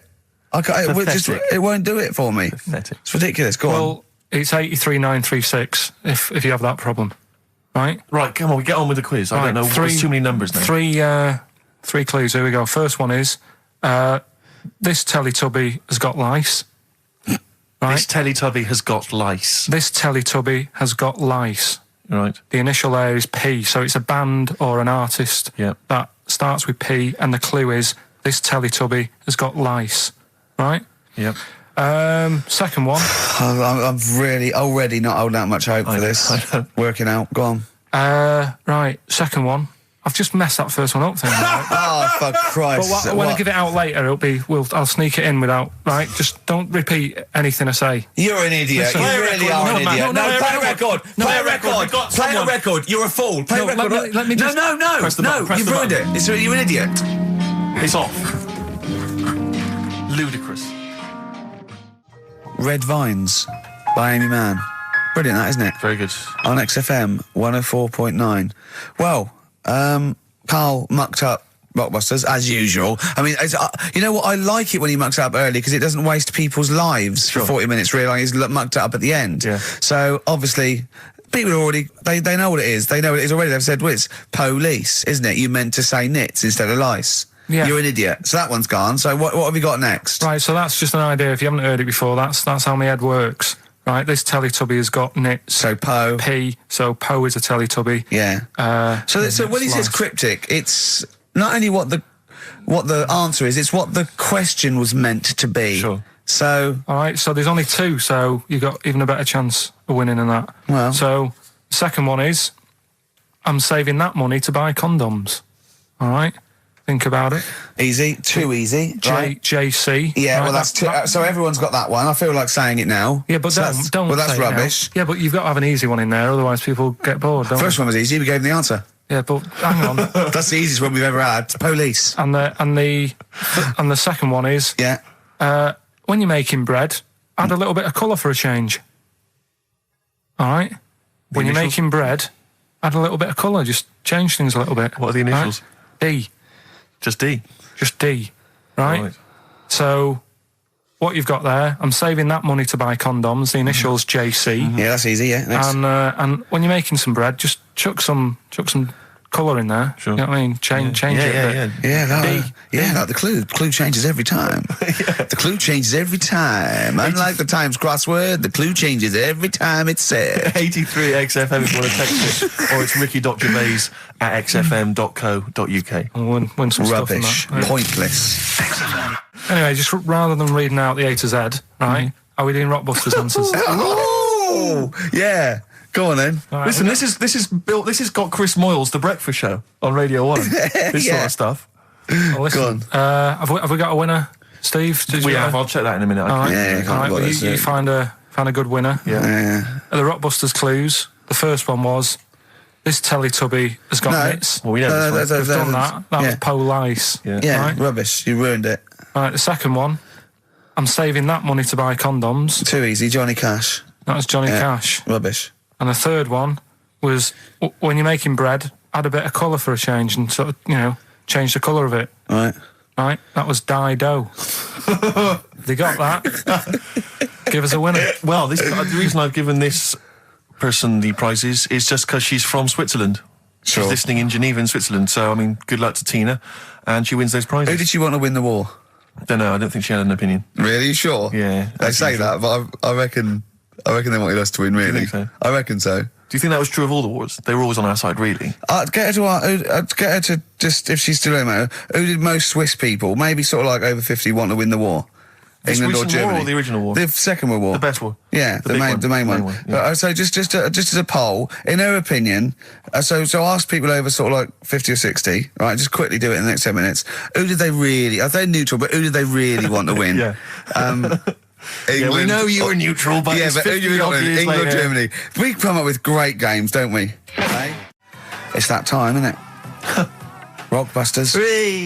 Come on, Carl, what you got for us? All right, well, do you want to say what the prizes Actually, are? the or prizes we are just back put it away this in week. that? Really? We've got... I'll be the judge of that. Actually, what am I talking about? No, there's a 2-disc set, Rock and Roll Legends, on the cover there. We've got Buddy Holly, Elvis, Roy Orbison, and Little Richard. So No one wants that, baby. Nobody's interested. Nick Cave and the Bounties, a DVD. I'm a Nick Cave fan and I wouldn't watch it. No, you'd watch it once at most best. when there was nothing else. Knowing Me, Knowing You. No, I mean, Nick Cave's good, but when do you watch rock DVDs? I Yeah. know.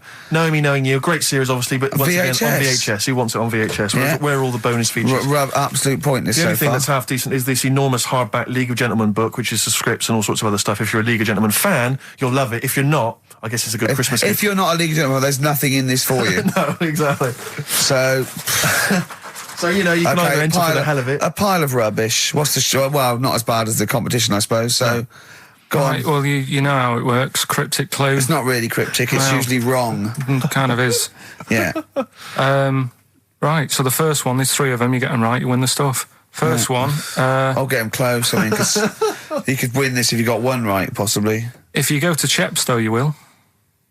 Was that a clue or is that a point? Is that something? That's a clue. Right. Say it again.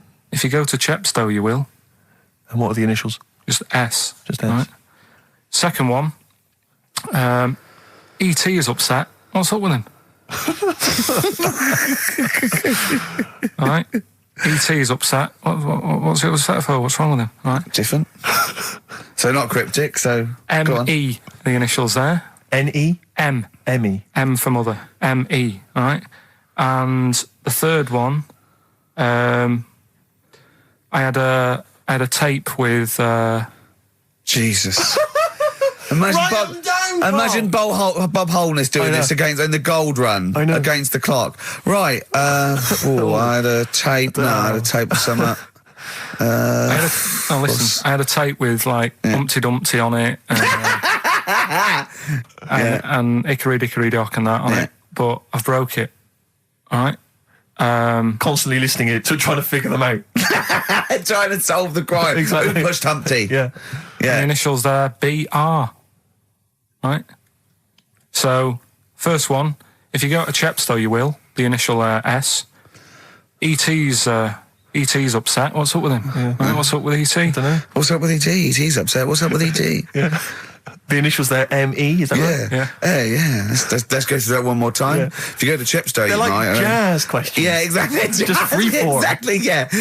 E.T.'s a bit upset. What's that? What? Hey, dude, what's the matter, man? And I had a tape with Humpty Dumpty on it, Hickory Dickory Dock, stuff like that. Doesn't work anymore. What's gone on there, right? What's gone on there? B.R. First time we said, well, you broke it. Well, I broke it then. Is that important or not? Yeah. I broke it. And so it's B. B.R. Okay. Right. Okay, well, you can text if you have a mobile phone. So everyone, there's no excuse to not take part. 83XFM is the text, 83XFM, or the phone number. No, we're not doing the phone, obviously. We don't I think I know what the speak B might stand for. and otherwise it's ricky.gervais@xfm.co.uk. We'd love to hear from you. Oh, it sucks the lifeblood out of me, just listening to Rockbusters. Something to bring you down even further, although it's a beautiful, beautiful tune. Oh, beautiful. Ryan Adams has got a number of different albums out at the moment. One is called Rock and Roll. It's not great. Don't really bother with that one. Do dig out, though, Love is Hell Part 1 from Ryan Adams. It's available at different places, and you'll find this on it. Track 5, Wonderwall. His version of Oasis is wonderful. Absolutely beautiful, isn't it? It's a treat. XFM 104.9. Yeah. Rockbusters. Yeah, they'd be loving this, all right? 3 clues were, first one, if you go to Chepstow, you will, right? The initial was S. That was sea horses, all right? That was the answer there. I'll give you that. That's fair enough. I'll give you that. E.T.'s upset. What's wrong with E.T.? What's wrong with him? Yeah, right. The initials M.E. Yeah. What's up with him? It was Missy Elliott. All right, Elliott. Doesn't count at all. What? Doesn't count at all. Missy Elliott. You know what I mean? What's wrong with you? What is that with him? No, just let him explain it. Sorry, Carl, do it again. I wasn't listening. Do it again. Elliot, yeah. Who's in E.T. Yeah, just do the clue again. Right. E.T.'s upset. So he's looking a bit sad and that. What's what, E.T. the extraterrestrial? Yeah. Yeah, go on. Right, and his mate, who's in it's called Elliot. Yeah. Right, he's upset. What's up with him? Well, is Missy Elliot. Missy Elliot, what's she got to do with it, though? I don't understand. No. The way you'd say it, you say, what's up, E.T.? And it'd go, oh, Missy Elliot. Why would he mention her? I don't understand. Was it a thing in the film? Missing. She wasn't even around. Oh, missing? Oh, Missing Elliot. Oh, no. Oh, that makes sense, Carl, but she's not called Missing Elliot. It's meant to be about rock stars, though, isn't it? Missing Elliot, isn't it? So it's meant to be about rock stars, isn't it? It's just cryptic, though, isn't it? Cryptic clues. Oh, no, that's not cryptic. That's shit. You. Right, the third one. I had a tape, and it had Humpty Dumpty on it, and I love when he says Humpty Dumpty. Humpty Dumpty. Hickory Dickory Dock and that. But the tapes broke. Yeah. That was BR. Buster Rhymes. Say that again. I dozed off. Sorry, I don't understand. What do you mean? Who's the winner, Steve? No, it doesn't. No, do you mean busted? Buster. Well, it's kind of like that. Cryptic. No, it's not. No, cryptic doesn't mean change it, so it's not the same. Steve, who's the winner? We got loads of right answers, so it's interesting. This email system, it flashes up suspected spam. If it, spam is that stuff that gets sent around the internet. Yeah, and it flashes that up if it thinks it's going to be a spam email. And every time it comes in with a Rockbusters answer, it just says suspected spam. In a sense, in a way. Let's give it to Catherine Jakeways from Hackney. She's got those answers. Rubbish, absolute rubbish. Carl, over to you. This is the time where we play, the world famous quiz, isn't it? Rockbusters, isn't it? Yeah, which is Blockbusters, but with music. See you later. Cryptic clues and that. Do you want to say? Not really cryptic, but go on. We've got a number of DVDs to give away, including some teachers' DVDs. We've got a bunch of CDs here, and also Ricky Gervais's live stand-up DVD, Animals, which is not good at all. I really would not encourage people to buy that. It is weak observations, poorly performed. I would recommend The Office Series 2 on DVD. Rubbish in that. I'm awful in that. You can actually see me forgetting some of my lines. That's true. Go on. Right then, so cryptic clues. Just an example, might be new. I reckon people will be staying in today because it's raining and that, so might not have heard it before. So, like... or they have and they're not listening. Yeah. Well, whatever. Good. You gave up on that, did you? Three. Well, give us an example of the sort of thing. Jesus. All right, maybe don't. Listen, I'm a broadcaster. Words are my tool. Go on. All right, forget that. Come on, Baldy. Right, three clues then. Here's the first one. It's a band or an artist. Yeah. Right. I'm going to the northeast. What are you going there for? Good point. Good question. Right. If it had been why you're going to the northwest, that's a different matter. Going to the northeast. What are you going there for? Right. Yeah. S is the initial, so it's a band or an artist it starts with an S, and that's the clue. Right. Second one. She's related to the man in the lamp. Right. That's G. Right. She's related to the man in the lamp. Right. And the third one is the Jamaican fella would love to live there, but it's a little bit pricey. Oh God, I feel an accent coming. That's one where you're gonna have to think about it with the accent. I imagine. It's there, DS for that one, right? So the Jamaican fella would love to live there, but it's a bit dear and that, isn't it? A bit pricey. So. So give us some again quickly. Right, the first one. I'm going to the northeast. What are you going there for? That's S. She's related to the man in the lamp, That's G. Changes and a bit. the Jamaican fella would love to live there, but a little bit pricey. Mm-hmm. And that's DS, so email in or text and that. Ricky.gervais@xfm.co.uk. What's the text? 83XFM. Yeah. You can win those prizes. Brilliant. Right. Play some ads? Yeah.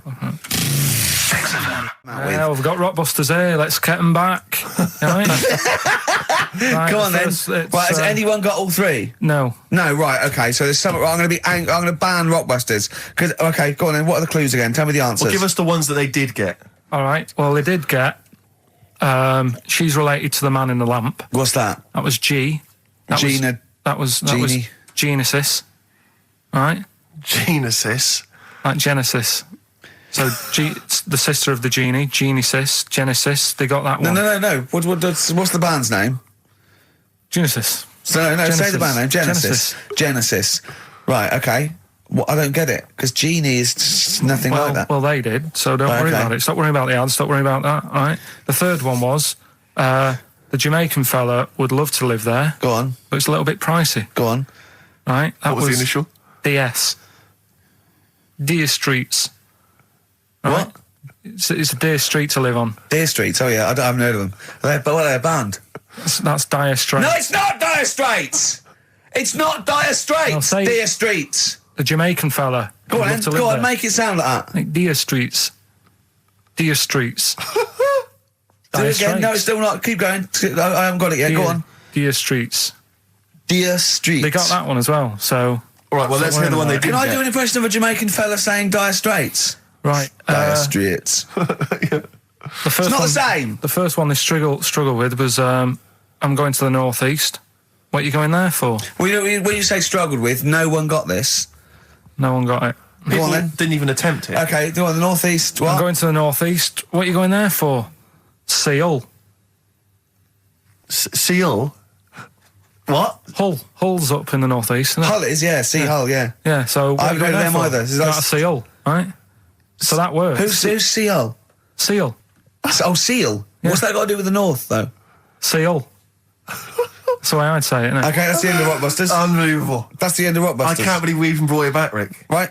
I'm serious. That's the end of Rockbusters. Can I be honest with you? Go on. I'd love to hear some adverts now instead of that. Well, so would I.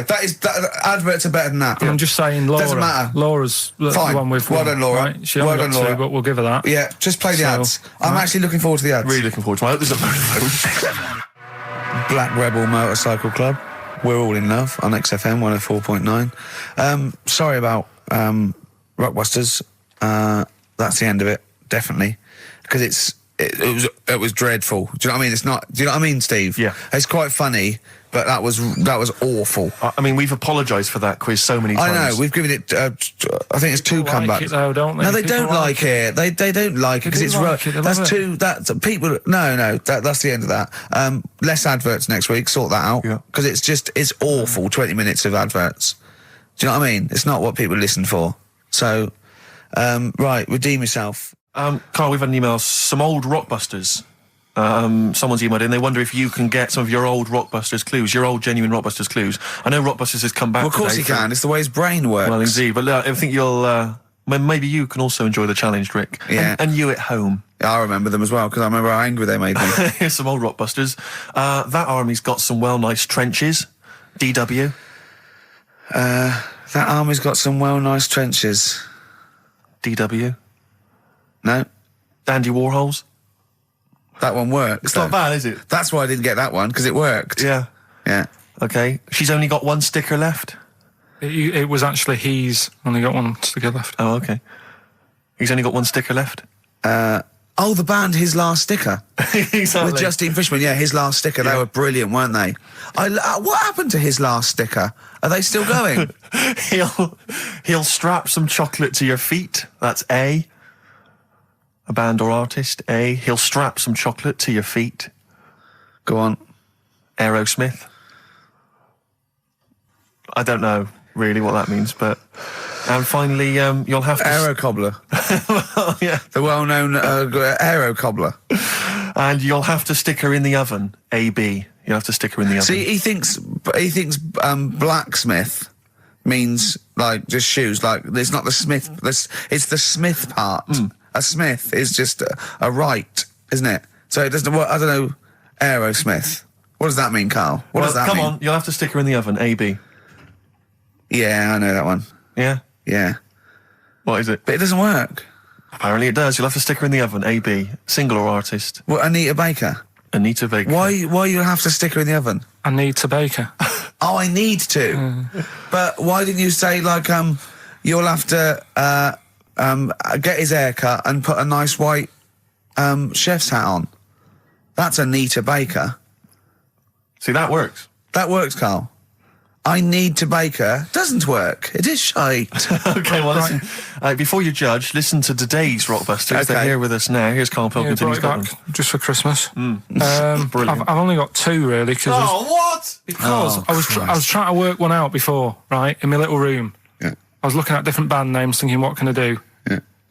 Couldn't concentrate because Ricky was in there trying to spray deodorant all over the place.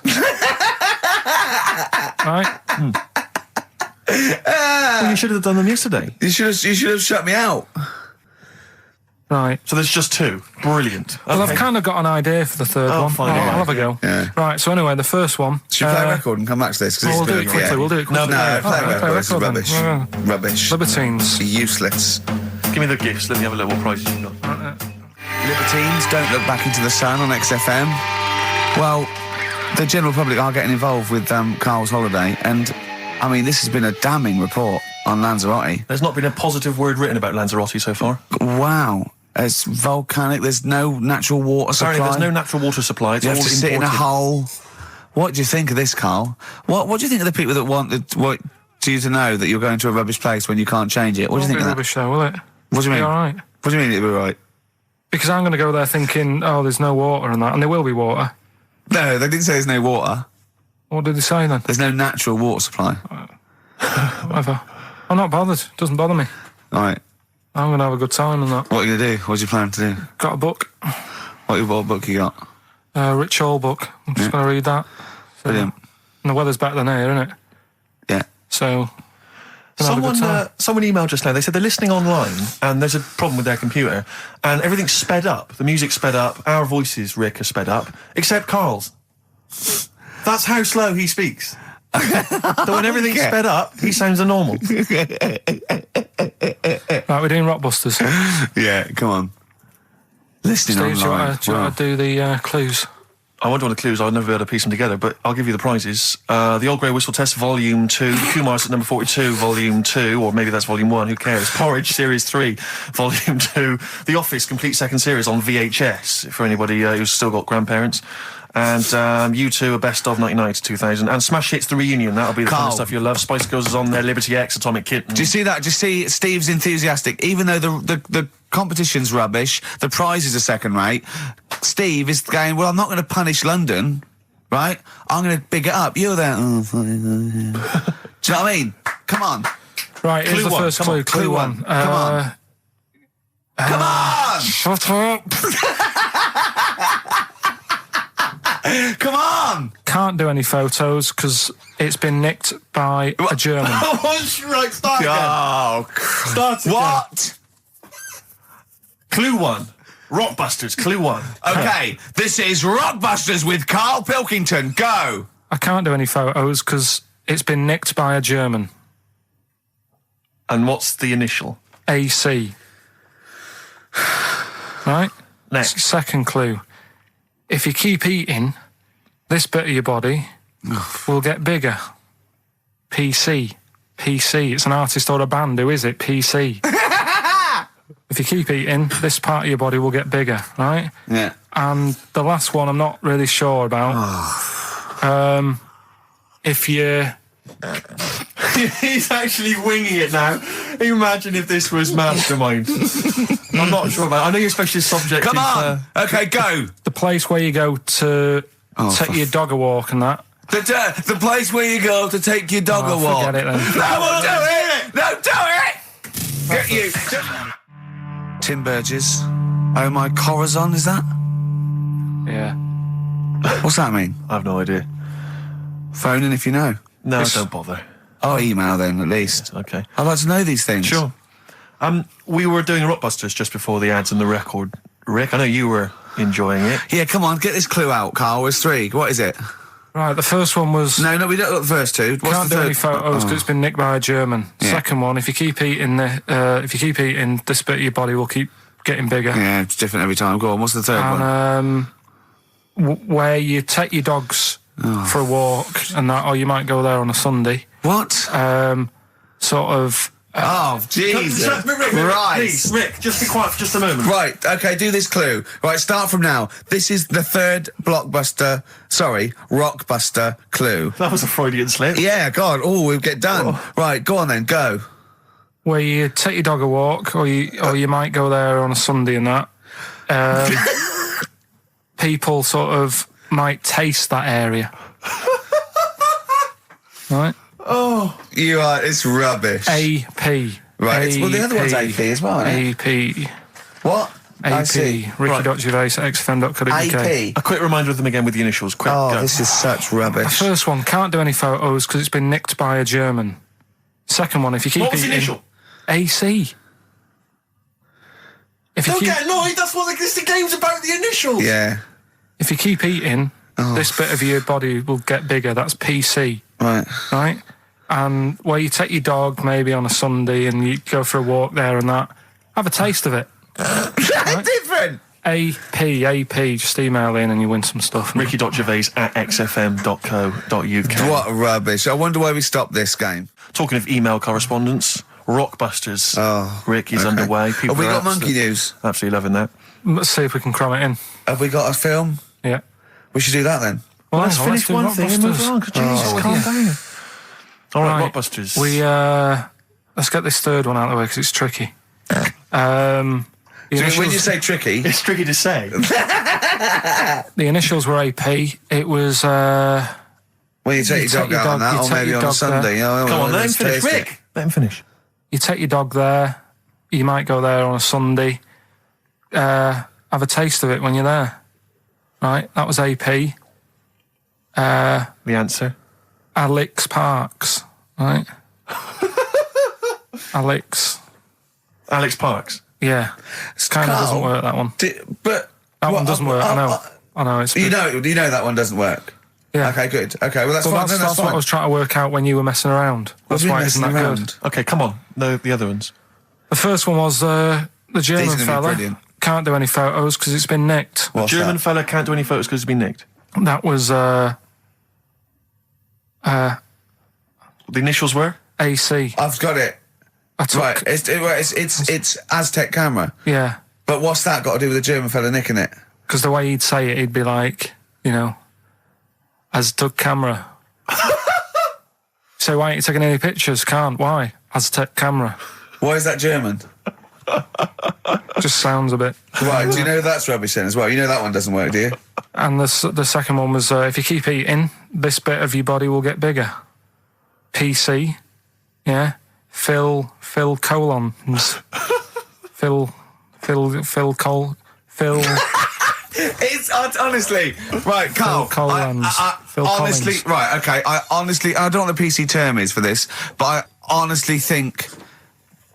I think you're quite bright, and I think you're quite streetwise and all that things. But I actually think. Oh, I've got to be so careful here not to offend people. But I think you might be. Could you maybe describe it through a sound? You might be educationally subnormal. Does that worry you? No. I've got by all right. I'm not going to worry about it now. You know what I mean? I'm 30. Do you know what I mean? Why start worrying about it now? But you've got the mind of a 12-year-old. So what? Sure. Do you know what I mean? I don't worry about stuff. If you don't know about stuff, you don't worry about it. Yeah. So I'm happy. Well, if he's educationally subnormal, I'm afraid also Matt Briggs of South East London is as well, because he got all three right, as did a number of other people. Well done. That. Yeah. So he's won that stuff. He has indeed. Player Echo, we've also got your film quiz coming up, and Monkey News. We're all looking forward to that. Right. Monkey News. Bit of Bowie? Yeah, one of my favourite Bowie songs of all time, Letter to Hermione from Space Oddity. Have you got any Christmas shopping? I should show off and do that now. Rockbusters? Yeah, brilliant. Right then, this is where I give you a little cryptic clue and some initials, and it sort of makes up a band or an artist and stuff like that. Yeah, sort of being the operative phrase, Yeah. Let's see how he reads this clue. Yeah. This is going to sound like Oscar Wilde. Clue number one. 3 different clues. Clue Oscar number Wilde 1. was Chinese, apparently. Was it? Yeah, it was illegal then. Right. Will you leave the entrance to my garden alone? Sorry? Right. Will you leave the entrance to my garden alone? Are we back on the gay thing, or is this... This is the clue? That's the clue. Right. Clue for Rockbusters number 1. Will you just leave the entrance to my garden alone, will you? Right, that doesn't count because I know what it is. And what were the initials? What are the initials? GG. Correct. Yeah, right. But you've got to pronounce the artist correctly. I'll pronounce the artist, because I know what it is. Don't ruin it. No, when the answer comes, I'll pronounce the artist. Right, can we just focus, please, on the quiz? Go. What was the clue again? Give it again. Will you leave the entrance to my garden alone? Stop messing with it, right? GG. Okay. Right? Next. Doesn't count. Next. Incorrect. Don't phone, but you can send a message on my mobile if you want, right? That's T. It's another little easy one. And the last one, we were sharing out the mail sheet. Right, that doesn't count either. Can we just fuck Rick? I know what that is. I know what that is. I don't care. We'll come to that later. Yeah. And number 3, we were sharing out the mail sheet, and I think I got the best one. Right? DG. DG. Yeah. So quickly again. Will you leave the entrance to my garden alone? Stop messing about with it. Yeah. Right? GG. Yeah. Don't phone, but you can send us a message on my mobile if you want. Right? That was T. And the last one, we were sharing out the mail sheep, and I got the best one, so that's good. Right? DG. All right, ricky.gervais@xfm.co.uk. Have we got any prizes? Do you want to have a look? Well, don't worry about it. Don't worry about it. Have we got any prizes? Just, look, the clues are rubbish, the clues don't work, the show, this is pathetic. Play a record. That's what it should be called, and the clues don't work. Well, I think it's Rockbusters results, isn't it? Okay. All right. Brilliant. Do you want the prizes, by the way? Not really. Not bothered? No. Right, some videos and DVDs and that, some good stuff. VHS hype. Couple. $4.99. Is that one about TV weather? titles. What? There's the weather one. That's going to be on telly. Donald McIntyre. Oh yeah. That's in there. If you want that. Yeah.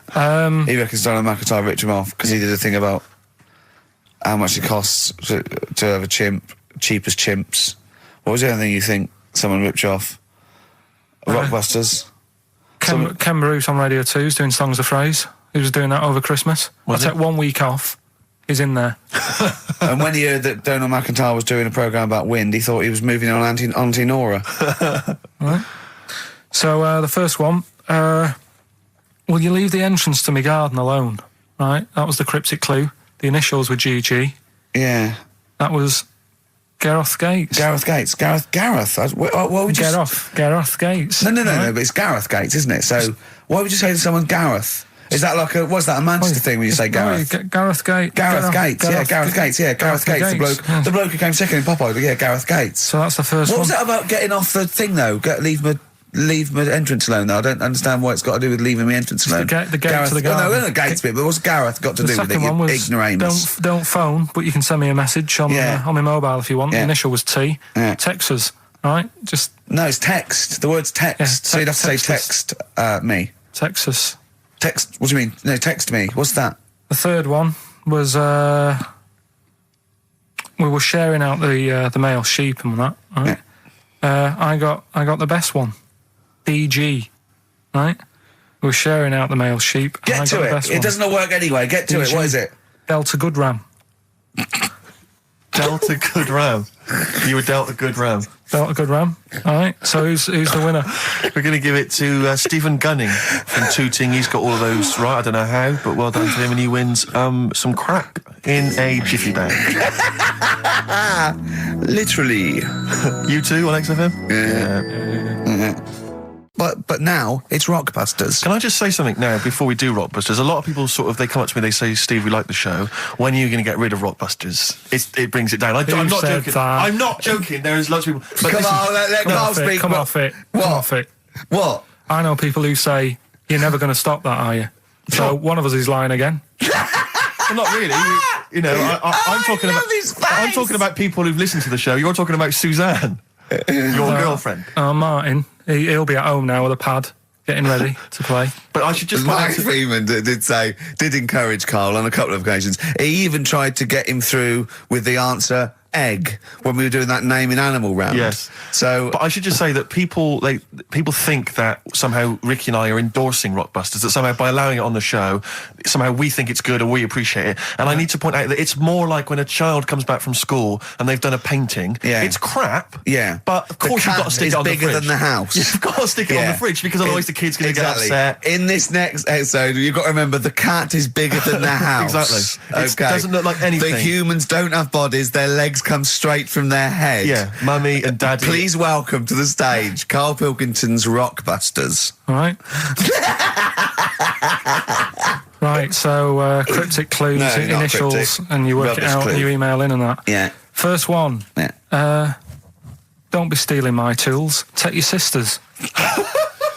All right, and the initials NK. Don't be stealing my tools. Take my sister's. Yeah, so that's like the cryptic clue, and the initials of the artist or band is NK. Right. Second one. Buy it if you want. Not bothered. Think about it. Come back. Right. Come back if you want. Start again, Karl. I lost halfway through. Right, start that second one again. Right. Well, you can buy.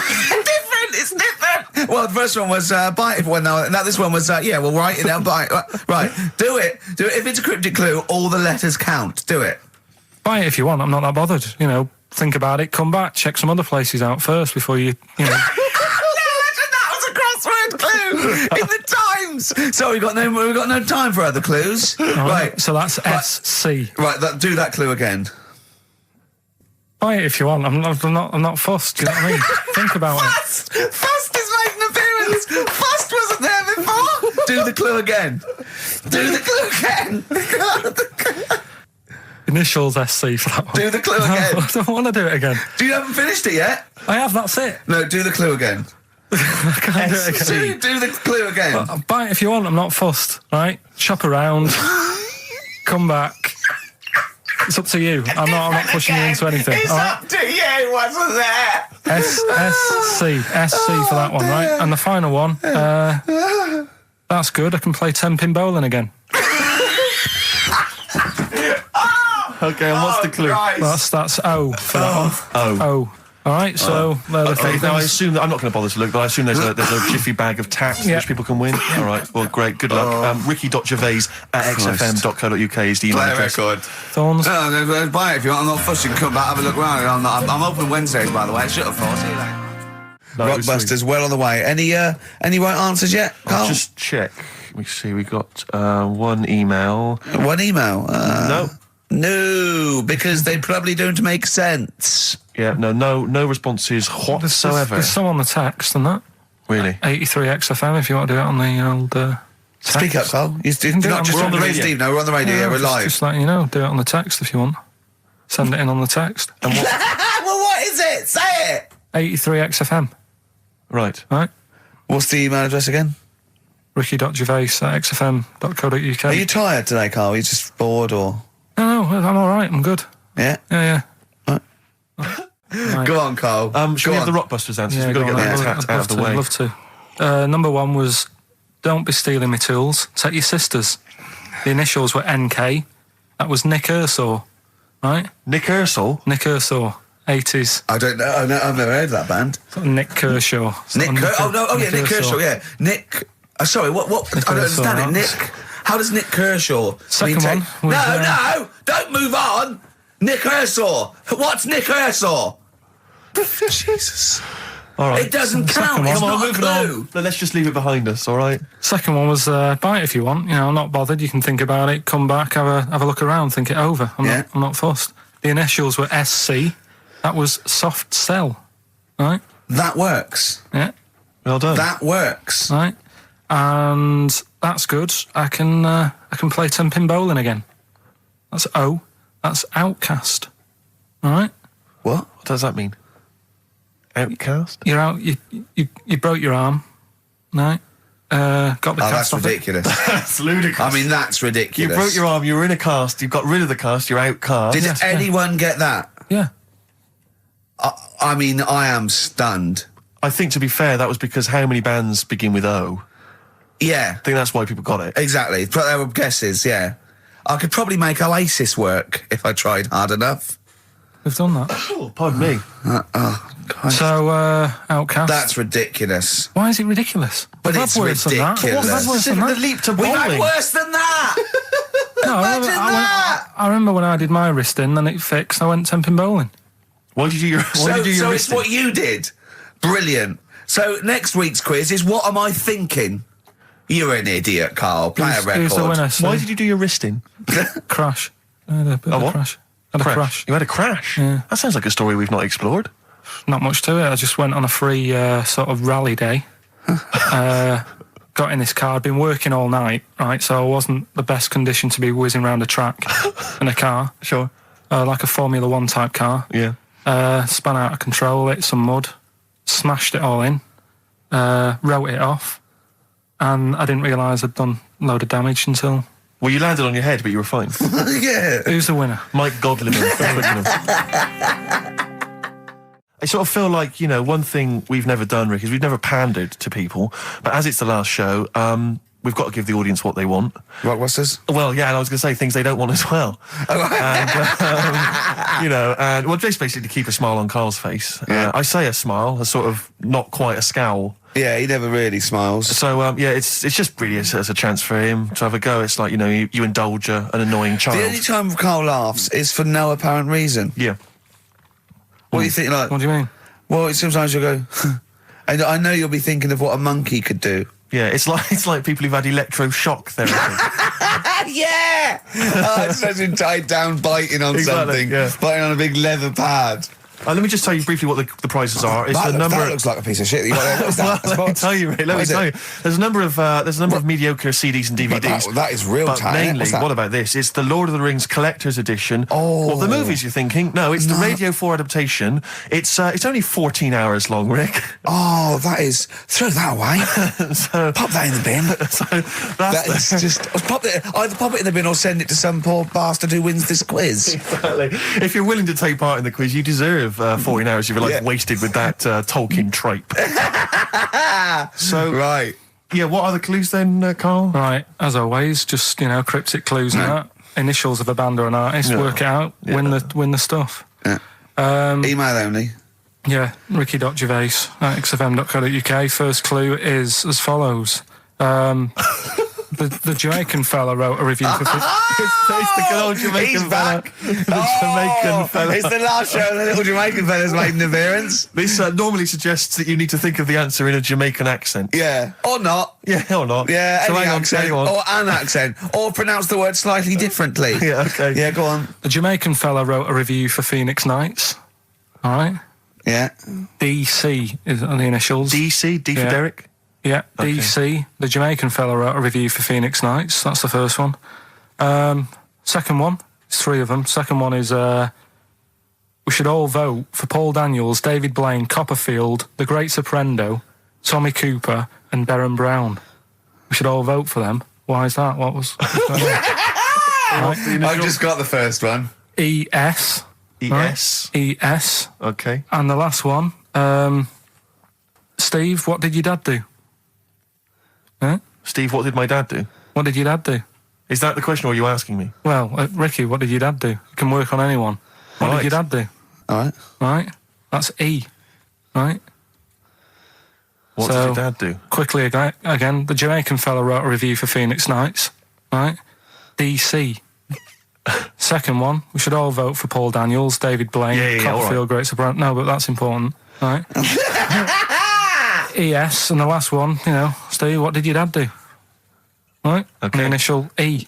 Ricky.gervais@xfm.co.uk. We don't want to speak to you. Please don't phone up. Remember, you could win some Lord of the Rings tripe. All right. No more on XFM. Last Rockbusters ever, thank Christ. What Play a record! I'm not sure Rockbusters answers. Let's do Rockbusters answers. Rubbish. I don't want the gig anyway. Like they were seriously considering him. Thanks for coming in! Brilliant! Go on. Did I tell you my dad's always been asked to go on that? Why? He's always been asked to go on. Is he a woman trapped in a man's body? No, they want to talk about you. They So it's disappointing. Go on. Anyway, Rockbusters, right? Right, first clue was Jamaican fella wrote a review for Phoenix Nights. Yeah. Right, that was the cryptic clue. The initials were DC. Yeah. What is it? Come on, no, you tell me. It's Define Comedy. All right? Define comedy. It's a divine comedy. All right? What is that? That's I'm a just Jamaican Do the accent again. Do the accent again. Oh, it's just divine comedy. That's just to help it along. That's Do it just again, to do the help accent No, I'm again. not doing it again. You've got the answer. It doesn't matter. Let's move on. Right? Second one. We should all vote for Paul Daniels, David Blaine, Copperfield, Great Soprendo, Tommy Cooper, and Darren Brown. Why is on. that? ES were the initials. Go on. Elect, Trick 6. Right? What? electric 6. It works, so don't say it like that. I don't know what it means. Right, well, there's 6 people there who do tricks and that, right? I'm saying we should vote for them, so you elect them. Yeah, but he said elect. Yeah, electric 6. No, elect, though. Elect's not a word, is it? And the last one, I don't think elect's a word. Elect. Steve. You don't mean Alec, do you? It's not Alec Park. You're not trying to do Alec Park. Third one, Steve. What did your dad do? I don't know. That was E. Could work for anyone. It didn't have to be Steve, right? That was erasure, right? Erasure. Erasure. No, it doesn't work either. It doesn't work either. No, it doesn't work. Doesn't work. Who's the winner? None of them work. None of them work. Another pile of crap for the mind of little stupid. I'll give the prizes dopey to little. I'm going to give the prizes to Martin Williams from Flintshire. I don't know where Flintshire is. He says that he's promised to listen to the Lord of the Rings, and by listen he means sell them on eBay. Yeah. So thanks for coming in. Stupid. The end of Rockbusters from the stupid little shitty brain. I'm going to say it of Pilkington.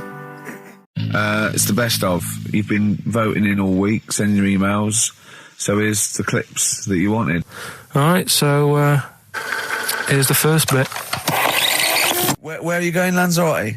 Yeah. Where's that?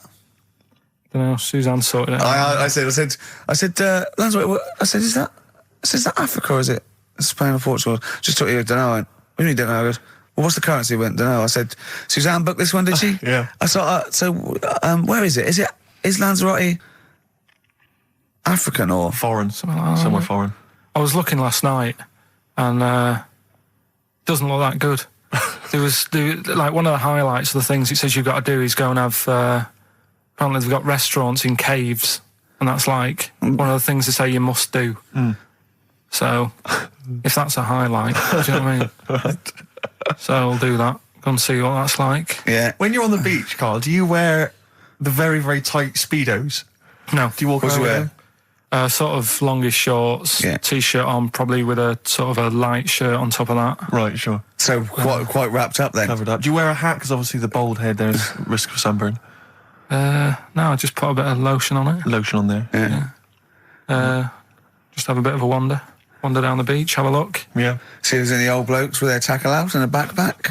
I'll look forward to. So yeah, well, there you go. Yeah. Well, we're looking forward to finding out how you get on. Yeah. And interested to know what she gives you on Christmas Day. More scintillating chat after this next song.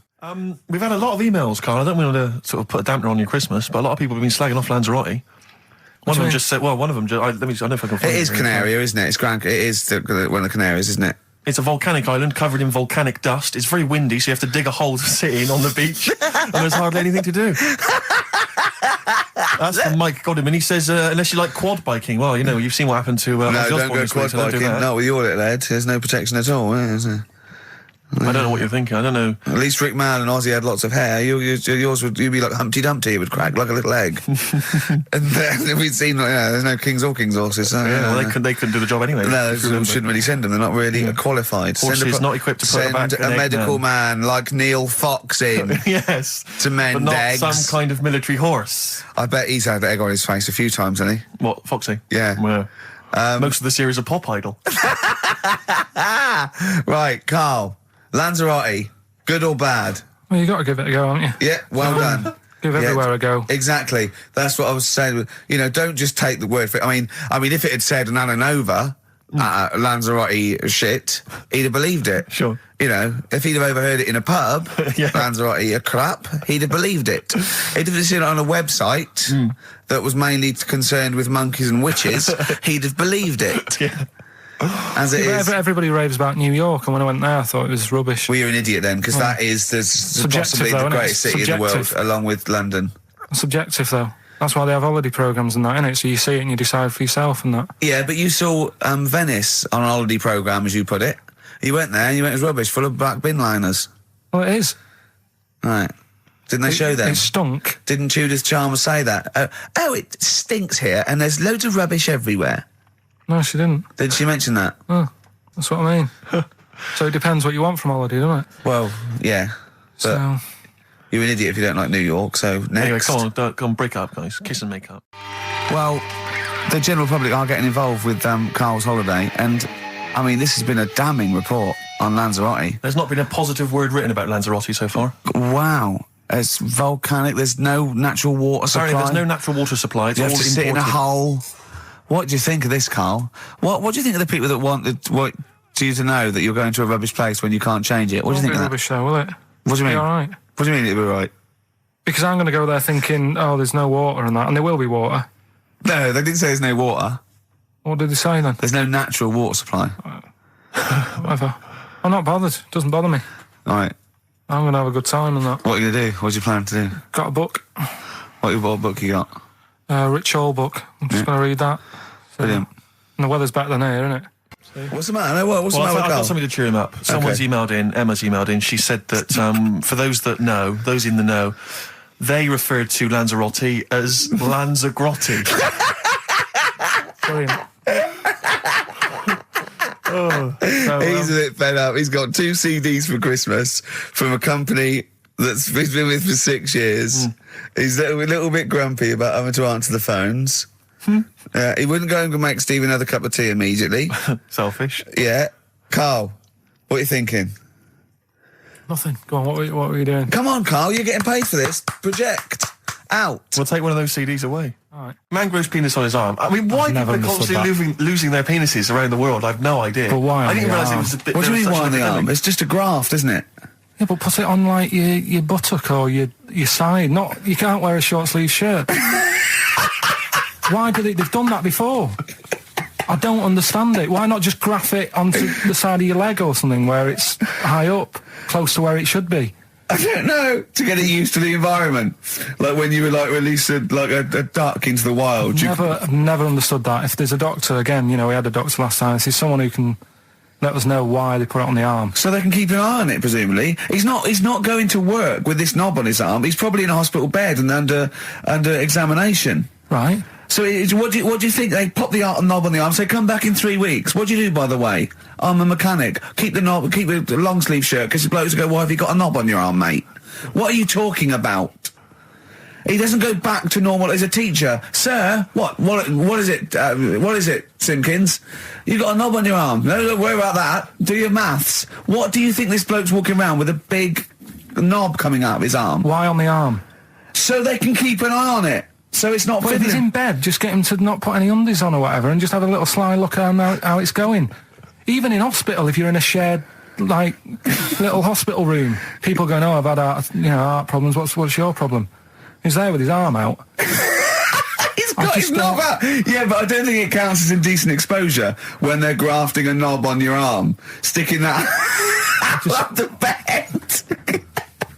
Imagine if he's driving, he's just got it out the window. People driving by. Yeah. The fact that at the end of Is that bloke giving me the finger?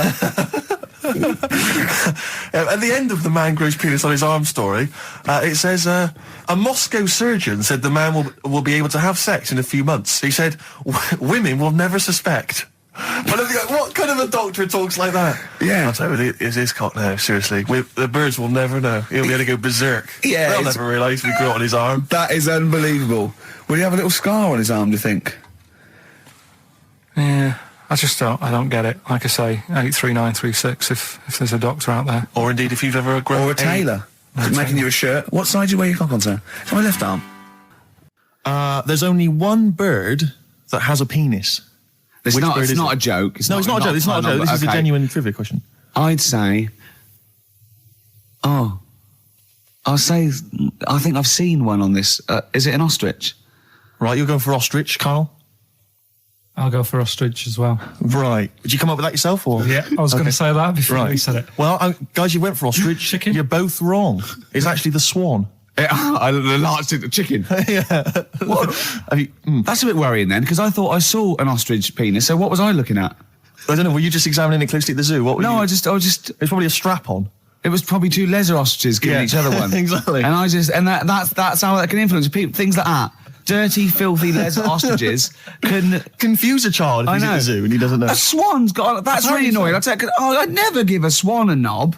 So it's the little puffiest of all birds, isn't it? Yeah. Oh, I'm protected by the queen. But I need a knob. If I had to give a knob to any bird, Good question. I wish I'd posed that myself. If you could give a knob to any bird, what would it be? Phone in. Vulture.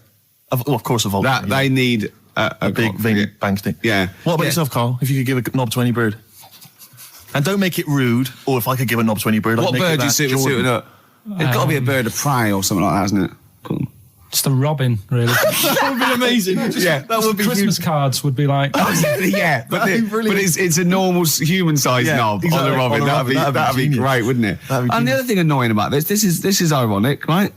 Now, the male of all bird species they're called a cock. Yes. Right. But the only bird with a cock, right, is called a cob. Is that what a swan's called? Yeah, they're cob and pen. They're not cock and hen. That's and he's got he isn't a cock, but he's got a cock. Yeah. Good. Quick query there, Rick. Go on. When you said then cock, presumably you meant male bird the first time you said it. Yeah. The second time you said it, you said cock. Did you mean the penis? Well, you're showing off the whole farce of radio broadcasting. Because you're not really allowed to say cock. No, exactly, no. One cock would cause great offence. Yeah. The other cock's fine. Exactly. It's weird, isn't it? It is strange. It is strange. So, I mean, if I said now to you, I like cocks. Yeah. Meaning birds. Yeah, that's that'd be fine.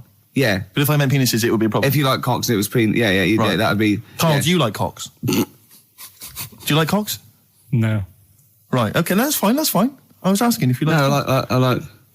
Yeah. Well, I'm a big fan of tits. The small birds that come down and peck at you. Yeah. Yeah, you like tits and cocks. There's nothing. Tits and cocks. There's nothing wrong with. There's nothing. Carl, don't worry. There's nothing wrong with saying tits and cocks. When I said tits, I meant the little birds. Yeah. And when I said cocks, I mean the big birds. Yeah. Do you know when Go on. No. It's just that it's when you talk like tits. Yeah. At the milk. Do you? I like the fact they flutter away when they hear the milkman coming. Oh, come on. So what? What are you talking about? No, when the milkman's coming, when he's walking up. Okay, 104.9, Ricky Gervais, Steve Merchant. We're not actually here. It's the best of. I feel drained today. Do you? Go on. This is the strangest radio show in the world. Yeah. Isn't it? Yeah. Because when we can do that, we can talk about this and go, I feel drained today. Just like he's not. Like, no one's listening. Because that's the sort of thing you say socially and no one listens. Like, just when you're watching up, I feel drained today. It's rhetorical. Yeah. You're not expecting anyone, not even your loved ones, to go, oh, really? They just go, that. But to do it live on air, no one's listening. What I mean is just give us a jingle. But exactly. But the truth is, the contempt we have for our poor listeners is unbelievable. The listeners aren't listening, and we don't want to be here. So it really is one of the most pointless things ever. No, would have been quite happy to do a full show. But you know what? The flow of it's just. I would love to listen to this back in 10 years. This actual show. Let's keep this forever. Let's keep this show forever. The show we went early. We were bored. It was a day we're trying to save Africa, but we're a little bit annoyed that no one's listening. Yeah, right. Right, once and for all, the final monkey news of the year. Oh, go on. What were you going to say? No, I was just going to say, if you're not into the Live 8 and you're gay, you're not listening, because you're on a walk. Right, okay. Right. Oh, chimpanzee that monkey news. Right, there's this card game going on, right? in the big hotel in Vegas. Right. The Luxor Hotel in Vegas. Yeah. There's a major card game. All the big players and that were involved. Right, they're all invited. Anyway, so they all meet up in this dark room at the back of the. Oh, there we go, dark room. At the back they didn't work. They didn't see the little 4-foot hairy fella. So it was brilliant at poker. Like I say, it's a big game, and that everyone's been waiting for it. So it's played in the back room, not in the main entrance bit, right? So anyway, like I say, it's dark in there and what have you, and the players went in. There was already someone sat in there, right? Right. But they couldn't quite see Was he him. a short, hairy bloke with slightly longer arms than legs? Couldn't see him. Were his arms slightly longer than his legs, strangely enough? Was he holding his hand of cards with his feet? Anyway. So the cards were dealt, right? Cards were dealt, game's going on. His cards with his feet! Game went on for hours, right? No one's listening. The terrible thing is that not even we're listening to Carl now. I know. Literally no one is listening to Carl. Insulting. There was a lot of smoking going on. It's going on. A lot of eating and nuts going on. That was a bit weird because they don't normally get through as many, but for this night. So, come on, let's just play Bruce. Carl, let me ask you now. Carl, you will be a little bit unnerved about this. Have you seen the film Jurassic Park? Yeah. You know what happened there? Well, according to the Sun here, it says scientists are planning to clone mammoths for a theme park. Look at his face. Look at that. He looks like a dog caught in the headlights of a car. He's terrified. I love Carl. He sprung to attention Carl. there. Is that the best news you could have? Man moths.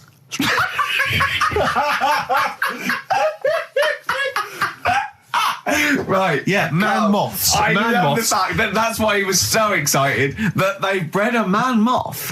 What is this? Yeah, it's a human being that hides in your wardrobe and eats an entire jacket in a day. Yeah. What do you mean, man moths? Mammoths. Mammoth, the big hairy cow from the Ice Age. I mean, elephant. You're not so excited about that, then? You can take or leave bringing back mammoths to life, but a man moth... A man moth is a different matter. Oh. if we'd have never brought that up, he'd have gone and told someone now, they've bred an half man, half moth. This is what we mean. That's how things start. This is what we mean when you hear these ghost stories. Are you slightly deaf? Is that it? When you hear these stories, is it...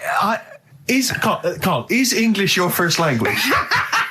Are you actually foreign? Is that the thing? Yeah. Should we speak when we say slower? foreign, we mean not of this planet. Yeah. Should we speak slower? Would that be a help to you? No, go on. Next what do you make of that? Do you think that's good? Do you think that's good to bring back mammoths? Prehistoric animals. These giant elephants. They're slow, aren't they? It's not as if they're going to like get out and run fast and they can't capture them. They'd probably be a fence, to be honest, Carl. They'd probably be a fence. No, but you're asking it as if like, oh, it could all go wrong, but it couldn't, could it? Well, really? but the point was about Jurassic Park is they thought it wouldn't go wrong. They thought they had it all under control. Have you learned nothing from Jurassic Park, Carl? Dinosaurs would say, "Oh, think about it before you do it." But with a hairy elephant, it's not going to. Not a concern for you. Would you go along to see him? Would you be interested in that? If it was in the area. He's great, isn't he? I'd love a queue, Nothing right? impresses No, him. but what I'd like to do is Carl sitting like Yoda in a little cave, and I'd just like to see people like Tony Blair and Stephen Hawking in a queue, and they go and say, "Carl, got a bit of a problem." Thinking of cloning a man and a moth. Problem? Not an issue. No, if I'm in the area, I might cruise around and have a look at it. Otherwise, just don't send it near my clothes. Oh, that's fantastic. So it's just for a second. As the words "man moth" came into your head, how excited were you? I mean, were you both terrified and excited? For the moment when you thought that they'd cloned a man and a moth? I pictured... what kind of face did he have? Did he have the moth's head, or was it a man's head? Just a little man head. Right, what was his face? What did it look like? He just was like a bit shocked. Perplexed, yeah. It was like he'd been grafted onto the body of a moth without his consent. And when he was asleep, he'd woken up. He just went in to have a goiter removed, and they said, "We've replaced your goiter with the body of a giant moth." Yeah, is that all right, Mr. Jenkins? So he had the head of a little. Was it a little boy or a man? Little man. Right. Okay. And he's just bumping into a lamp. Just bumping into a lamp. If you went into hospital and they'd done something, what's the worst thing they do, right? What would you rather have done, right? You wake up and you've got lobster claws for hands. Right. You wake up and you've got duck's feet. Or you wake up and you've got one horn coming out of your head. The worst thing? Yeah. Probably the horn coming out of my head. Why? Get in the way. That'd be useful, wouldn't it, in fights and stuff? And for like parties, people would play I suppose quoits. the lobster claws would also be quite handy there. So anyway, I found these things. Do you want to hear? Yeah. So explain this again? Right, so I got back off holiday. The first job I found out I've got to do is work with Ricky for a voiceover. I do a regular thing. I do X-Ray magazine, but I'm allowed to make the script up. And they said I could, so I did. Right, so imagine this. Well, I know you, Rick, and I know you like to put a lot of work into these things. Yeah. You want to do a good job. So he rolls up, he says, "Let's do it then." He said, "What's in the magazine?" I said, "Well, here's a selection of stuff. This is what you've got to sell." He said, "Leave it with me." He goes into the little booth, and the first one he comes up with is this little advert for it, right? X-Ray magazine. It's out now. It's £3.50 May edition. Music of Tomorrow. Dandy Warhol's picture, and there's a free CD with all the Placebo and the Donners and Smog and Nightmares on Wax and Alpine All Stars. Only £3.50. It's out now. Buy it, innit? Have you got a sore throat there? Well, that's all right, isn't it? And he was going, "You can't." I said, "We are doing that. I've done one. That is it. That's it." So I persuaded him. He went, "Right, okay, we can possibly put that on XFM, right? I'll have to see, right?" And so I wouldn't do it again. And he went, "But you need one for Capital." He said Capital, no. I went, right, I'll do one more for Capital. Right. Because all the stations advertise the XFM magazine, right? So this is the one that he thought would be all right for them. Hello, you loonies in Radioland. Dr. Frog here to tell you about the new edition of X-Ray magazine. It's out now and it's only £3.50. You've not heard of it? It's a great music magazine. And you get a free CD featuring bands like Placebo. They wear makeup, but leave them alone. Gold Chain, Smog, OK Go, The Donners, and all great bands that you'll love to... Froggy here. Hello. Bye. Ribbit, Froggy says bye it. Oh, well. So then, he says, that's it. You had your money's worth. Dr. Frog's still on there. He's still on Classic. I said, that isn't going to go out. They're not going to be happy with that. He said, you've had your money's worth. I'm going. Yeah. So I'm left with that. I then have to get the bosses in. And because I've let him go, in a way, it's my responsibility. Yeah. So I've obviously thought I've got what I need. I had to play them to the MD. What did he say? And justify... Well, I was sort of thinking if I laugh, he might go, well, I don't get it, but he finds it funny. Oh, brilliant. Well done. So I was laughing, he was sort of thinking, you know... Excellent. Is that it? Brilliant. When do they go out then? I think one of them's going out at the moment. Excellent. I think the first one's going out. Brilliant. Well, let's play a great track then. Is it Dr. Frog? I'd like to see Dr. Frog feature maybe on our show more often. Okay. Oh, I've got some new comedy characters. I can't believe we're lucky. You know, I love the work of comedy greats like Chris Moyles and Noel Edmonds. I've got some really funny comic characters that'll be popping in and out of the studio. Save them. Okay. I'm excited.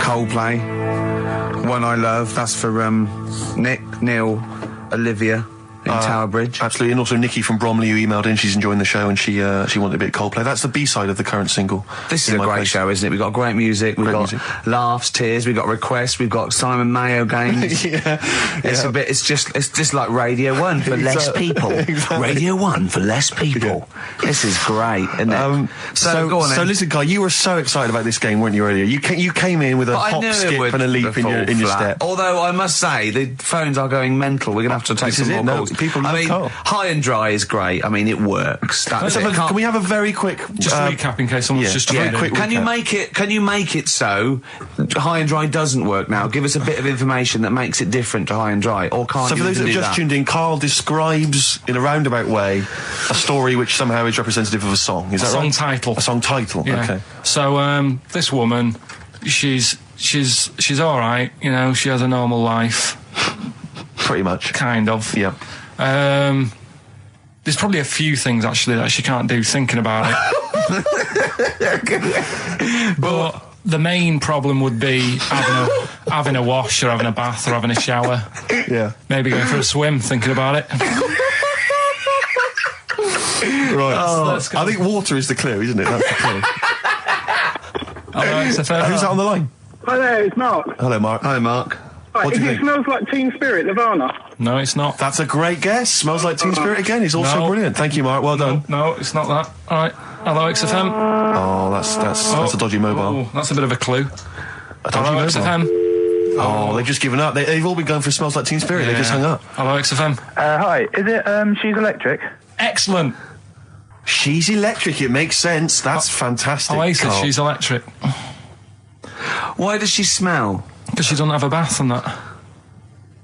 Because she can't have a bath or a shower. What's your name?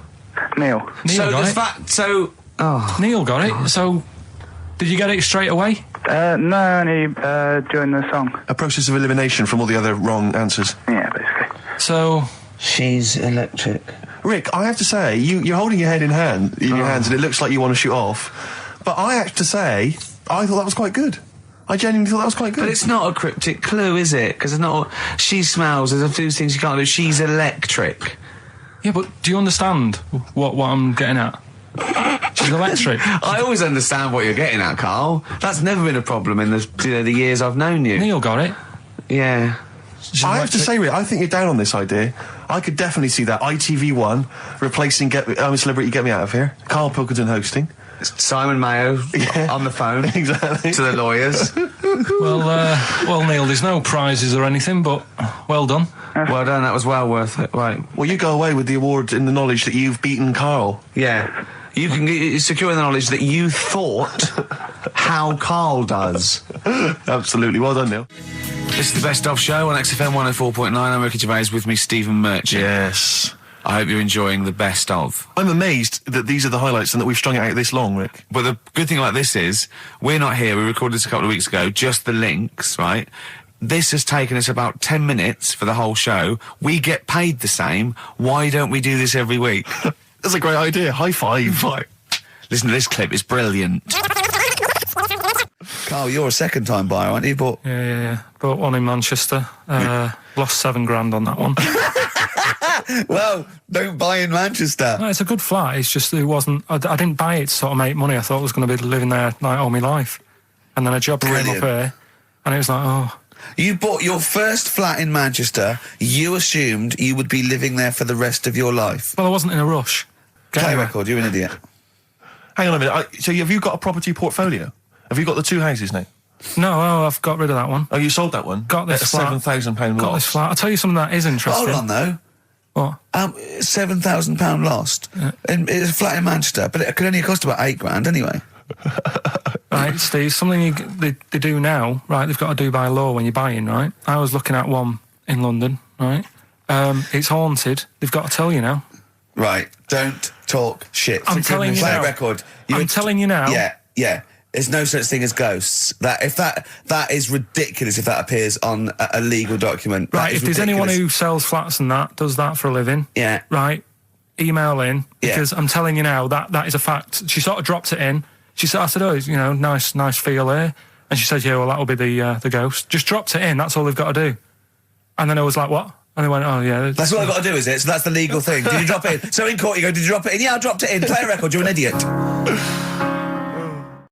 I love the fact that in pole position, in positions 1 and 2 of his favourite films of all time, is The Elephant Man and Kes. Yeah. That's brilliant. Yeah. Go on. All right.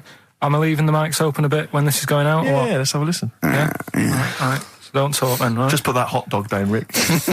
And this is the bit in Kes where it's the teacher and he gets up and he has to Glover. talk. What's his name? Is it Brian Glover? No, it's the other teacher. The other one. Anyway. Right. Go on. All right, so here we go. Things that had actually happened. I've got another one. What about you, Casper? Casper! All right. All right? All right. You haven't been listening to a word I've said, have you? Yeah, I heard some of it. Yeah, you. Some of it? Just. Stand up. Always somebody, isn't there? Right, now you're going to tell us a story about yourself. What sort of story? I want you to think of an incident that happened to you sometime in the past that is true and that you think will interest the rest of the class. All right? Right. What about I work on a radio show at the weekend. Well, are you going to tell us about it? I'll just do. It's 2 hours, and it's with Ricky Gervais and Stephen Merchant, and just sort of play music and tell stories and stuff. What kind of stories? Well, whatever. Like last week, it was science. We were talking about this lad who was growing a knob on his arm. So it's weird. It's tricky, sir, because like with Ricky, he gets bored quick and he won't listen to the stories, and he'll start squeezing my head. All right. I'm not interested in what he does. That isn't normal, is it, sir? That. I mean, it sure is a bit gay. Is he? Just messes about, though. Do you know what I mean? I try and like come up with good stuff, like monkey news and like quizzes and stuff, but then he'll just, Ricky will just mess about. I mean, on Saturday he did it again. He squoze me head. How do you spell that? Squoze. S-Q... Oh, you're going to show us off the wall. This is a new word to me. Squoze is S-Q-U-O-Z-E. Right, now tell us what it is. It's when he gets me head and he puts one hand on the back of it, right? And he puts the other hand on the front of it and he just sort of swivels it. Swivel, right down the Oh, swivel's not. It's spelled S-W-I-D-R. I'm it down today. how many times a day does he swells it? It depends what time he gets in. If he gets in about 12:30, he could get a good 3 in. But I think, I don't really want to talk about. Don't you? Well done, Billy. Big round of applause. That is the effort. Yeah. Wow. That's the best thing you've ever done, Carl. Right. Here's the last clues of the year. You had. There's a load of letters there asking for advice. Put them on Claire's desk. That was F. That was for foreigner. I don't know what you mean. Claire Rayner, she took advice, she gave people advice, so that's a foreigner. That is shit. Right. I'm sorry, that may be Christmas, that is absolute garbage. A lot of people got the right answer. I know, that annoys me even more. Number 2. Second one, ask your mum. Foreigner. Second one, ask your mum if you should. That was S. That was Shalimar. Shalimar. Right? No, bizarrely, what was the clue there? Ask your mum if you should. No, we got a lot of people saying Smashing Pumpkins as the answer to that. But I don't know who's saying that today, Mum. Smashing Pumpkins. Merry Christmas, Mum. Smashing Thanks Pumpkins. very much. Nice bollocks. Oh, that's great. That's great. Right. Smashing Pumpkins. Your dad bought them for me for Christmas. Yeah. And the last one. Lovely plums. What, my Victorians? Oh, God. Right, we've got to wrap it up. Come on, then. A couple of people were arguing in the supermarket at the fruit and veg counter. That was B. That was banana drama. They were having an argument. What do you mean banana drama? Wait. What group is banana drama? What group is banana drama? So, you're a fool. You're a twat. Well, you say that, but you accuse Carl of that. You're also accusing lots of the listeners, including the winner, Nicola Rogers of London, and she wins those great prizes, and she got them bang on. So banana drama. So can we finish there now? Yeah. What do you mean? What do you mean? Can we finish there now? Just play the ads and go. What? No, what are you talking about? We're going to play Joey Nick and Waiting River all day. Play that then. Goodness me, Carl, look at you. We haven't got time. Merry Christmas, Carl. Merry Christmas, Carl. Enjoy the show. Let's give him a little kiss. A little kiss? Oh, no, with tongues, it's Christmas. No, don't. Stop messing about. Get up! You don't talk to anyone, do you, in the week? You just hide in your little sound booth thing, and you really don't talk to anyone, do you? Much? Not really. No. I mean, you might call up. Yeah. But no, I keep myself to myself. Yeah. Then you don't get bogged down in the office politics and stuff. Yeah. Is there a lot of office politics here? I don't know. I don't get involved in it. Oh, yeah.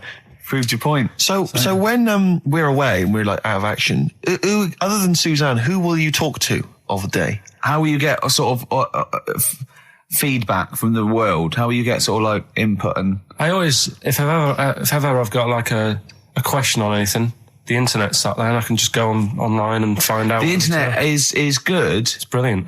But it's not all verified. It's not all necessarily factually accurate. Anyone can put things onto the internet. It's it's freaks and things that put on things one, right? Here's one that I read in a week, right? Go on. About this woman. Yeah. She was a bit of a punk. And to get her hair done like she wanted it. Super glue? Right, no. She got lard. Apparently it's a popular thing, you might know. Put lard on your head. Yeah. And you put it in the oven. Oh. Now, apparently the heat that you get from the oven is different from the sort of heat you get from an hairdryer. Right? And she had to do that to get the style that she wanted. But anyway, she comes into some money or whatever, treats herself to a microwave. Right? It's not true. Opens the door, jams the things, the little catch. So the microwave works. She jams it with a screwdriver or a knife or something. Yeah. Puts the microwave on, sticks her head in, boils her brain. Don't be ridiculous. Right? Well, why is that ridiculous? Boils her brain. She boiled her brain. She boiled her brain. And this is what's good about the internet. I went straight from that, and there was a subject about brains. And do you know that Russell Crowe, when he dies, he's given his brain to charity or something, some sort of some people who can do stuff with it. She gave hers to Pot Noodle. Vesta. Yeah. Oh, That's boiling a stuff. skull. Yeah. It's not true. It's not true, Carl. Just urban myths. Someone made it up. Yeah. For a laugh. They're just too convenient, urban myths. Everyone's you can tell an urban myth's not really good because it's always this happened to a mate of mine, and when you say what happened then, they go, don't know, that was it. Was it? Was that it? Was it? Someone boiled a brain and that was it. There was no more story. Well, were there any dates, locations, times? I think it was in Belgium. You're listening to the best of basically Karl Pilkington. Well, listen, I'm a big fan of that TV show. It's on digital TV. A lot of people won't have it, but Inside the Actor's Studio with James Lipton. Yeah. And he interviews lots of big Hollywood stars, and he always asks them these same questions at the end. Can I just run a few of them past you? Go on. Okay. So, if you could do any other profession other than the one you do now, what profession would you do? Can you just change that to apart from a paper round? Apart from a paper round. Oh. If you could do any other profession, Carl. And it doesn't matter about It doesn't matter if you've got the skills or anything. In an ideal world, if you had the ability. Well, I think I'm about to buy somewhere, so I reckon something, using tools and like doing a bit of plumbing and that. So a plumber? Well, sort of an all-rounder. Right. A handyman. Well, yeah. I think, you don't get paid that much, but it's useful, isn't it? So, but you could get your own show, couldn't you, with Carol Smiley eventually? Well, all that, but the money that you don't make, you save by not having to pay someone else to do the chores. Do you know what I mean? I don't know what that sentence meant. Right. No. A plumber, how much is the average plumber on? The money you don't make, you save on not getting someone else to do it. No, just think of that. No, look, break that sentence down. Are there any... Sorry, Rick, but people who live in glass houses... Yeah. Anyway, let's just go back to Lipton quickly. We've got a couple to get through here. So, your favourite noise or sound? Favourite sound or noise? Oh. Is it me? No. It's not me. Hang on a minute. It's not me. Are you sure it's not me, Carl? I like Elvis. Noise. Elvis. In the ghetto. The sound of Elvis. Elvis in the ghetto. Brilliant. Okay. Yeah. And your least favourite noise or sound? I don't think it should really be records and music. Noises, things that you hear at home or whatever. Maybe like a sound of a... The least favourite noise? Least favourite? The sound of... Probably like... the sound of ghosts? Fire engines and that. Right. That's annoying. Except if your house was on fire, presumably. I think it's a bit unnecessary. You think they're just doing it to wind people up? I live on like a busy street and it's happening all the time, and it is like... Just sort of have a blast of it and people will hear it. You don't have to keep it going. Yeah, sure. So that is, pretty annoying. And if heaven exists, Carl, when you get to the pearly gates, what would you like God to say to you as he welcomes you into heaven? What would you like God to say to you? Who asks these? What show's this? It's a programme where celebrities are interviewed by a guy, an American interviewer, and he always asks these questions at the very end. What would I say to God? What would you say to God if you believed in heaven and if heaven exists, when you eventually go up to heaven and you're welcomed in through the gates in your God, parka and your Stussy t-shirt and your... What do you want God to say to you as he welcomes you in? Say, you alright? Don't know, just be friendly.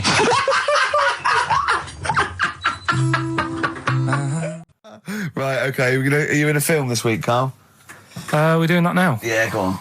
Get it over with. Hang on a minute, then. Get it over with. Let's get this show over with. We can go home. You can go off to Lanzarote and sit on some ash. Some charcoal. He's not happy about that. That's annoyed him. The listeners have all ganged up on him. Yeah. XFM giving him 2 CDs. We've had more calls for his resignation this week than ever before.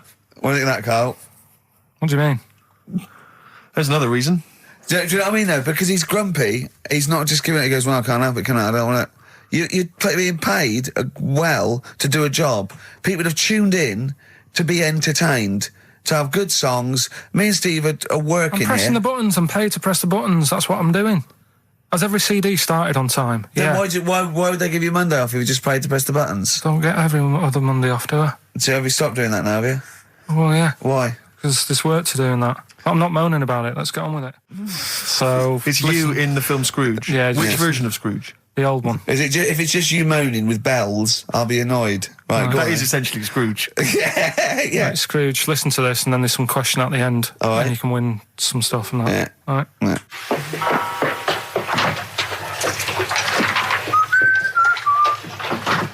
You're late.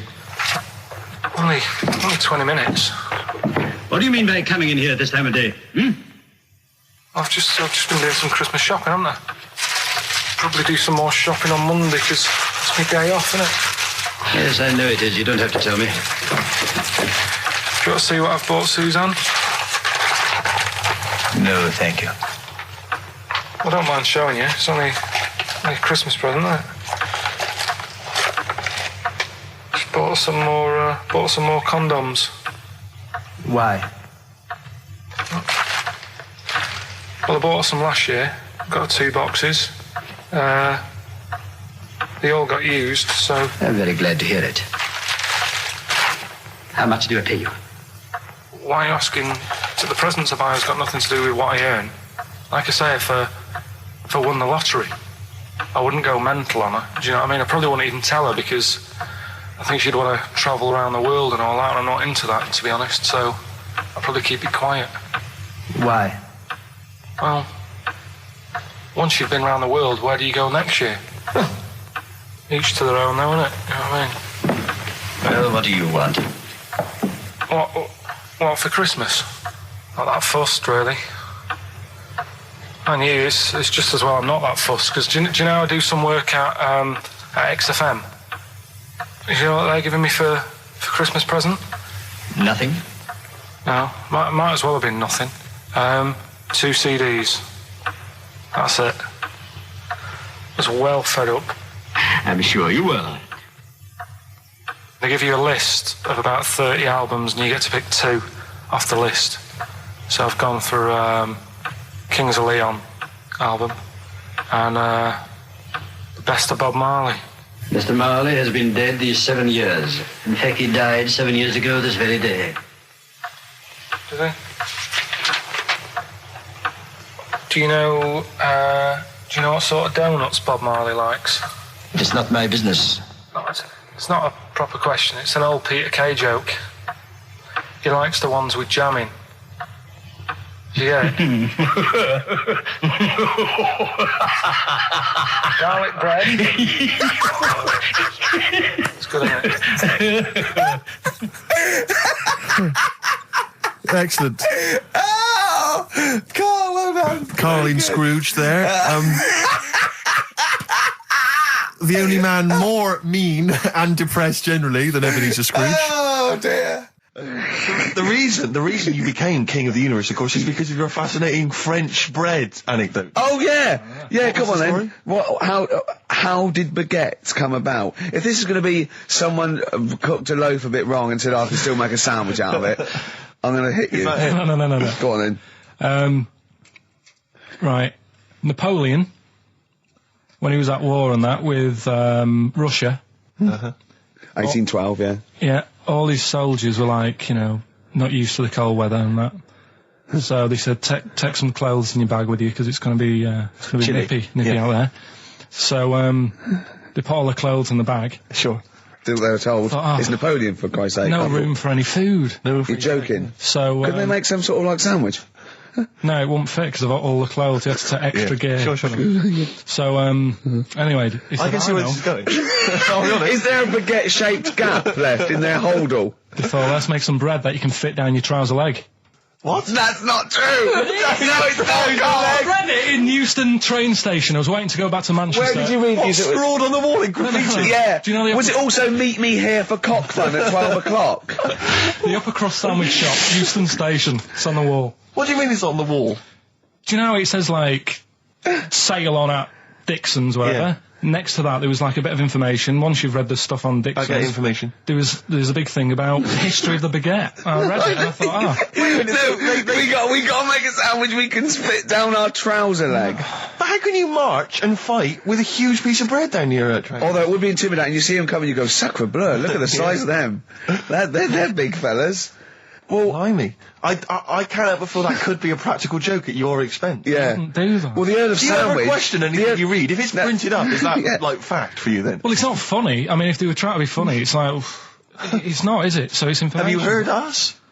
Things sometimes want to be funny when they're not. That's exactly what happened with the sandwich. The Earl of Sandwich wanted something he could fit down his pants. And it was those triangle cut sandwiches wrapped in cling film were perfect. You might be right. You might be right. I am. Because the Cornish pasty, so they could drop it down the mines, isn't it? Is it? They wrapped it up they wrapped up like meat and vegetables in pastry, and they sort of crimped it, and it was like and they dropped it down the mine. So Yeah, that's what that came about. And bagels were originally made so that people could play hoopla, but then eat afterwards. I don't know if you're aware of that. That is true, Carl. Well, anyway. Call my bluff. Is one of them true? Yeah. They're all true. They're all true. Yeah. Tell your kids that when you have them. Yeah. You know, if they're still alive in a million years. Well, it might be true. Can someone confirm that baguette fact, that it was so Napoleon could stick it down his trousers? Not him, his soldiers. His men. Yeah. Fascinating information. Fascinating bread information, Carl. Radiohead. Yeah, now this is my song for the lovers. It's a beautiful track. It's Let Down off OK Computer. It's one of my favourite Radiohead tracks. It's lovely. Right, set the tape going now if you want to tape these songs. 104.9 XFM, Ricky Gervais, Steve Merchant, Karl Pilkington's pressing the buttons. Yeah. We're playing some great moments from the last 3 weeks. And some great records, Steve, from the last 2 weeks. That's true enough. Yeah. We're not actually here today. What are you up to today, Rick? It's 8 hours earlier, so this is about 2 o'clock probably. Mm-hmm. So it's about 6 o'clock in the morning. I'm still in bed, mate. I'm asleep in my hotel room. Now, where are you? We're in LA. Los Angeles. Yeah. City of Angels. Rick. Yeah. City of Angels. Yeah, and so that's what we do. We're doing stuff like that. That's why we're not here. We're not here next week either. So next week is the best of this week. All right, so here's the first bit. The reason you became king of the universe, of course, is because of your fascinating French bread anecdote. Oh yeah, come on then. How did baguettes come about? If this is going to be someone cooked a loaf a bit wrong and said I can still make a sandwich out of it, I'm going to hit you. No. Go on then. Right, Napoleon, when he was at war and that with Russia. 1812, yeah. Yeah, all his soldiers were like, not used to the cold weather and that. So they said, take some clothes in your bag with you because it's going to be nippy out there. So they put all the clothes in the bag. Sure. They were told, it's Napoleon, for Christ's sake. No room for any food. You're joking. So couldn't they make some sort of like sandwich? No, it wouldn't fit because of all the clothes. You had to take extra gear. Sure. So, anyway, he said, I can see where this is going. I'll be honest. Is there a baguette-shaped gap left in their holdall? They thought, let's make some bread that you can fit down your trouser leg. What? That's not true! No, it's not, I read it in Euston train station. I was waiting to go back to Manchester. Where did you read it? Scrawled on the wall in graffiti? Yeah. Do you know was it also meet me here for cock fun at 12 o'clock? The Upper Cross Sandwich Shop, Euston Station. It's on the wall. What do you mean it's on the wall? Do you know it says, like, sail on at Dixon's, whatever? Yeah. Next to that, there was, like, a bit of information. Once you've read the stuff on Dixon's... I get information. There's a big thing about the history of the baguette. I read it and I thought, we got to make a sandwich we can split down our trouser leg. But how can you march and fight with a huge piece of bread down your train? Although it would be intimidating. You see them coming, you go, sacre bleu, look at the size of them. They're big fellas. Well, blimey. I can't help but feel that could be a practical joke at your expense. Yeah. Do that. Well, the Earl of Sandwich... Do you ever question anything you read? If it's printed up, is that, like, fact for you then? Well, it's not funny. I mean, if they were trying to be funny, it's like... it's not, is it? So it's information. Have you heard us? Things sometimes want to be funny when they're not. That's exactly what happened with the sandwich. The Earl of Sandwich wanted something he could fit down his pants. And it was those triangle cut sandwiches wrapped in cling film were perfect. You might be right. You might be right. I am. Because the Cornish pasty, so they could drop it down the mines, isn't it? They wrapped it up they wrapped up like meat and vegetables in pastry, and they sort of crimped it, and it was like and they dropped it down the mine. So, yeah, that's how that came about. And bagels were originally made so that people could play hoopla, but then eat afterwards. I don't know if you're aware of that. That is true, Carl. Well, anyway. Call my bluff. Is one of them true? Yeah. They're all true. They're all true. Yeah. Tell your kids that when you have them. Yeah. If they're still alive in a million years. Well, it might be true. Can someone confirm that baguette fact, that it was so Napoleon could stick it down his trousers? Not him, his soldiers. His men. Yeah. Fascinating information. Fascinating bread information, Carl. Radiohead.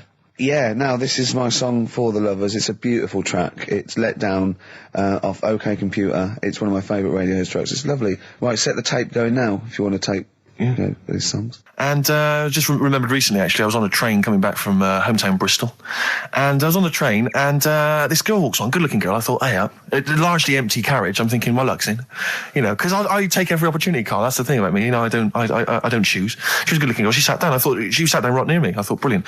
As this guy comes up behind her, and says, I think it's probably a boyfriend or something. Sits down next to her. And I listened in on the conversation, obviously, because I'm pretending to read. It was very clever. I read the same page for hours, so I was pretending to listen. I was listening, but pretending to read.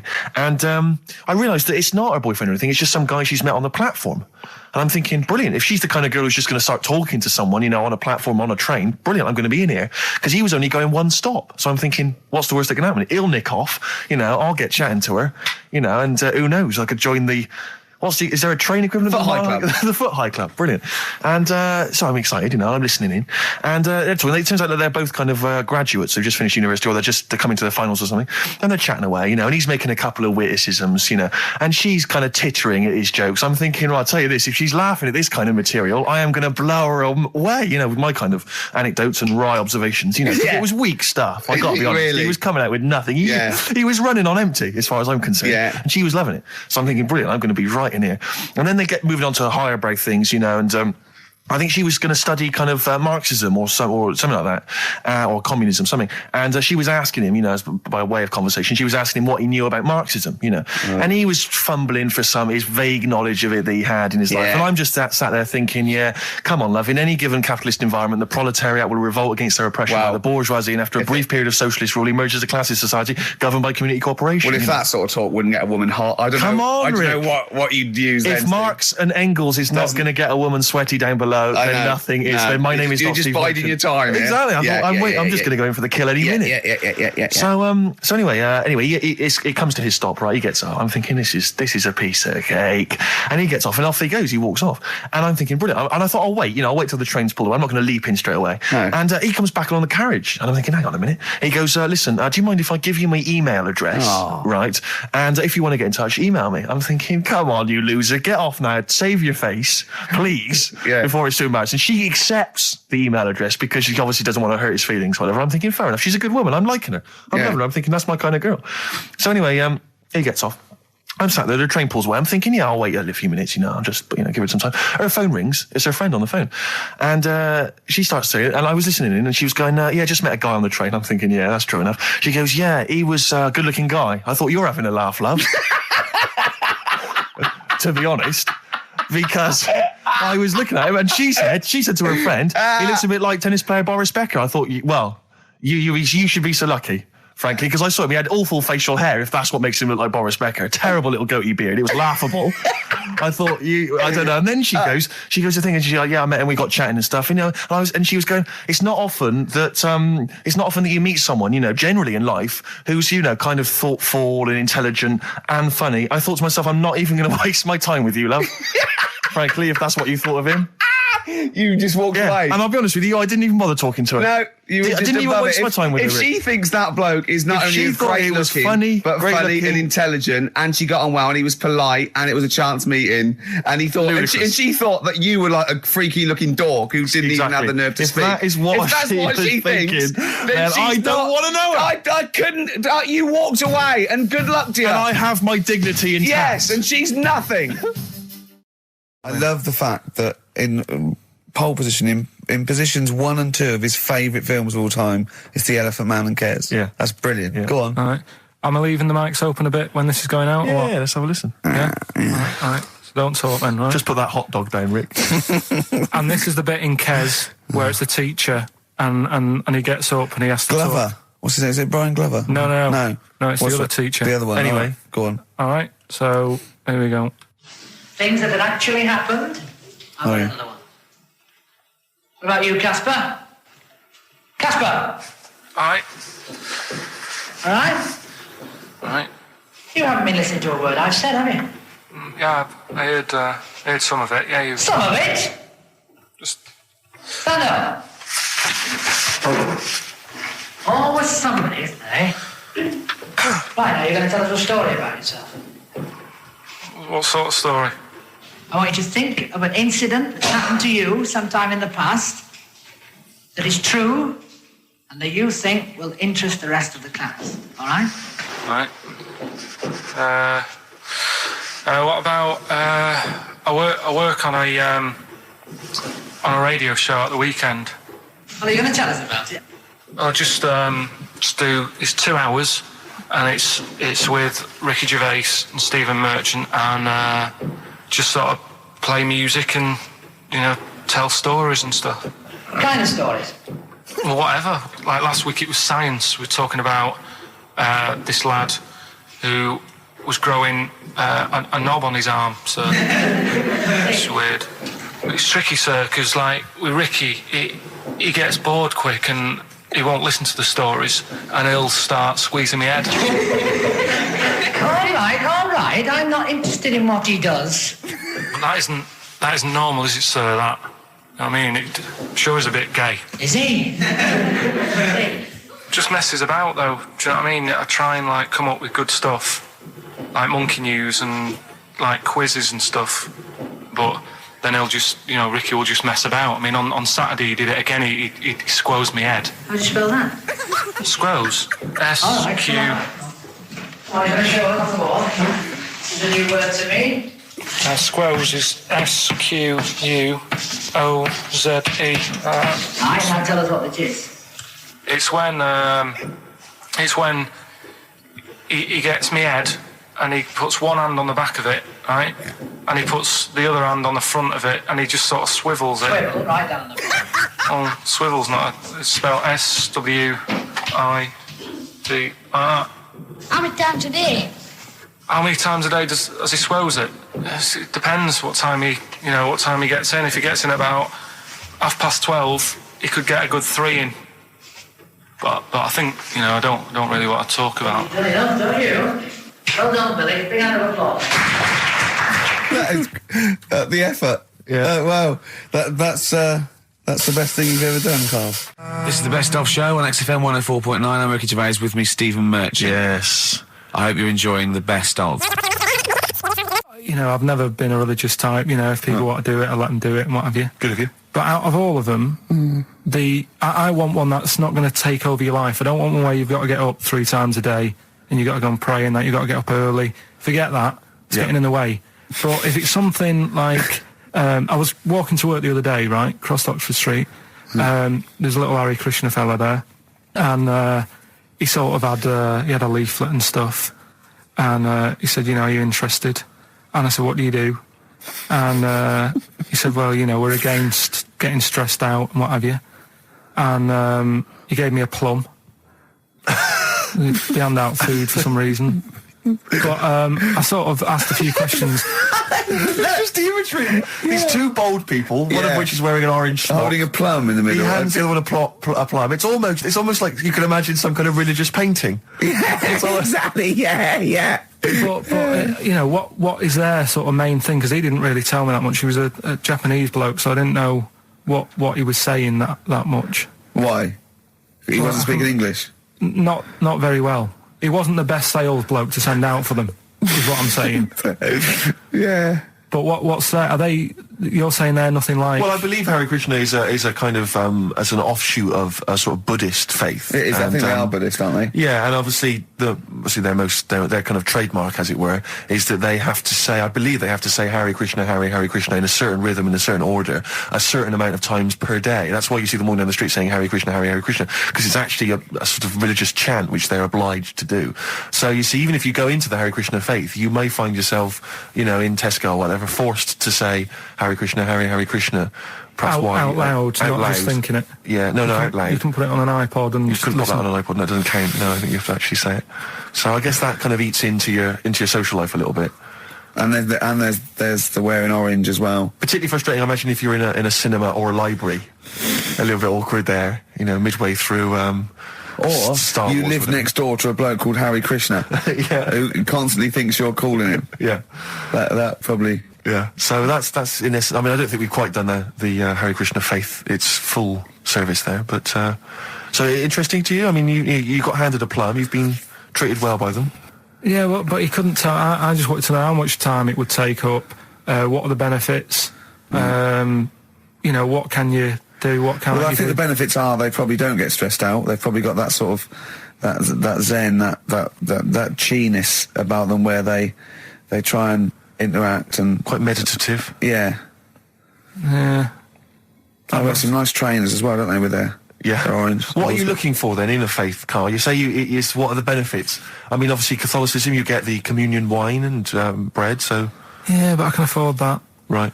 Probably, just I like the Crusaders. I was forced into joining that as a kid, because a mate sort of joined it, and he sort of said he'd join in. I sort of swore at him. I said, I'm not doing that. Right? Yeah. He said, right, if you don't come with me, I'll tell your mum that you just swore. So I was like, oh.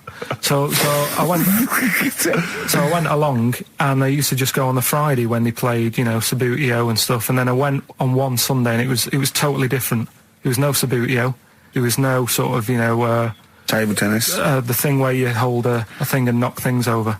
Skittles. There was all that on a Friday. Went on the Sunday, it was rubbish. He said, right, sit down in this room. They gave me a Bible. Thought, this looks too heavy, this is too big, I'm not interested in this book. And I never went again. I used to hide on a Sunday when they came round. And that's been the only sort of... I suddenly, why did it suddenly turn out to have to hide on a Sunday when they're coming round? Because they wouldn't leave. They wouldn't leave. Who was it? Were they adults? It was well, he seemed like an adult to me at the time, but he was probably about 27. Well, that is an adult. Yeah, but do you know what I mean? He seemed a lot older when I was a kid. Yeah. And he came knocking and that, and he used to say to me, Mum, I'll just tell him I'm ill or something. And he used to hang around to see if I'd eventually come out to play and that. And if I did, I think they would have grabbed me and took me there. I love the idea that for you, religion has to bring with it some kind of gift. It's like, join our faith and you get an alarm clock radio. It's like something like I think religion does bring a gift. Usually, it's the gift of the Lord. Well, the gift of everlasting life, isn't it? And that's the problem with it, A lot of people believe in it because they think... But for Carl, his feeling is like, that should be a given. That's safe. I'm definitely going home with eternal life. But what else can I have? Is there an iPod? Why do you have to have a religion? Because obviously I don't have a religion, I don't miss it, and I wouldn't want one. I'm an atheist. And that's out of belief, that's out of logic. And we don't get into the politics or the morality of it. Why do you feel you need a religion? Why don't you just get a hobby? Well, I didn't want one. I don't want one. I just was saying that, if I was to get one, which one would I go for? Is what I'm saying. I'd like to see you perhaps as a Jew. I think Judaism would suit you well, I think. What are the hours like for that? Tough. Can be tricky. That's what I mean. I don't want anything that's, And they have a day where they don't eat and stuff. I couldn't be doing that. So then they have days when they eat too much? Yeah, but what happens if I'm not that hungry that day? Like I say, I don't like change. No. I like my Cheerios in the morning.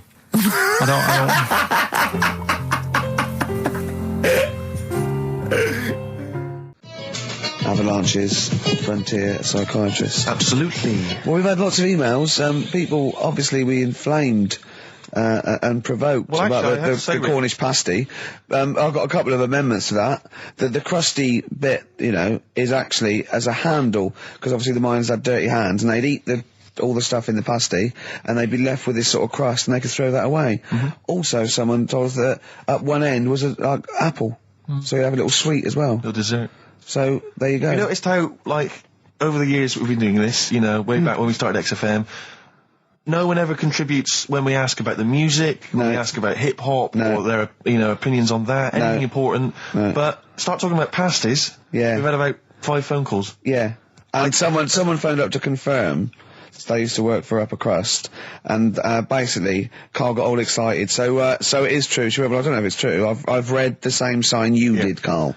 Interestingly, there's an email here that says, which basically offers a history of the baguette, and talks about after the revolution, the government decreed that all of France must eat the same bread. And it was up to the bakers to bake this bread of equality. And then Napoleon kind of made sure it was a particular, he kind of set in. Obviously on the bread you can eat anything you find in the garden, frogs, snails, bits of horse, but squid. the interesting thing is, Rick, that there's no mention of sticking it down your trousers whilst going to war? The French have tried to keep that secret for over 100 years, It was only Steve. the upper crust people. Yeah, nearly 200 years. That is a top secret. Somehow Euston Station upper crust got hold of a document left behind in an old sea chest, possibly Napoleon's, could have been Josephine's. Unfortunately, jotted it down.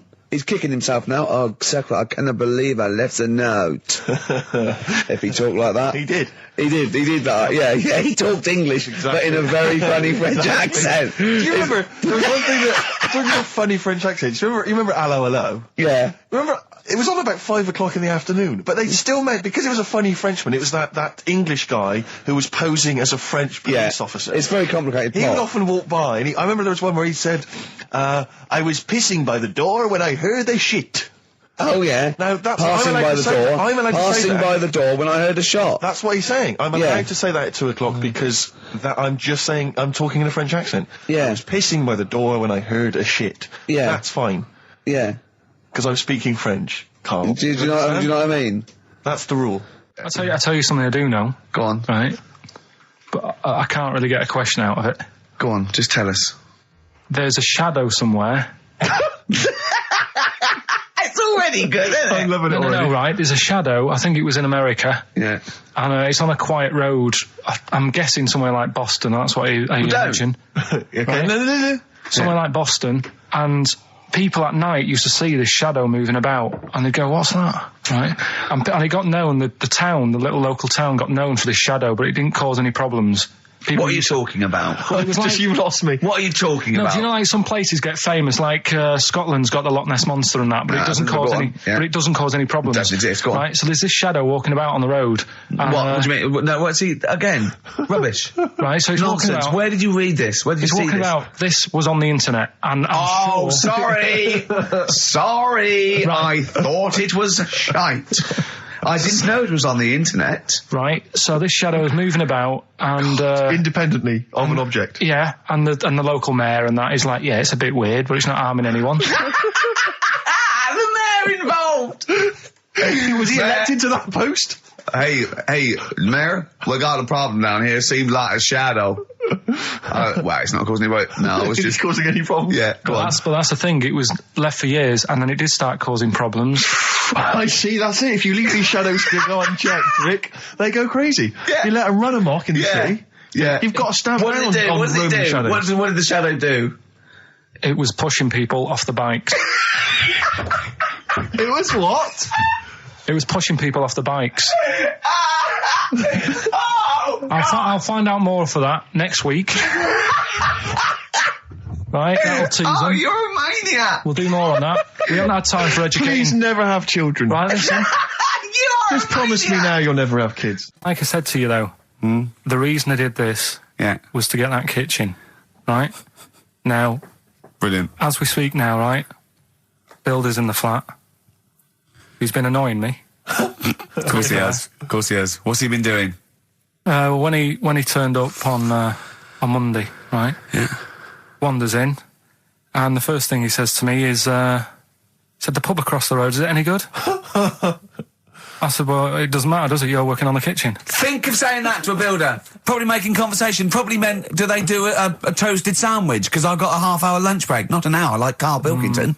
So I'll probably go and get a nice, cheese and tomato sandwich. Is that genuinely what you said to him? Yeah. The first thing you said So to him? Suzanne had a go at me saying, why have you said that? He hasn't even started on it yet. I cannot believe that. You're unbelievable, Carl. And you say it's us that are rude, crass, I wasn't being thoughtless. rude. I just was letting him know. Do you know what I mean? I know what He they're up knows to. what he was there for.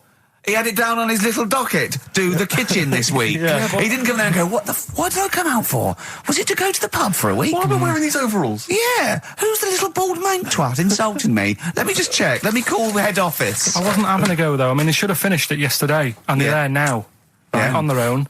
And what annoyed me is they turned up late today. Hold on, Carl, I've just realised something. They're probably listening to the radio. This, I assume, tuned to XFM, isn't it, in your kitchen? Yeah, but they don't know it's me, do they? Do you know what I mean? No. They'd go, he's got a whiny mank voice as well. So's the bloke who owns this place. And the bloke who owns this place, when I said, what's that pub like across the road, said, Well, he won't be bothering that. He's working on this. No, he won't be able to put two and two together, will he? The penny's dropped, hasn't it? You've suddenly realised. Look at his face! Yeah. He's suddenly realised they might know it's him. And they could be listening, and they're going to clean you out, mate. Oh, if you are the builder working in, where is it? I won't say the address, but it's... Central London, isn't it? Go mental. Have whatever you want. Opposite that pub that you like, He'll probably be in there now, so he won't be listening. Or insulting a British workman. He should have been in today. Mental. He should have been at 8 this morning, which annoyed me anyway. Mental. Why? I really don't understand why they've got to start so early, right? Yeah. But he said he'll be there for 8, turned up at 9:30, right? Wanders in, and what annoys me is he could have left all this downstairs. He had a paper under his arm, one of those crossword books, and a pot noodle. Now, I'm not being funny, but most of them take quite a bit of time. A crossword book, he's not happy with just the one that's in the paper. If you're listening, if you are the builder that's listening now, doing Carl's flat, what about pissing in the laundry basket? Okay, 104.9, Ricky Gervais, Steve Merchant. We're not actually here. It's the best of. Look at his face. It was really light, right? We've had the parrot, right? These are things that I found the parrot. Right, I've told you about the dog in the car wash. Right, you didn't tell me about that. You said there's a car wash for a dog. That's all you told me. Yeah, but the parrot, you said there's a parrot. What? It's a problem at funerals. Yeah. That's nothing. That's nothing. Do you understand? And they used to eat cats. What else have we got? There's an elephant in India with sore feet. Why? There's an elephant in India with sore feet. No, I'm interested. Why? Tap dancing. Why? See, I didn't write that He's trying to break Roy Castle's record. He's still going. Go on. What is it? Think. It's an elephant, and it was really old. It was about 76. Right. And it had sore feet because it's old, and they don't make stair lifts that big, do they? Roads are bad and that. Yeah, go on. So they said, "What are we going to do?" And the town was like, "Oh, we're used to seeing it around. It's part of the thing. We don't want it to have sore feet." Yeah. So they got some slippers made for it. And it had like a picture of the elephant looking happy wearing some slippers. I love Carl, his world. Think of it. Where did you see this picture? That was on the internet. Right. That's a lesson, though, for any elephants listening. Don't wear stilettos to work every day because you can do your feet in. So don't elephants have really bad memories? No, they have really good memories. Oh, do they? Yeah. Oh, well, that's good then. No, I just thought they'd forget where they put them. I thought there was something about elephants having bad memories and that. It goes on, where's my slippers? Yeah. I'm sure I left them by the test. So sorry, there's an elephant walking around wearing slippers? Yeah, that's in India. What kind of slippers? Those sort of old man ones with the sort of checkered... Well, round ones, I imagine. Yeah. Big round ones. There was that going on. And is it happening? Is it happier? I mean, does it feel more satisfying? It looked it. Did it look... How can you tell the elephants, please? What else is there? There was a woman who's had a breast insured for 150 grand. Right. Okay. Any more information there? What? Third party fire and theft? Don't know, it had a picture of her with them, out.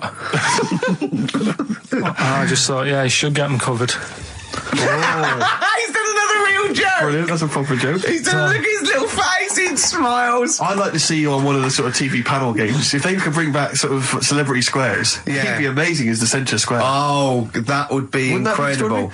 Or on that countdown in Dictionary Corner. I imagine him in Dictionary Corner. I'd come up with cat, if that helps at all. Yeah. Memblant. Yeah, what does that mean, Carl? Just anything you want it to mean. What I've got, there's a dog that's got a cough in Singapore because it smokes 20 a day. Right, okay, another one. No, it's the last one in it, so we'll save it. The last one we've got is... Last week when I did Do We Need 'Em, do you know when I called up one of the museums in a science museum? Yeah, you talking to me? Yeah, I'm just saying, I wanted to tell you before when the song was on, but you're so busy listening to it. Yeah, was I so busy listening to a song I was playing?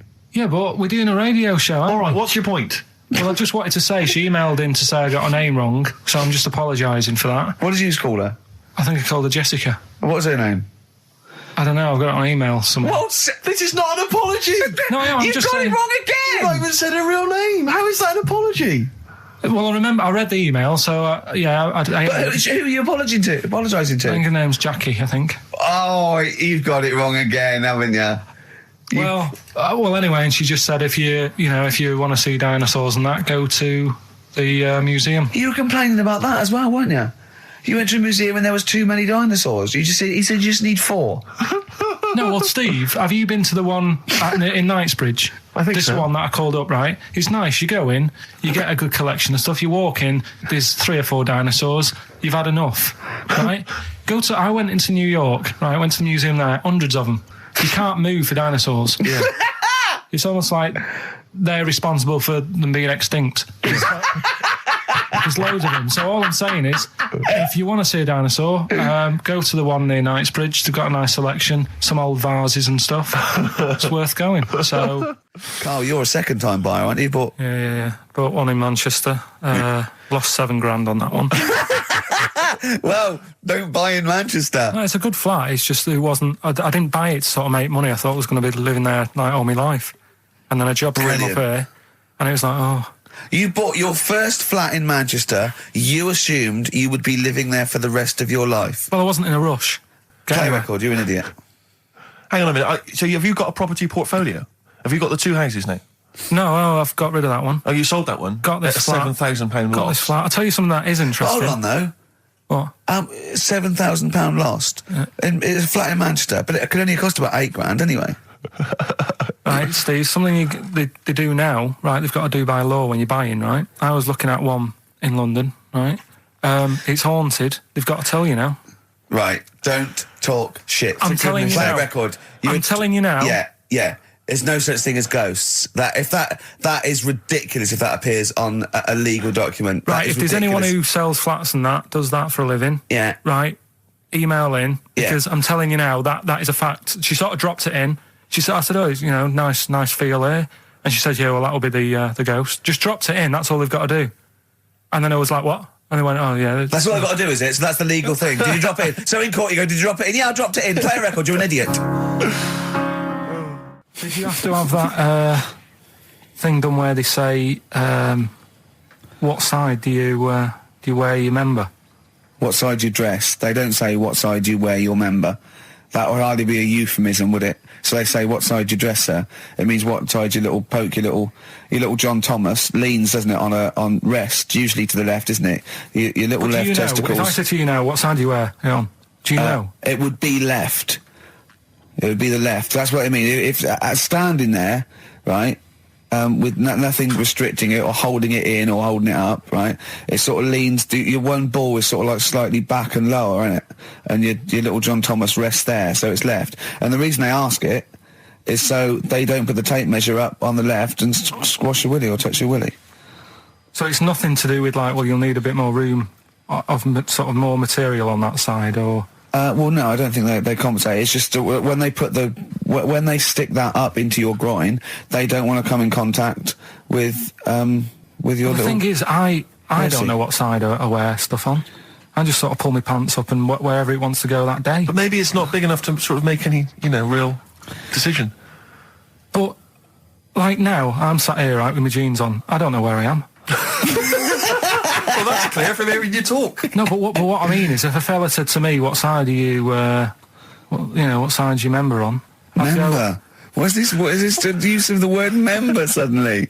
I'd go. Well, it's not. It's usually not appropriate. And also, I imagine in the old days they had big baggy pants. They used to sort of like hang down. And now, like with those stretchy boxers and briefs, it's sort of held up in a nice neat little parcel, isn't it? So it's probably not appropriate. It doesn't come in contact with your little snake. So, Did you ever? What have you ever heard that? Are you telling me a tailor has asked you that and you went, "What do you mean, mate?" No, I've never. I've not really had one made to measure. I had one made when I was a kid, but since then I've sort of bought a suit off the hook. But when you were saying about buying a suit, I know that question sort of crops up, and I don't know what the answer is. It just annoys me the way I don't know. There's no surprises anymore. Do you know what I mean? People know. What do you mean? He's going to go, right, I'm going to measure you now. Which side shall I measure? Go, well, pot luck, go on, have a look. Right, there you go. Oh, you got it. You check me out. What do you mean there's no surprises anymore? What are you talking about? Everything you say is a surprise. Everything you say, every opinion you have is a surprise to me. What I mean is, why aren't people just happy just to go, well, depends, doesn't it? I'll just pull the pants up wherever it wants to go. I'm happy. What do you mean? Why is this such a big issue? But Carl, when they ask you this question, they're not making a note of it somewhere. It's not statistical research to find out what the kind of common leaning is. It's a question so he doesn't touch it when he's using his tape measure. Just be careful. But he is being careful by asking the question. But what's wrong with him touching it anyway? If he's, I mean, it's only like a slight. Fair enough. But if he just sort of, knocks it a little bit, you can just go. Do that again? To me, it's the same as the prostate thing. It's just happening all over again. But the doctor doesn't go, what side's your arse on, sir? Trying to avoid the arse. He wants to go, he knows where your arse is and he's aiming for it and he wants to get it up there. He's aiming for it for a good cause. This little fella's going, well, I've got to measure his leg. I don't want to touch the knob. I'll just ask him, sir, do you mind telling me where your cock is so I can avoid it? It's a big difference. But like I'm saying to you, I'd have to have a look first to let him know. I don't know where it is now. I don't know. It could be the left, could be the right. Are you telling me you don't know where your knob is without now? looking? Well, what do you mean without looking? How could... Well, you're saying it as if like... Should we have a guess? Well, have a look and tell us where it is. What are you wearing? What sort of pants are you wearing? I've got my jeans on. But you got pants on underneath them?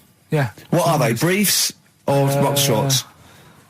Boxer shorts. Boxer shorts. Well, it's probably free, but the jeans are probably strict in it. I think it's probably either in the middle, dressed in, or just slightly to the left. Have a look. We'll tell the listeners after the break where's Carl's knob. It's a good competition. Oh, brilliant! We've got to send this to the Sony Awards people. Well, big question. Where was Carl's knob? That's what people have been hanging on for. Yeah. Where was it? Well, I can't believe people have been texting in. Hey, what, guessing where it is? People saying, is it in the middle? Is it in the left? It cost them 10p. It cost them 10p to find out. Just wait, I'm going to get out the answer. You don't win anything, right? Like, strike it lucky. Right? Bottom or middle? Right. It was to the left. Oh! Yeah. I went with the right. That's annoying. See, I thought it would be to the left. If not, maybe if it was all scrunched up, sitting on your lap right, it might just pop up to the middle. Just pop out, like, Well, next week we'll be finding out where yours is. Where's Ricky's bollocks?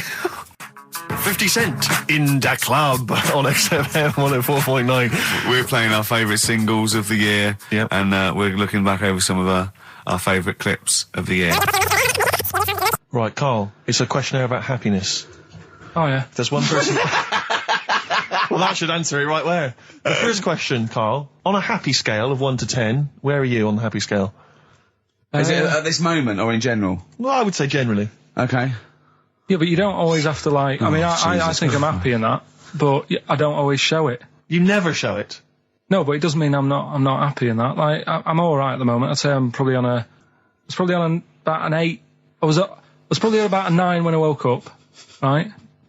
And then sort of fell out with Suzanne over her haircut. Yeah. Right? She went for a haircut and came back with something that I didn't like. Sorry, what did you say? So when your girlfriend walked to the door, she had her hair done, you said, I don't like it, alright? Well, you could tell by the look on my face. But don't you say, no, I'm happy with it, I just can't tell. I'm loving it. Because then she won't have it done again. Oh, Carl, I just cannot get over you. I really can't. No, but you haven't seen it. Right? Oh, So then I was fed up, but then I thought... Sorry, what authority have you got to talk about haircuts? Yeah, you had the officially from a barber in Manchester above a railway station in a shack, it was £2 a cut, told you had the hair of a Chinaman. Well, you wish you had the hair of a Chinaman now, you got no hair. You're a little bald man with your mouth open, so don't... Is she listening to this, Suzanne? Sitting at home with a woolly hat on? I don't know. Well, she knows now, doesn't she? What did you say? What words did you do about it, though? I just said you look like someone out of Slade. Interestingly, that's what I look for in a girlfriend. Oh, God. Which one is Slade? That one with the funny... Not Dave Hill. Yeah. The one with the crooked fringe and the goofy... She had her teeth done as well, did she? She had 2 front teeth put in. Dumper. So anyway, So prior to that, you're on a 9. Then you saw the haircut, you're on an 8. Yeah. Yeah. And now then, what are you on? I'm probably on about a 6 at the moment. Why? What's happened? Well, while Star Sailor was on, bit more head squeezing going on. So, yeah, about a 5 or 6. So generally speaking, what would you say you're on? About 4. You're on a 4. Alright. What would you give someone who wasn't very happy? What would you give them? What are you thinking, Carl? Depends why they're not happy. They're low, okay, so what would you give them? I mean, yeah, depends, isn't it? If it's someone who's just lost their arms and legs in an accident, you don't give them a lollipop. Sure, or some mittens. Yeah. You give them a hat. Yeah. Yeah. And dare I say it, a smile. A skateboard. Yeah. Yeah. I don't know. You don't know. You got to answer the question. All right, so hang on. Let's assume that you've upset your girlfriend because you slagged off her haircut. What are you right? going to do now feel to go and guilty. make her happy? How are you going to cheer her up? And not buy her a baseball cap. I don't know yet. I haven't thought about it because I've got this to sort out, haven't I? So when I get home, get her some gel or something. Oh, God! Oh, Christ. So, would you like to start on your, to Steve, because I've heard all these. Well, we won't do them all. Well, we'll start off with the Mr. Freeze. Tell Steve the story of Mr. Freeze. This is the first time he nearly died. This is the most serious of the lot, really. So, what it was, do you know, like, don't know if your mum and dad did the same thing, but, like, they do the weekly shopping on like, a Friday. Yeah. So when you got to Thursday, there wouldn't be much stuff left in the cupboard. It'd just be like, you know, your Jacob's crackers and stuff like that. So when they'd been to the supermarket and they came back, I was like, you know, what's that saying? Like a pig in... You know, I loved it. It was like loads of food coming in, loads of biscuits. What is that saying? He nearly said pig in shit. Right. Is that the saying? Yeah. Right. So yeah, all this food comes in. Thank God he didn't. Otherwise he'd have been in trouble. That's true enough. Because he's culpable for our actions because he's the producer. So technically, that twat's in charge. Go on. Right, so anyway, so there's loads of food, and I'm like, oh yeah, look at this, and chocolate biscuits, and, you know, penguins and stuff. Bacon. And bacon. Just in case, you never know. So anyway, my mum and dad's putting the food away. Me and our kid are like, he's already grabbed something, gone back upstairs. It's like feral children. It's like a quest for fire. And then they run upstairs. What did he do? Sit under the bed, gnawing at some sort of pig's trotter. So I saw. Do you remember Mr. Freeze Pops? I do. Yeah. So they're kind of like popsicles, icicles. Yeah, but really long, like a foot long, right? Yeah. So I thought I'll have one of them. So I grabbed it. Went for the nutritious stuff first. Absolutely. And like my mum and dad are putting this stuff away and what have you. And I rip it open and knock it back. Right, straight away, just right back like Swallow that. Swallow it straight away, yeah. But it went down the wrong way, right? What, down your shirt? So I was like, oh God, I can't breathe. And my mum and dad didn't even know what I'd ate. Do you know what I mean? I ate it so quick. Yeah. And I'm sort of tapping my mum on the back, going, and she's going, oh God, you know, he's choking again, because I was always choking. If it was one thing, I don't know if I've got like a small throat, but I mean, even Ricky knows I can't drink that much, can I? Yeah. Do you know, or eat pebbles. I'm not a quick drinker. I'd always, I think I'm scared of like swallowing stuff. Yeah. And it was like bottle tops and mint imperials and stuff. I was always choking on stuff. Oh, jeez. So anyway, she's going, oh God, what's he picked up on it now? Drop it. So, and she hit his nose with a stick. So I was going, I'm choking. At this point, my dad had I think he'd put his share away, you know, his food away, and he'd gone. His share, I love it. Yeah. He'd gone to watch like Winner Takes All or whatever in a lounge, and I was in the kitchen, and I was starting to I didn't care anymore. Do you know what I mean? I just got to that point where I wasn't struggling anymore. You just thought, I'm done. I just was like falling to the ground. And my mum's going, you know, get in here, I think it's serious. And my dad comes in and sort of starts shouting at me, saying that's what you get for being greedy. He didn't even know what I'd eaten. Well, it was the moment to teach you a lesson, certainly. So he's there like that, and my mum's going, oh, look at him. And my lips were going purple, and my eyes were rolling into the back of my head. You look like Marilyn Manson. And so anyway, she grabbed me from behind and did that fireman thing. The Heimlich manoeuvre. Yeah. And, you know, winded me. And it came up, and I was all right. What, the whole popsicle came flying back out? You see, that's what I don't understand, because there was nothing there. No, just a little bit. No, it swells up, doesn't it? Because it irritated it. So it went down your sort of like your epiglottis. It went down the wrong way, like it went into your air canal instead of your throat, and it sort of spasms, and that's the fear. You just got to calm it down and relax. So in time, I would have been all right. Yeah, anyway. you don't. Well, no, you might have. So that's so that's hang on. one. No. But the weird thing is, for 3 days after that, I felt like a sort of a special person. I went to school. I'm saying nothing. I did full days. A special needs person. I went to school the next 3 days after that. I didn't wag it or anything. I did full days. I love that. 3 days, turn over to leaf. Exactly. After 3 days, you thought, screw it. Yeah, did a quick history exam. Right, next one. Weird. That's popsicle. That's popsicle hell, we'll call that.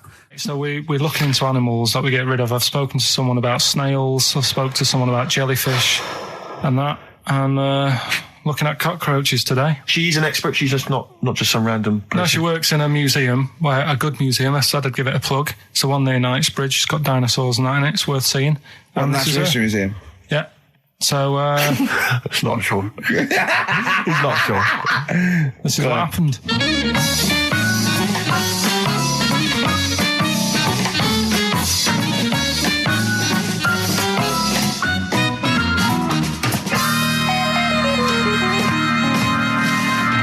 Now, what I'll do, I'll tell you as much as I know, and then you can fill me in if I'm right or wrong.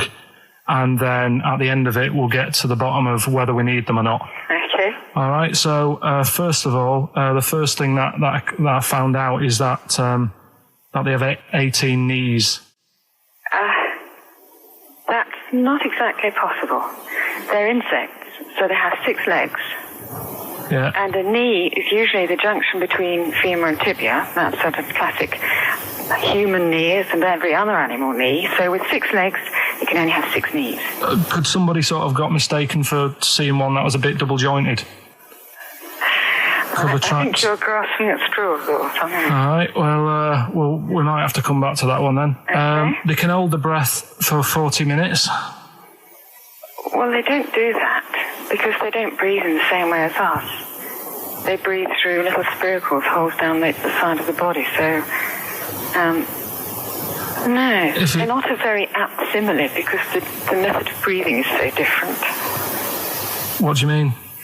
Because insects have a totally different system. They don't have lungs in the way that we do and just breathing through one part of the body. They're actually breathing through every segment of the body all of the time. So even though they've got their mouth shut, they might be able to slide. Nothing to do with breathing. So only just feeding. So you see, maybe that's where someone's gone wrong. Someone's got hold of one and sort of taped its mouth up or something and got bored after 40 minutes and said, well, we'll call it right. It's a unkind thing to do to an insect, even to a cockroach. Yeah, but it's all... Can't do that. Yeah, but... No. Pretty unkind thing to do to anything, even a cockroach. Something else I found out. Yeah. They can live for a week without an head. Well, that's true if they don't bleed to death in the process. But the weird thing is, when I told you that they had 18 knees, you seemed a bit sort of like, don't talk ridiculous. But then we're talking about an animal that can live without an head. So there's a little bit of truth in that one, yeah? Yes. Why, when it was invented, has it got that facility? Say if someone said to humans, we could do that with humans, and, you know, if you lose your head in some accident, it gives you a bit of time to sort of go back to your family and maybe write them a note. You won't be able to have a chat, but write them a note saying it was my own fault and it was nice knowing you. Oh, that would be a useful facility, I agree. But cockroaches are great survivors. I mean, they've been around for over 300 million years. They're one of the most primitive insects. All right. Well, I've also... is it true that they do a lot of resting? Apparently they can sort of rest for 75% of the time. Rest? Yeah, they just sit about doing nothing. It's probably true of a vast proportion of the world's fauna. I mean, maybe the 25% that they are working, they're really giving it some, so it might make up. They're probably searching out food and, they can slow down considerably. You can chill insects in the fridge and they'll become very, very quiet. You might think they're dead. Yeah, but I'm sure, you know, if we were sat in a fridge, you know, we'd go a bit quiet, wouldn't we, you know? Well, you might not know much about it, of course. Yeah, but... You're not quite reading the right sources. Well, I've been using the internet. I'm sure there are many useful sources that you could find there, but some of those seem to have been a little misleading to you. So you don't agree with a lot of what I've told you there? No. So cockroaches, can we get rid of them? No. So we're keeping them then? I would say so, yeah.